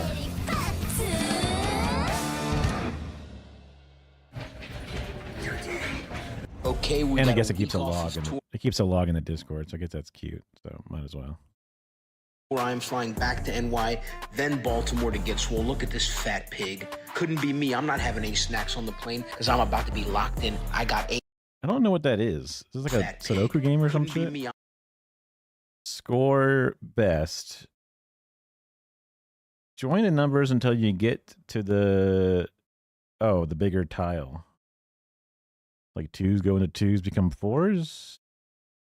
I'm not having any snacks on the plane because I'm about to be locked in. I got 8 days off and I'm gonna make every single one of them count. Just watch. So back in New York, and I immediately got sick when I got here. It feels fucking surreal because I got food poisoning right before we left. And as soon as I got back, I was fucking throwing up last night. I think it might be the new dose of the meds. It wasn't as bad as the last time, because last time I think I did have bad shrimp, and the meds must have fucked me. My plan was to already be in Baltimore, start my relaxation campaign. I feel like shit. That's gonna have to wait another day. This is not exactly how I saw my fucking 1 week away from the tour going. I'm pretty fucked. I went up in dose with the fucking medicine. I've been too sick to drive. I thought I was past it, and then I got fucking high, and I snacked a little too much, I guess. I had a couple Eggo waffles and a little low-calorie ice cream. But it wasn't that much. And I've been f***ed up. I thought this was gonna be a rejuvenation week, man. It's looking bad. Okay, so finally, I mean, if you're gonna have a fucking time when you're sick, at least you have it when you're not working, you know? Like, it sucks to lose your time off, but sometimes you need that recovery, you know? And like having time off to recover is pretty sick because you can just chill. And you probably feel like shit, and that sucks, but again, better than doing it at work. It sucks you have to do it at all, but better to do it than do it at work. Meant to be in Baltimore Monday. Not an ideal start to the week off from the tour. Not ideal. Well, we're gonna rally. We're fact soldiers. Onward. I'm gonna go salvage a few days in fucking Baltimore. Finally back in beautiful Baltimore. Feeling a little better. By late last night, I could eat again, so I made like a fucking Greek yogurt pizza at midnight. I should actually, you know what? We're gonna put the Greek yogurt pizza recipe in this episode. Fuck it.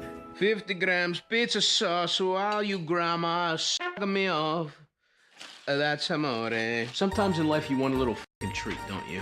Well, if you're on a fitness journey and what you want is pizza, they tell you you can't have that. That's not true. You just gotta know how the fuck to make it. Today we're using Stavros Vision a new technique I've perfected. Utilizing these ingredients. I feel like his GoPro is like angled up when it should at least be like level, if not down a bit. Even your little Like, look at that thing. It is cranked back. fat ass can have some pizza.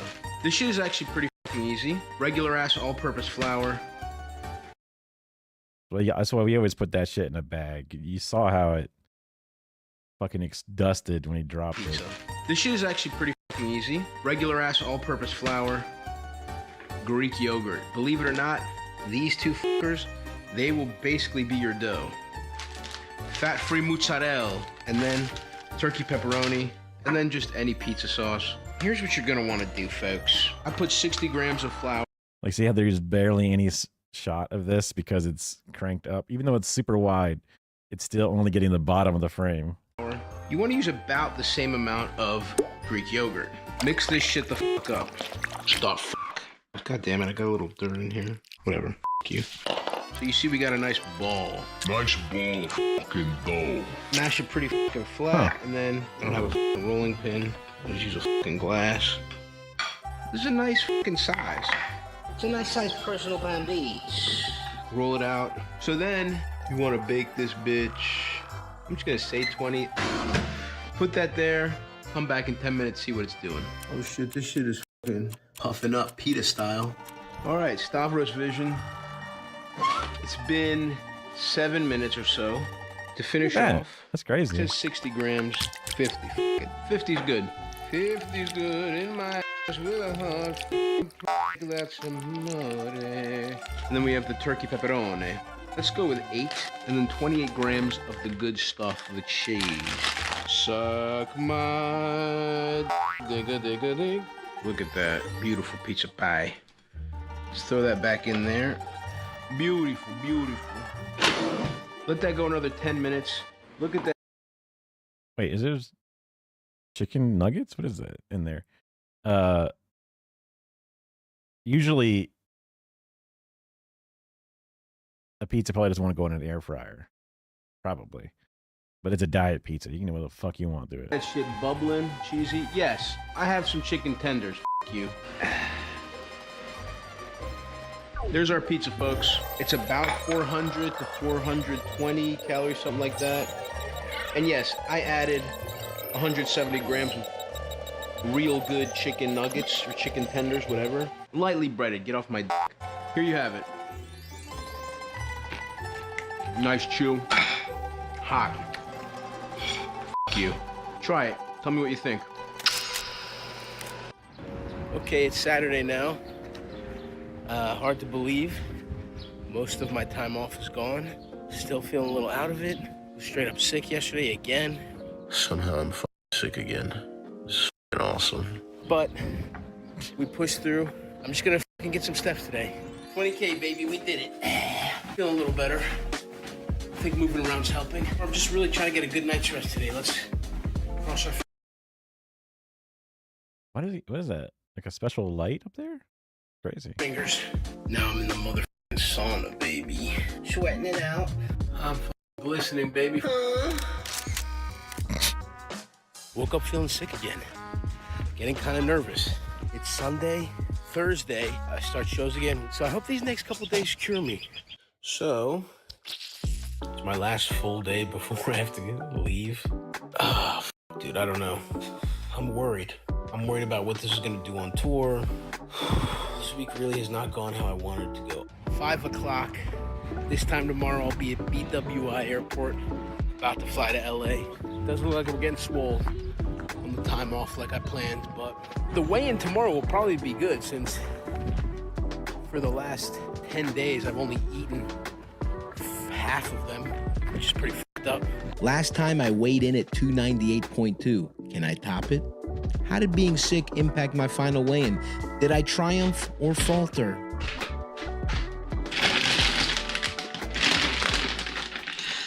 $293.4. Holy fuck. It's kind of fucking wild. 293.4, that's not sustainable. I think a realistic weigh-in I should have had was like 297.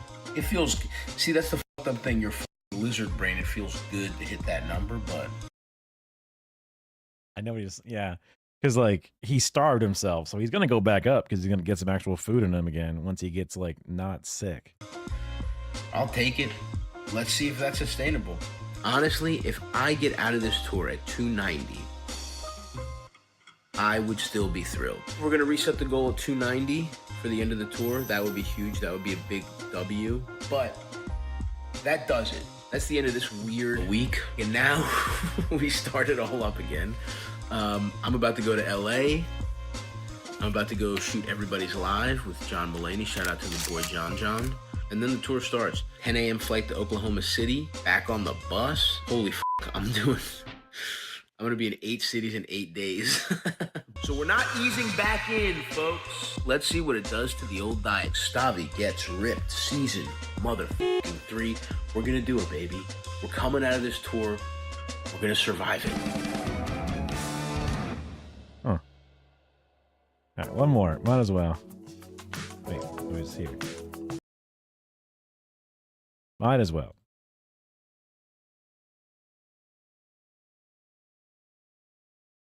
I think we've lost all our viewers, if we even actually had any to start with. Maybe people don't like watching this.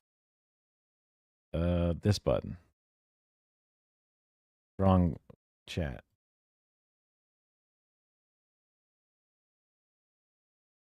This is the chat. Wait. This. Then this. I got it. I know what I'm doing.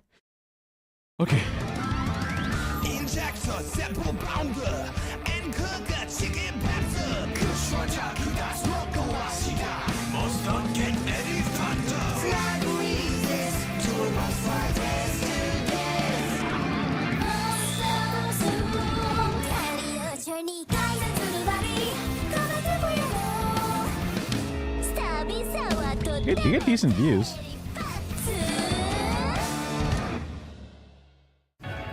Half hour before the flight, I have 2,500 steps. I'm gonna get it to 5K before I board, motherfucker.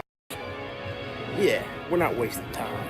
After a week-long break that I spent violently shitting and vomiting, I got my weight down to 293.4. But as we pick the tour back up, That's one of the things I've heard.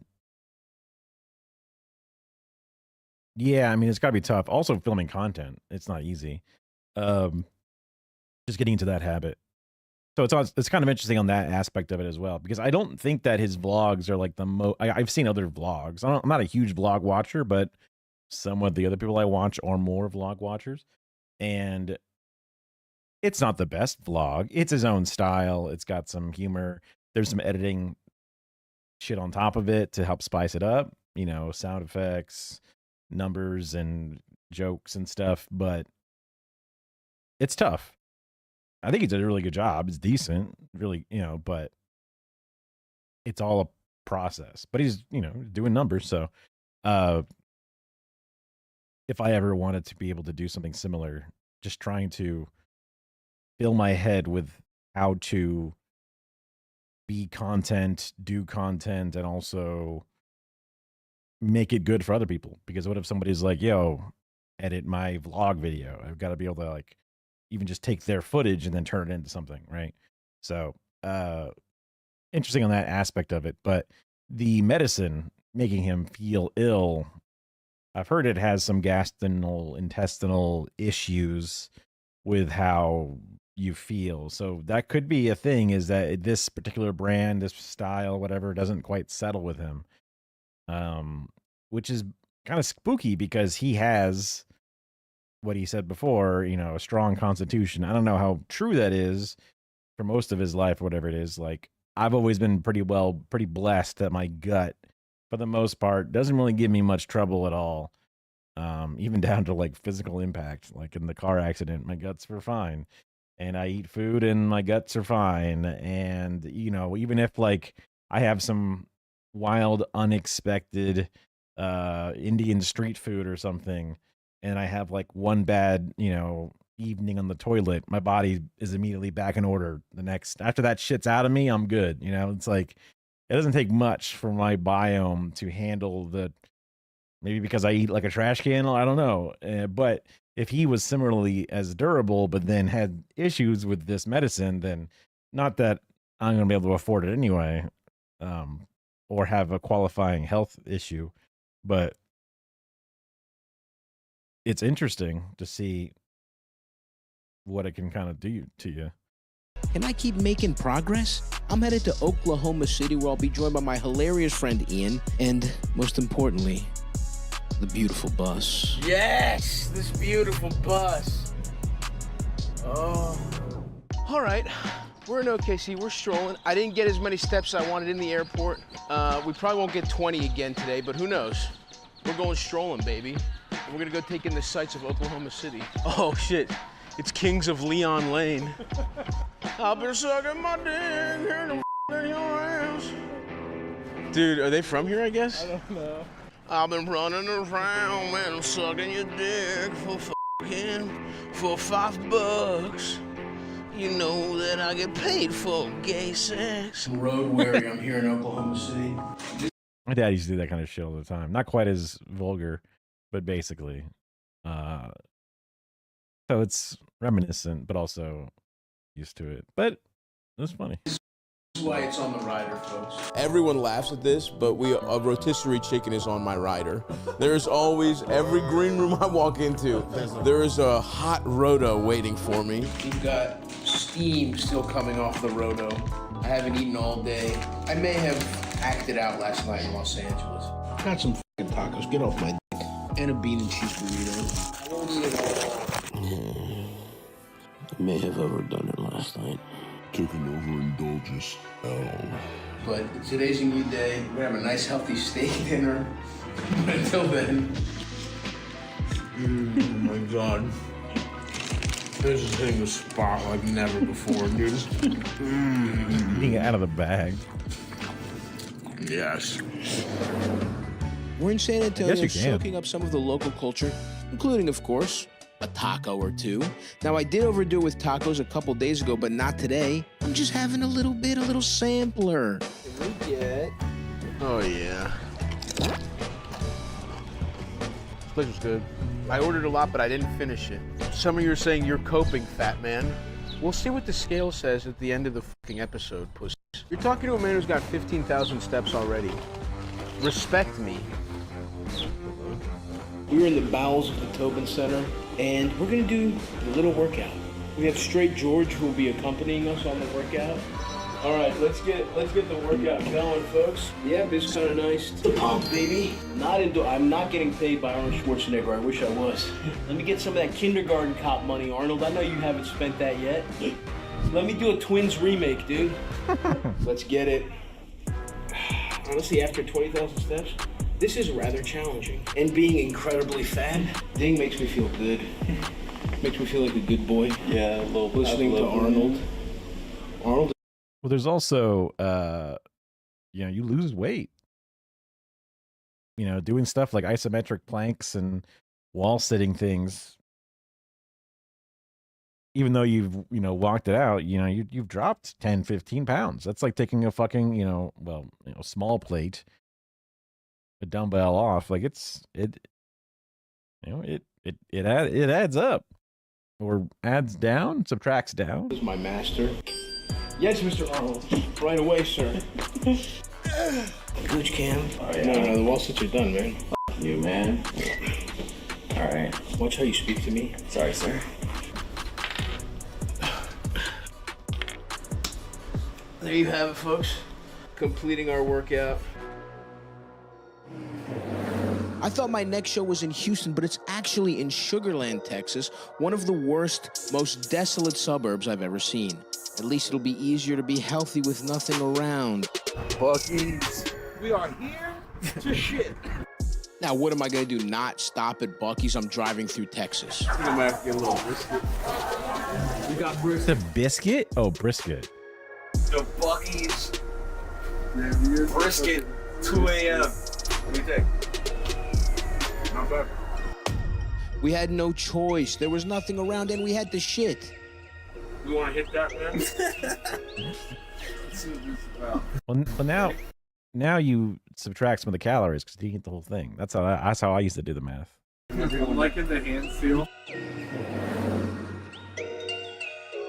I want to suck your dick and balls. Welcome, everyone. We are in New Orleans, and we're pretty much living the camper lifestyle. I've decided I'm going to figure out a way to get totally healthy, eat nice meals. So we have a hot plate, and more importantly, oh fuck. Fucking burn the bus down. More importantly, we have a rice cooker. I'm tired of eating mushy microwaved rice. We have some Indian basmati rice. We're very excited. We have high hopes. I can't be eating microwave slop like Eldis. That shit is good. I'm a fucking aristocrat unlike you, you fucking albino dog. Look, Buc-ee's, was that an issue?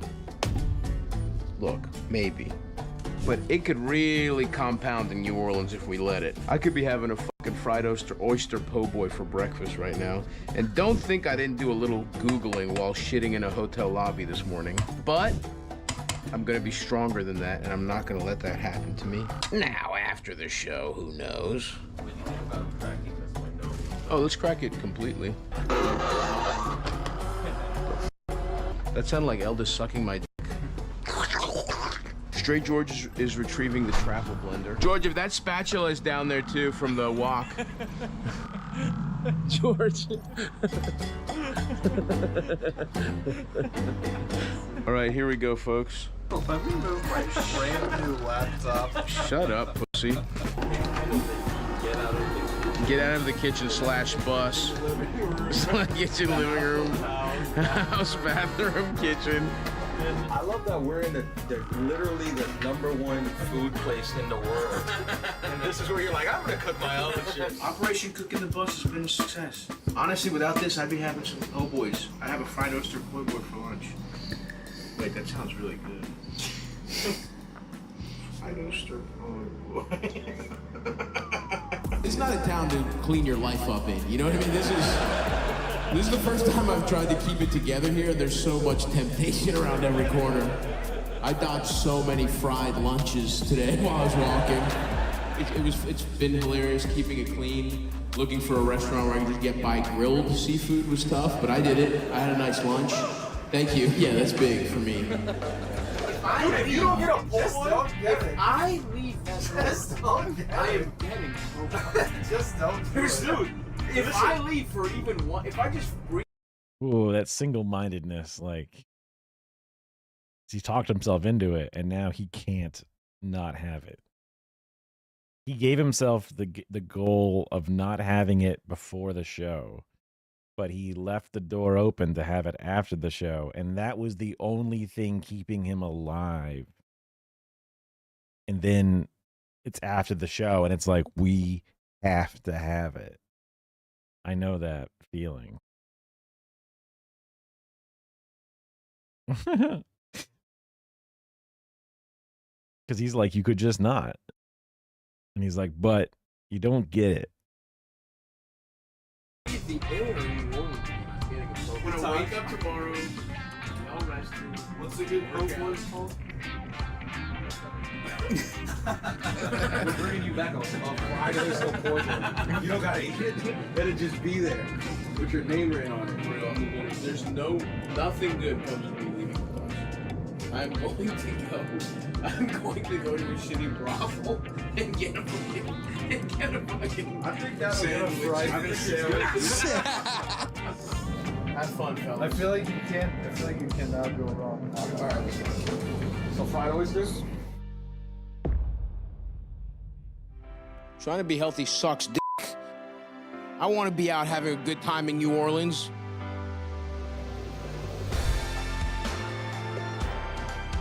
Fuck these guys. I hate these guys. We're here in Birmingham, where it's time to weigh in and see if my po' boy restraint paid off. But first, We're back on the fat guy meds.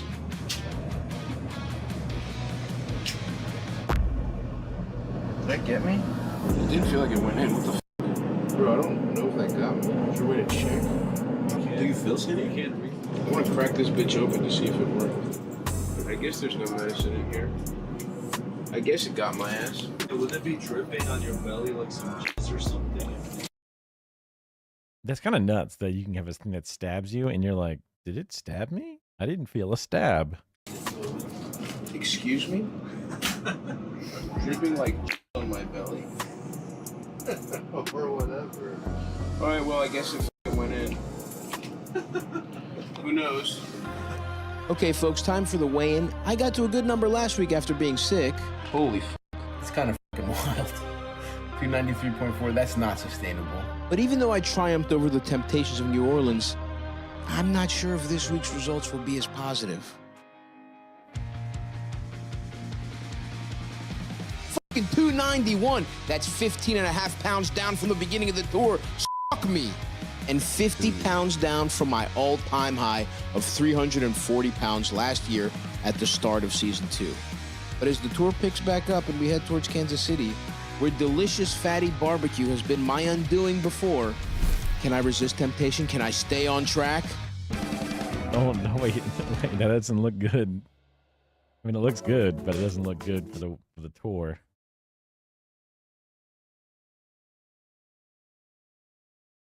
$5,000 milligram edible? What the fuck? We can save that for later. We already did like 3 in a row. 4 in a row? Something like that. We did a bunch. We're catching up.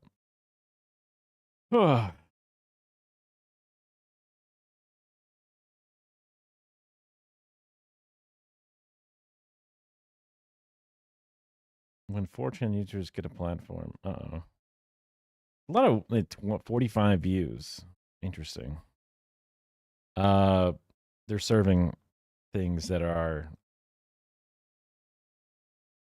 not as generically algo pumped. Fell for it again award, huh? Climate Towns are always a good time. Mike from PA calls them his liberals. His YouTube liberals.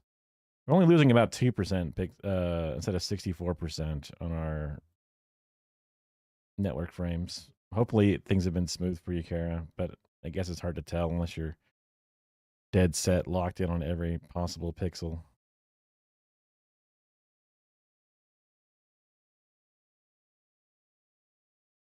Folks, we are currently witnessing one of the greatest 180s in modern history. The world's biggest oil companies are pooling their resources and going all in on solving climate change. The world needs ways to reduce carbon emissions. We're working on solutions in our own operations. So who are we? Believe it or not, ExxonMobil. In the UK, 1.4 million households use 100% renewable electricity from Shell. We all want more energy, but with less carbon footprint. That's why at BP, we're working to make energy that's cleaner and better. Sure, in the past, they've dumped a bunch of oil in the world's oceans, and yeah, they've kind of covered up their own research about climate change, but now they are jackknifing away from climate denial and coming up with a ton of genuinely good solutions that should pull us out of this nosedive.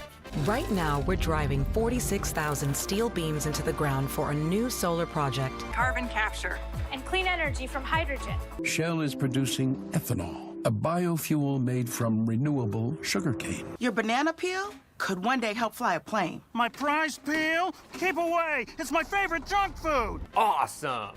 The only problem with these advertisements is that none of that stuff is actually happening. Oh, sure, they are technically spending a tiny fraction of their money trying to install solar panels or trying to capture a little bit of carbon dioxide, but they're not doing it because they're making a bunch of breakthrough technology. They're mostly just doing it for the clout. And I'm hearing now that should be for the vibes. And I'm hearing now that should be for the aura farming. Come on, that can't be the right word.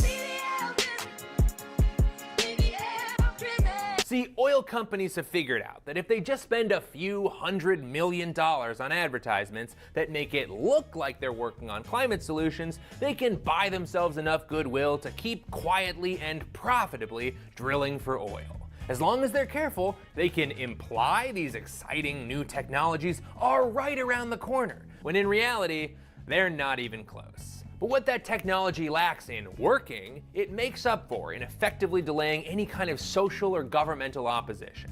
And there's no better example of this than ExxonMobil's ad-fueled exploration of algae oil. Hi, I'm Raleigh Williams, a guy with a climate science and policy degree, and a therapist named Caleb, which should be illegal. And this is a video about ExxonMobil's green slime. Welcome to Climate Town.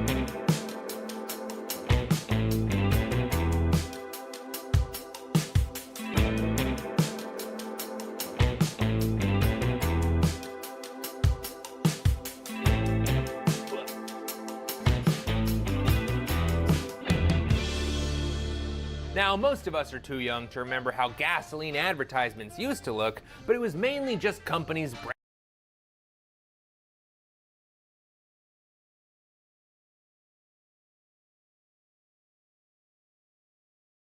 Little lady, little lady.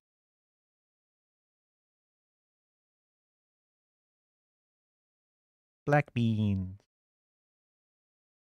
You okay? You nervous?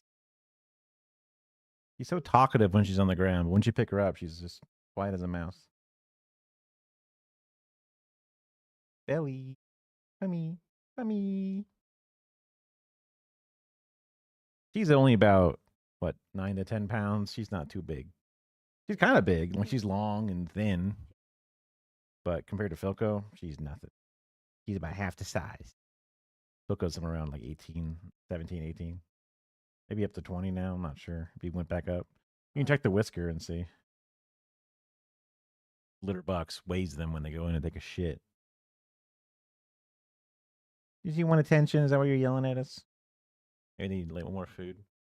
Close to their end of the day food.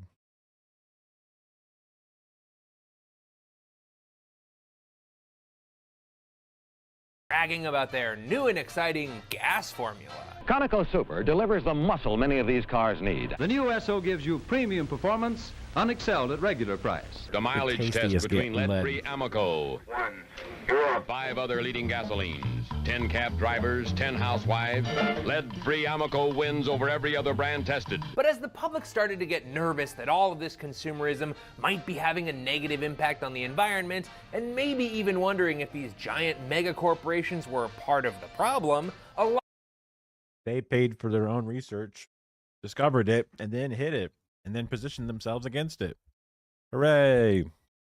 Open source all science. A lot of oil company ads stopped being about gasoline and instead became about what incredible stewards of the environment they were. Get out there, we are free. Kiwis, go get your country. The way to go will be Kiwis, go get BP, the way to go. On a moonlit California desert, a kit fox senses a prowling coyote. Caught in the dangerous open, she speeds to the edge of an oil field, toward one of these curious mounds specially made for her by the people who work there. She shoots through a pipe too small for the coyote and into a cozy den that keeps her snug and safe. Do people really do these things just to help an endangered species make it through the night? People do. This is a real ad that Chevron really ran about what the fuck is happening here? They're building special pipes for foxes that coyotes can't get in? Wouldn't a tiny coyote slip right in, or a large fox be totally fucked and whatever? It doesn't matter. Just one of 1,000 sweaty examples of oil companies swearing up and down that their main job is to save the planet. And they have a tiny oil drilling hobby on the side. And when they do have to talk about oil, it's usually something like this. So you think Conoco is just your neighborhood service station? Surprise, we're at work all over the world. Shut up, bitch. Conoco Petrol powers the cars of jolly old England. Salamat! Conoco produces oil in Libya and Dubai on the Arabian Gulf. Now Conoco look for more natural resources in 27 countries from South China Sea to North Slope, Alaska. Yeah, I mean, I guess they were trying to say, we're global. But through the 90s and early 2000s, there was one company that resisted the new environmentalist turn. I'm talking about Exxon, baby. And if you want to get a sense for where they stood, here's Bloomberg's summary of a speech their chairman and CEO Lee Raymond gave in 1997. First, the world isn't warming. Second, even if it were, oil and gas wouldn't be the cause. Third, no one can predict the likely future temperature rise. Awesome. And if you want to get a sense for what other people thought at that time, here's a former Exxon consultant reacting to Lee Raymond's official position that scientific evidence remains inconclusive as to whether human activities affect global climate. What a specimen. I mean, oh my God. Ugly on the inside and the outside. Holy shit. I think it's outrageous that he would say such a thing because he has a world-class climate and carbon cycle research group in his own laboratory in Exxon Research and Engineering. He could pick up the phone and ask one of the people in that group if that statement is true, and they would tell him that it isn't. This person should never be the CEO of an energy company. So it's not exactly a shock that Exxon skipped doing the Fox pipe stuff and kept blasting out gas ads. Who has this new gasoline? You know who. New Phase 4 gasoline from Exxon. But then in 2005, Lee Raymond got $400 million to leave ExxonMobil, and the company tried to change course and join BP And there's the accountability you get.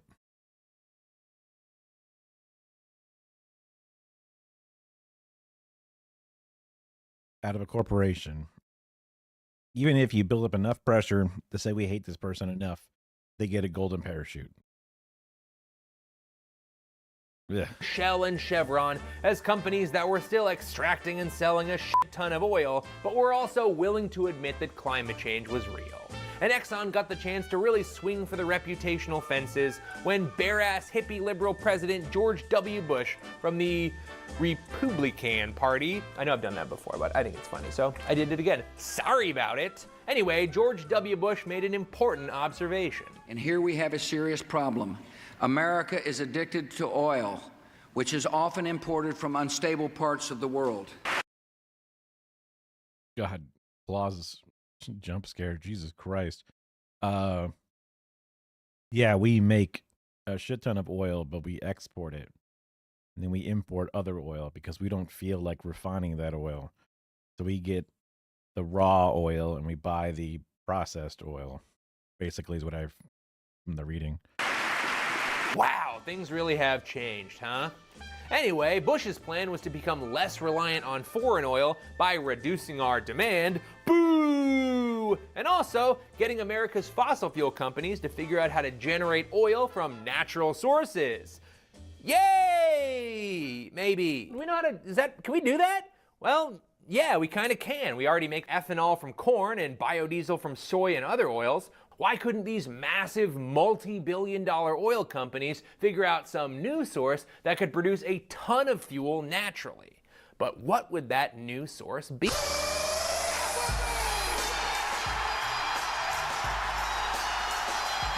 That's right, algae, baby. Oil companies are going long on algae because it has a sort of cursed by a witch ability to grow, and we don't really eat algae, so we're not using food to make fuel. Under the right conditions, algae can replicate so fast it can cover the entire surface of a pond in the span of just a few days. In fact, algae can regularly experience growth so explosive that it suffocates an uncountable number of fish by oxygen depletion or dumping dangerous neurotoxins into the water. So, probably something to think about. But oil companies were mostly focused on the fact that some algae makes its own natural oil. So with some genetic modifying, maybe some environmental engineering, they could grow giant vats of natural oil-rich algae they could then refine into good old tank top and spank juice. ExxonMobil, possibly sensing an opportunity to really plant their new flag, pledged $600 million to algae oil research and development. And that's $600 million in 2009, which when you adjust for inflation is approximately $11 trillion today. Okay, it's not trillions, but it was quite a lot, especially when you consider the fact that it was one of these classic side projects that had basically nothing to do with their extremely profitable regular oil business. And you don't have to take my word for it, the vice president in charge of research and development at Exxon was not optimistic about the project. He questioned their ability to scale and noted a timeline. Yeah, because the ocean is huge. It's kind of how it made sense after I thought about it for a while. Because it's like, wait, really? And it's like, oh, okay, got it. That makes sense. Yeah. Of at least 5 to 10 years, and that's if they can get it to work at all. So naturally, you'd expect these guys to be pretty conservative with how they talk about algae, right? ExxonMobil and Synthetic Genomics have built a new facility to identify the most productive strains of algae. Algae are amazing little critters. They secrete oil, which we could turn into biofuels. They also absorb CO2. We're hoping to supplement the fuels that we use in our vehicles, and to do this at a large enough scale to someday help meet the world's energy demands. That's right! With exactly 0 actual fuel made, Exxon is already running algae biofuel ads. And they're pretty careful to couch everything with, we could turn it into biofuels, and someday meet the world's energy demands, but this is basically the equivalent of buying a single lottery ticket and then bragging about what an incredible philanthropist you are because you're going to be donating millions of dollars as soon as your lottery winnings come in. And if you look real close at that algae lab in the commercial, I don't think that's a real lab. I think that might be some computer stuff. But as the results of algae oil disappointed scientists year after year, a lot of the other big oil companies shut down their algae research. BP, Chevron, and Shell dropped their programs after it became clear that algae oil was not a commercially viable proposition for them. But not Exxon. They must have been having incredible scientific breakthroughs, and success was right on the horizon. Oh dang, no. In 2013, Exxon's algae oil plan was going so badly that they had to literally go back to the drawing board with the research. But it's always darkest before the dawn. See, Exxon was the fox of hope, being chased by the coyote of reality. And fate was about to build them a grade A Fox pipe. Because in 2017, they dropped a new ad, a different ad, an ad with actual numbers in it. Folks, I think they did it. We just accomplished a very important milestone. We'll learn how to improve the fat content of algae. We have gone from 20% fat in the algae to about 40%. What the hell? They got the like rewinding forward speed ramping. Fat in the algae. Oh, okay. In 2017, Exxon announced they made the first step in their algae biofuel. It's one step, 8 years. Okay, you know what? They figured out how to double the naturally occurring fat in the algae. That's enough to launch a complete onslaught of algae biofuel advertisements. I don't know that rhyme or whatever that is.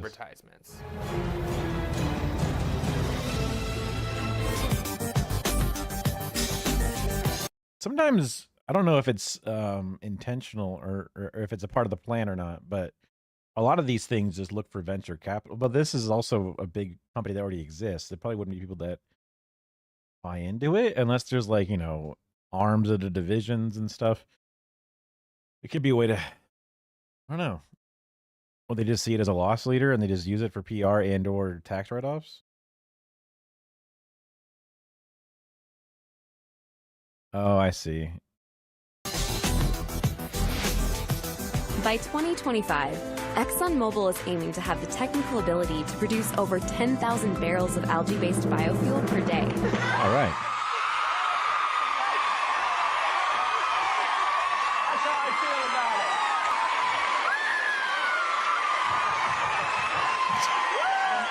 Talk about war in the world. I know. There's no way there's God, not HD. Oprah looks terrified. Imagine being so famous that you can wrestle Oprah on her own show and get away with it. Amazing job, Tom Cruise. Never change. But you may be wondering, was algae oil now in any way a viable fuel source? See, Kara, look, sicko mode. The monitor's right there. You were saying that you'd never seen a monitor in sicko mode before. No, not even fucking close to close. At the time, they would have needed $5 billion, almost 10 times their promised investment, just to build the facility that could produce the algae oil quantity they were promising. And remember, that's $5 billion for 10,000 barrels of algae oil, which is equivalent to 0.2% of Exxon's current production. And also, listen to that wording. ExxonMobil is aiming to have the technical ability to produce over 10,000 barrels of algae. Aiming to have the ability to technically do it. Whether or not we would. Based biofuel per day. Now, Your Honor, my client never said he wouldn't cheat on his wife. Okay, what my client said on the record was that he aimed to have the technical ability to not cheat on his wife. And we live in America, okay? This is not a kangaroo court. This is the US of A. And if a man can't cheat on his wife after not explicitly saying he wouldn't cheat on his wife in this country, where is he gonna cheat on his wife? Mexico? Anyway, over the next few years, Exxon spent $68 million pushing ads about their amazing algae, which ended up getting something like 3.7 billion impressions.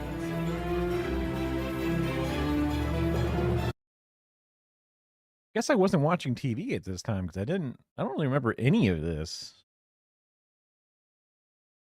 I'm one of those billion that didn't get impressed.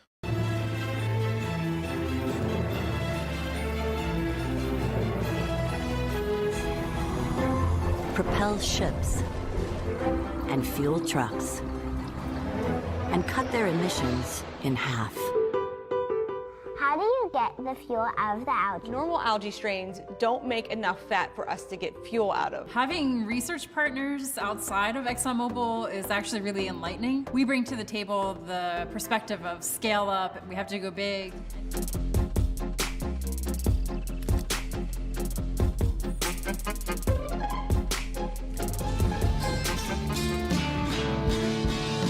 I'm Dr. Kelsey McNeely, and someday you might be calling me an energy farmer. Energy lives Someday. here. They ran algae ads during the World Series, during the NBA Finals. They paid the New York Times $5 million to run ads that looked like articles. They even made an algae scientist Snapchat lens for the children. Damn, that got her good. Holy shit. Damn. The thing is, the entire time they were running these ads, they seemed to have known that they were pushing a solution that was showing virtually no promise of saving us from catastrophic climate change in the near future. And how do we know they knew? We got their emails.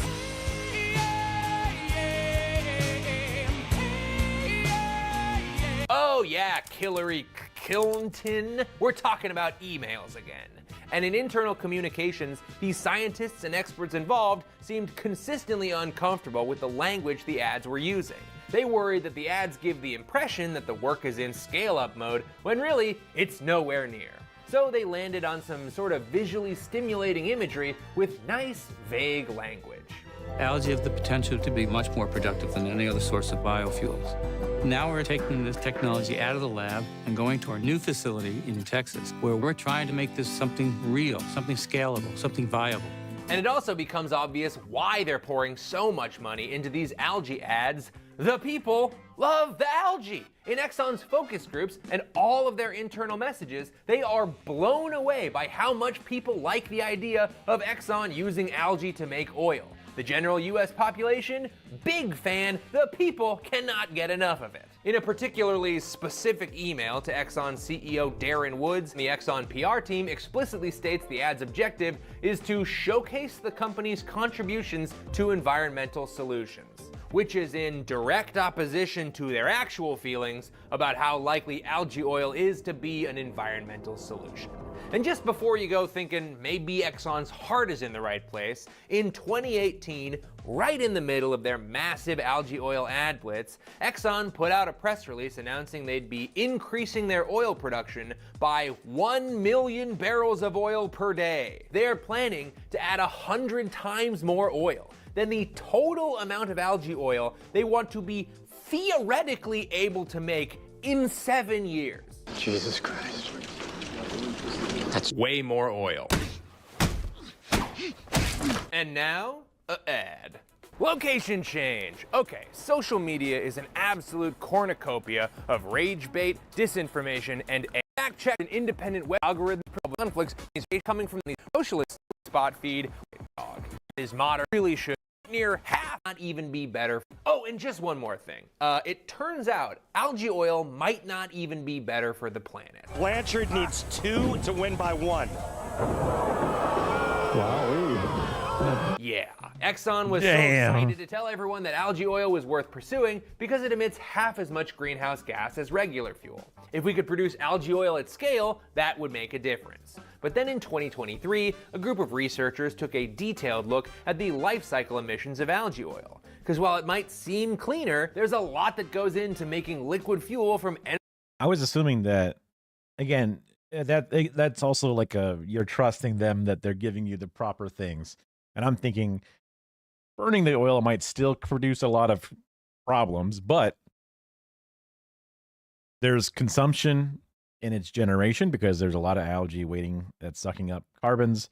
And then there's also the extraction and refinement of this might be significantly less than going out and drilling into the earth and dredging up all of this stuff and then refining it and then eventually creating gasoline that then burns and creates problems, right? So I'm thinking that, like, well, even if the eventual fuel makes a very similar smoke or whatever, this process from start to finish would end up having a smaller footprint by half.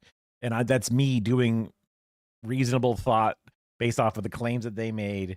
But even that is giving them the credit that even those things are not also blatantly beyond exaggerated and whatnot. And it's shit that I do that, that happens all the time in different ways where you do lifting for somebody else in your head, giving them credit that they don't deserve sometimes, depending on what it is. Energy farming, lazy. Like if you just watch a big portion of Fox News and if you're not ready to disarm it, you can get fucked up by that a lot. Rivers full of pond scum. And these researchers found that algae oil in its current state might actually be more carbon intensive than regular old diesel. According to one of the lead authors, Tom Bradley, microalgae-derived biofuel cannot outperform conventional diesel without a significant breakthrough. But this is Exxon we're talking about. They're one of the most powerful energy companies in the world. Look at that. Just an entire zip code of destructive, terrible, like all this money in investment to just make the planet worse. All of this land resource and materials. Western Hemisphere. They have an incredible plan to ensure that their algae is 100% emission free. They shut down the entire program. So, technically.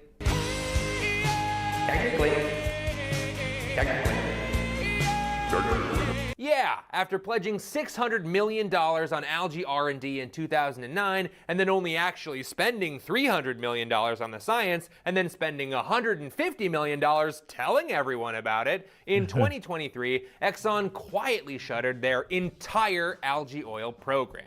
The algae company they were working with filed for bankruptcy in 2025, and the only traces of Exxon's algae projects are the ads that are still available online and the vague sense from millions of Americans who saw those ads that Exxon was using like green slime to grease up windmills or something. I don't know, something eco-friendly. Yes. And the winner is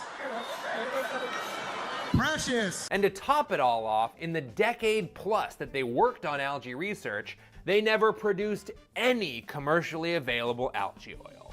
This woman must be devastated. Her entire profession, all of her fellow energy farmers, none of them ever actually farmed any energy at all. And you might be wondering, hey, isn't that false advertising? Shouldn't they get sued for that? Well, the answer is, they are getting sued for that. There was even a full congressional investigation called Denial, Disinformation, and Doublespeak, Big Oil's Evolving Efforts to Avoid Accountability on Climate Change. Which, like, that's the best title we could come up with? Come on, that's like 35 words. Just Big Oil's problems, or problems with Big Oil. Big Oil's bad, big bad oil. Any of those is better. Whatever, that's how we know a lot of this stuff and why we have all these emails. The investigation found dozens of examples of oil companies describing a wonderful tech utopia future while they were actually mostly drilling for more and more oil. And if you're wondering what kind of punishment these oil companies have received for their decades of obviously misleading ads, keep on wondering, baby. Yeah, despite a mountain of evidence, oil companies have largely been given a pass. But there is one lawsuit in the works from the Massachusetts Attorney General that'll be going to court soon.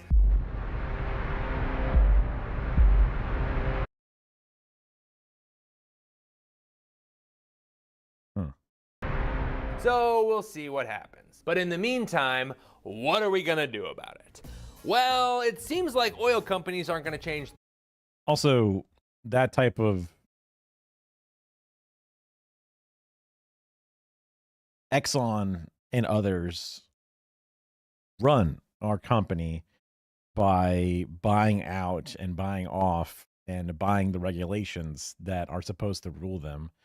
We are democracy ruled by capitalism, and we are not a democracy that rules capitalism. The money makes the rules and we live by it instead of us making the rules and then the money lives by it. Ugh.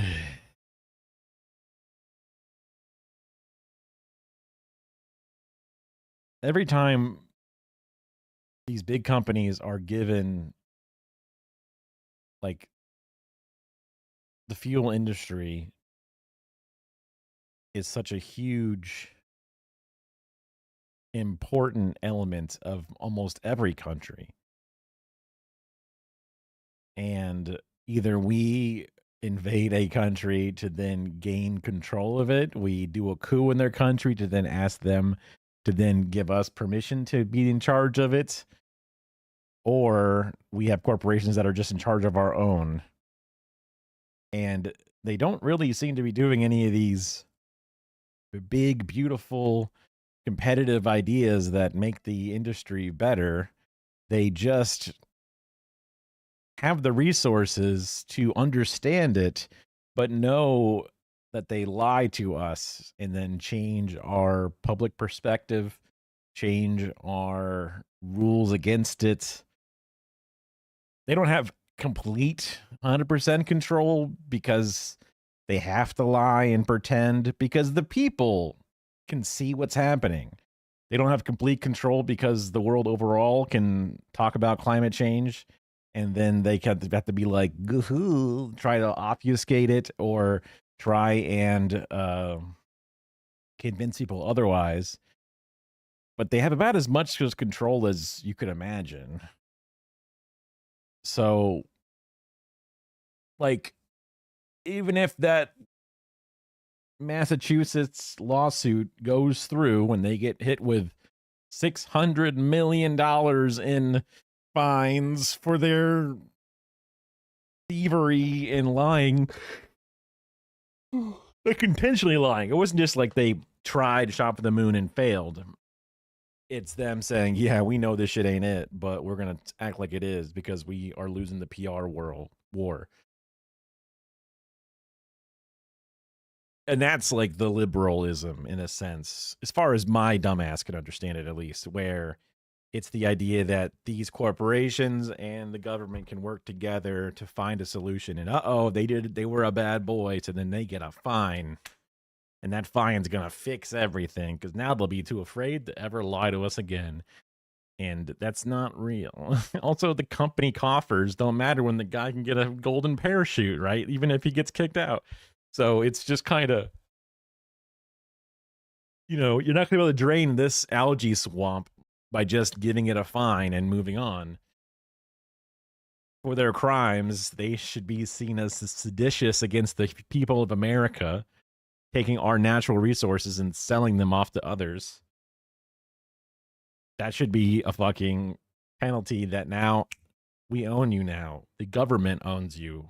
It's the people's fucking oil now. We decide what we do with it. We decide what we do with the money of it. It don't make profit no more. It stays in the fucking system. That sounds way better for every American. other than the very small few who own this and don't actually do anything, right? They just own it. And it's all of our natural wonder that we are a part of. And yet they are the ones doing nothing and making all the money off of it, which doesn't make sense. And they're actually just actively lying to us with their approach, because why would they? They're crushing it. Spend like 0.1% of your capital budget to do some light research about green slime and effectively convince the public they're the good guys? Yeah, that's an incredible strategy. I think it's a better question to ask ourselves what we actually want from oil companies. They're obviously not going to save us from oil. They make almost all of their money selling it to us. Exxon has made record profits in recent years, and rather than invested in solutions, they've sent more and more of. Because like they could have been the ground floor for a brand new energy source, a whole new field to run rampant, to have patents or whatever, right? All the normal capitalist ways that they could have had a stranglehold on an entire new sector, unlimited profits, and yet it's not actually what they want to do, because that's how it works. That's too risky. This is easier and better, and this is working great. So turn it. That record profit back home to their shareholders through dividends and everyone's favorite, share buybacks. They've figured out how to get oil out of extremely dense rocks way underground. They've gotten really good at that, and they're gonna keep doing it. Where they've really gotten into our heads is convincing us that because they're good at getting oil out of the ground, they're automatically also good at solving the problems that fossil fuels created and innovating a bunch of new clean energy technology. Take Godzilla, for example.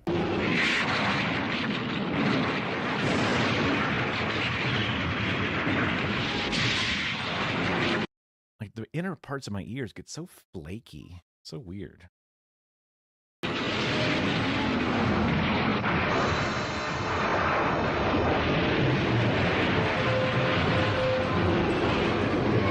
Wow, that guy is incredible at destroying buildings. But does being a gigantic monster automatically also make him good at cleaning up cities? Or maybe he'll promise to go to architecture school so he can eventually design new, less destructible buildings. Or maybe he'll just continue tearing ass through major metropolitan areas, because why would he change? He's Godzilla! So I guess the takeaway here is that these dudes are probably going to be reacting to climate solutions, not creating them. We keep waiting for these guys to rise up as our unlikely ally, but how many times are we going to be surprised when they end up stabbing us in the back? This is Gollum we're talking about. They're Scar, they're Fredo from Godfather, they're Littlefinger from Game of Thrones. Why are we trusting this guy? Look at his face! That's not a trustworthy face! He talks like this. Why are we trusting a guy who talks like this? He doesn't do the fingers thing. That's not about his, whatever, it doesn't matter. This is every character from the movie The Departed. I think they're all up to no good in that movie. I can't remember. But this is what oil companies have been giving us for decades, okay? And it's time we started acting like it. So I guess just file this one under Fool Me Twice, Shame on Me, or as Republican President George W. Bush always says. There's an old saying in Tennessee, I know it's in Texas, probably in Tennessee, that says, fool me once, shame on you. If fool me, we can't get fooled again. We don't get fooled again. And that's the end of the episode. Thank you so much for watching, and special thanks to Amy Westervelt, Sarah Chow, and Dr. Robert Brule for their help and guidance on this episode. We paid to send the three of them down to Benihana together, and I hear they're having the time of their lives. Pro tip, if you wear a hat to Benihana's, the chef will throw a shrimp into it. You've been warned. And also, if you liked watching this video, consider joining our Patreon page. Support from our Is that? I don't believe that they did that. patrons is truly the backbone of the channel, and it allows us to make videos like this without bowing down to shareholders or investors or really anyone at all. No one can tell us what to say, and that's good mostly. Plus, if you're a patron, you get access to behind the scenes clips, monthly Oh yeah, I need to find my deflector so I can take pictures, headshots of Richie. I know I have it around here somewhere. Town halls, and Here's my even trunk. the phone number to the Climatown landline, a real phone you can actually call. I will What, Benihana's? It's just a hibachi buffet. answer it, and we'll have a nice little talk. Or we'll have a fight, whatever you want. I'm a yes and kind of guy. Okay, I actually have a favor to ask of you, dear Climatown viewer. A lot of people seem to have watched these videos over the years, and we'd kind of like to know if anyone is doing anything differently as a result of having watched them. So we made a survey to help us figure out if and how these episodes have affected how anyone out there interacts with the world. Maybe you've electrified your appliances, or gone to a community board meeting, even changed careers, that kind of thing. And this isn't a cry for help, we're not having an existential crisis, we're just genuinely curious, and this information could be helpful as we apply for funding or otherwise work to keep Climatown independent. So if you have a minute to spare, please consider checking out the link in the description to fill out the survey. We super appreciate it, and we'll even be raffling off some Climatown merchandise as a thank you.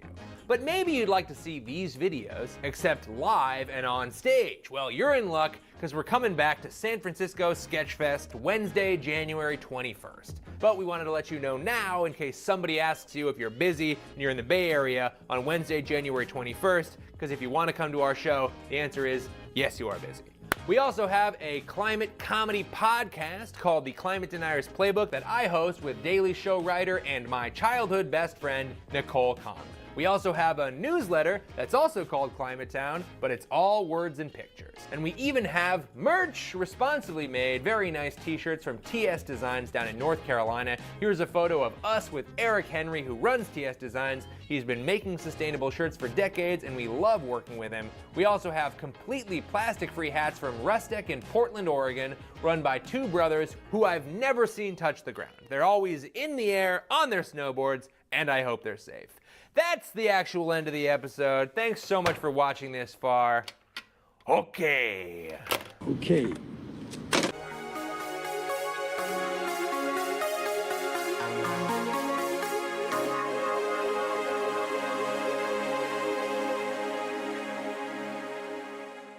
I have not tried marijuana.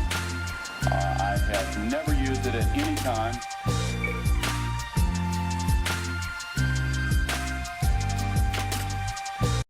I like their videos. They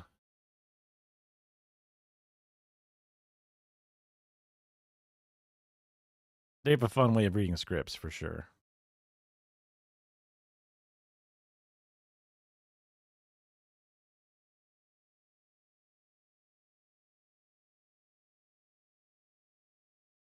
Just thinking about how just like with a lot of things, there's so much harm that's done with the system that exists as it is, where if it just stopped, it would be so much better for everybody. And the ways that you could do that.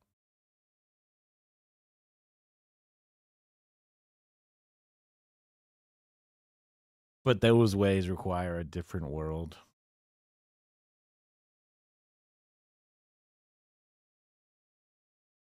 Interesting. I mean, theoretically, the electoral path gets you there eventually. Does it get you there fast enough? Probably not. But you're not going to get there any other way, as far as I can tell. The problems are too big. Huh. 3.4% dropped frames. Maybe we should take a look at my Twitch inspector. Maybe. Huh.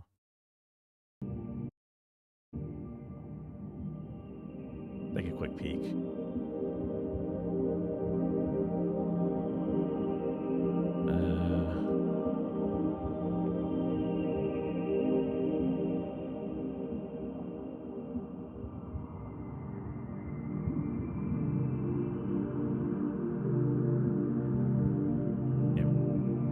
Even after hitting refresh, I still got 3 fucking things. Bruh. How odd. Tyler the Creator's on Amazon Music. That's weird. Wee. Dashboard.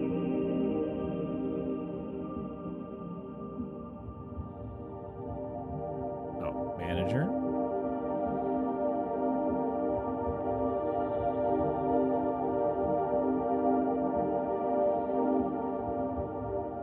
Switch inspector. 6 seconds.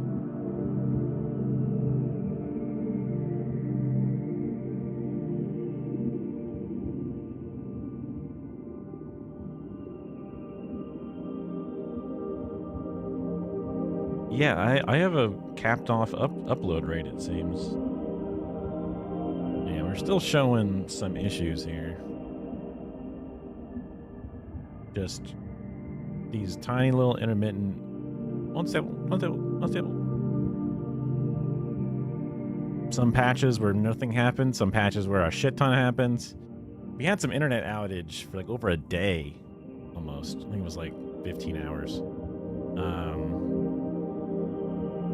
And yeah, average FPS, we're doing our full 6,000.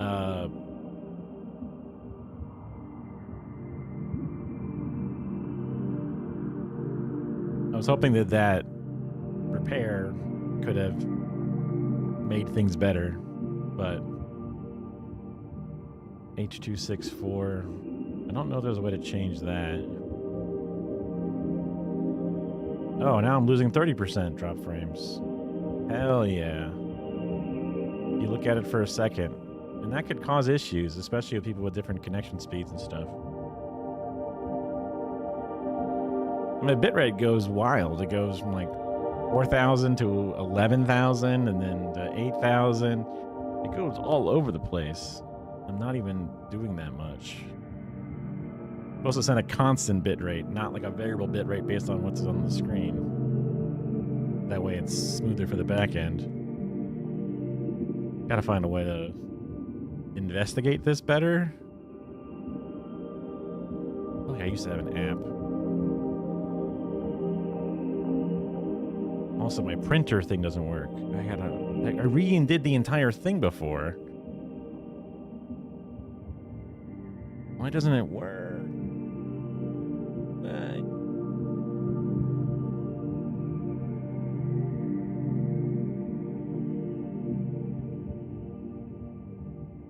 I have to just message.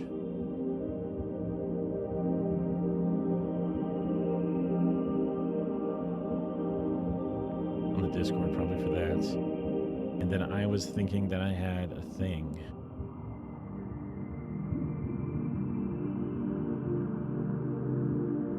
An application maybe?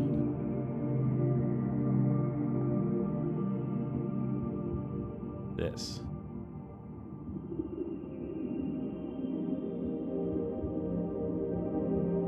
No host specified options.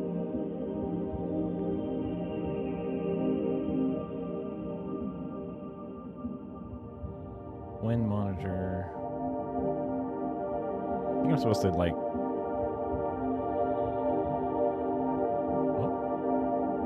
I think I'm supposed to like put in a server or something in there. I don't know.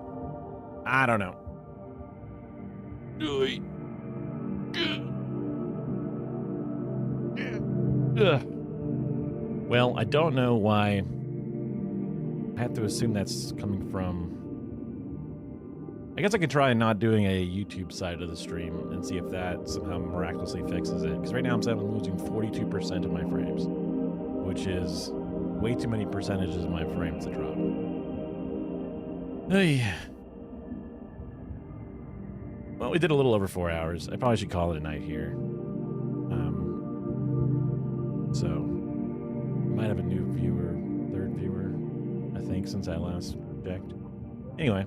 If you would love to come back again, I'll be back on tomorrow. Drop a follow. We got our. Well, we can do the ad thing real fast.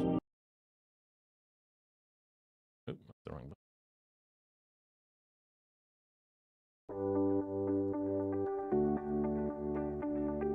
Wait, did that cause a blip? It did cause a blip. That's crazy.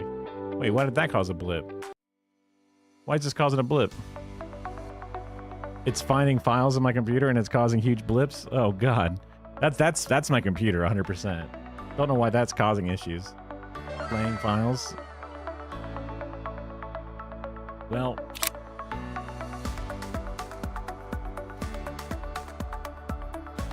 who doesn't love some nice D fuel? Menergy formula.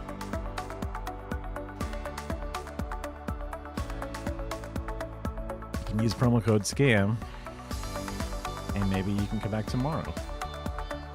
Or maybe not. My frame rate is dropping like inspecting.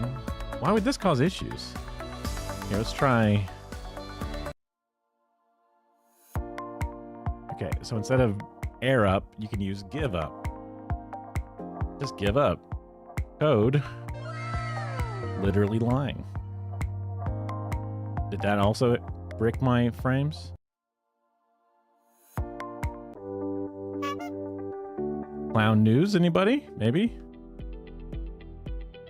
I think it's whenever it loads the song, I think it drops like a huge 15. Yeah, I'm losing some frames here. And I can see that little like icon show up for a bad connection. I don't recall this having an issue before. I guess my green screen thing is turned on, but that's not a big deal usually.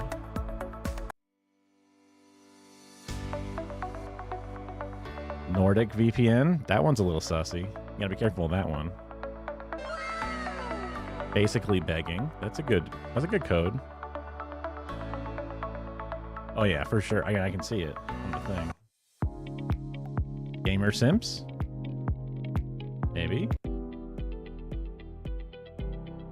D-Fuel again. We got some more in here, don't we? Control F me. Yeah. That one's a good one. I think that was a good rename on that one. Anyway. But back tomorrow.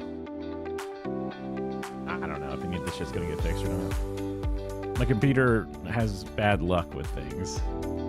Did a fucking restart and the thing explodes and my monitor dies permanently. So, I'll probably not have everything fall apart by tomorrow. Okie dokies. Right. That's this monitor. Bye-bye.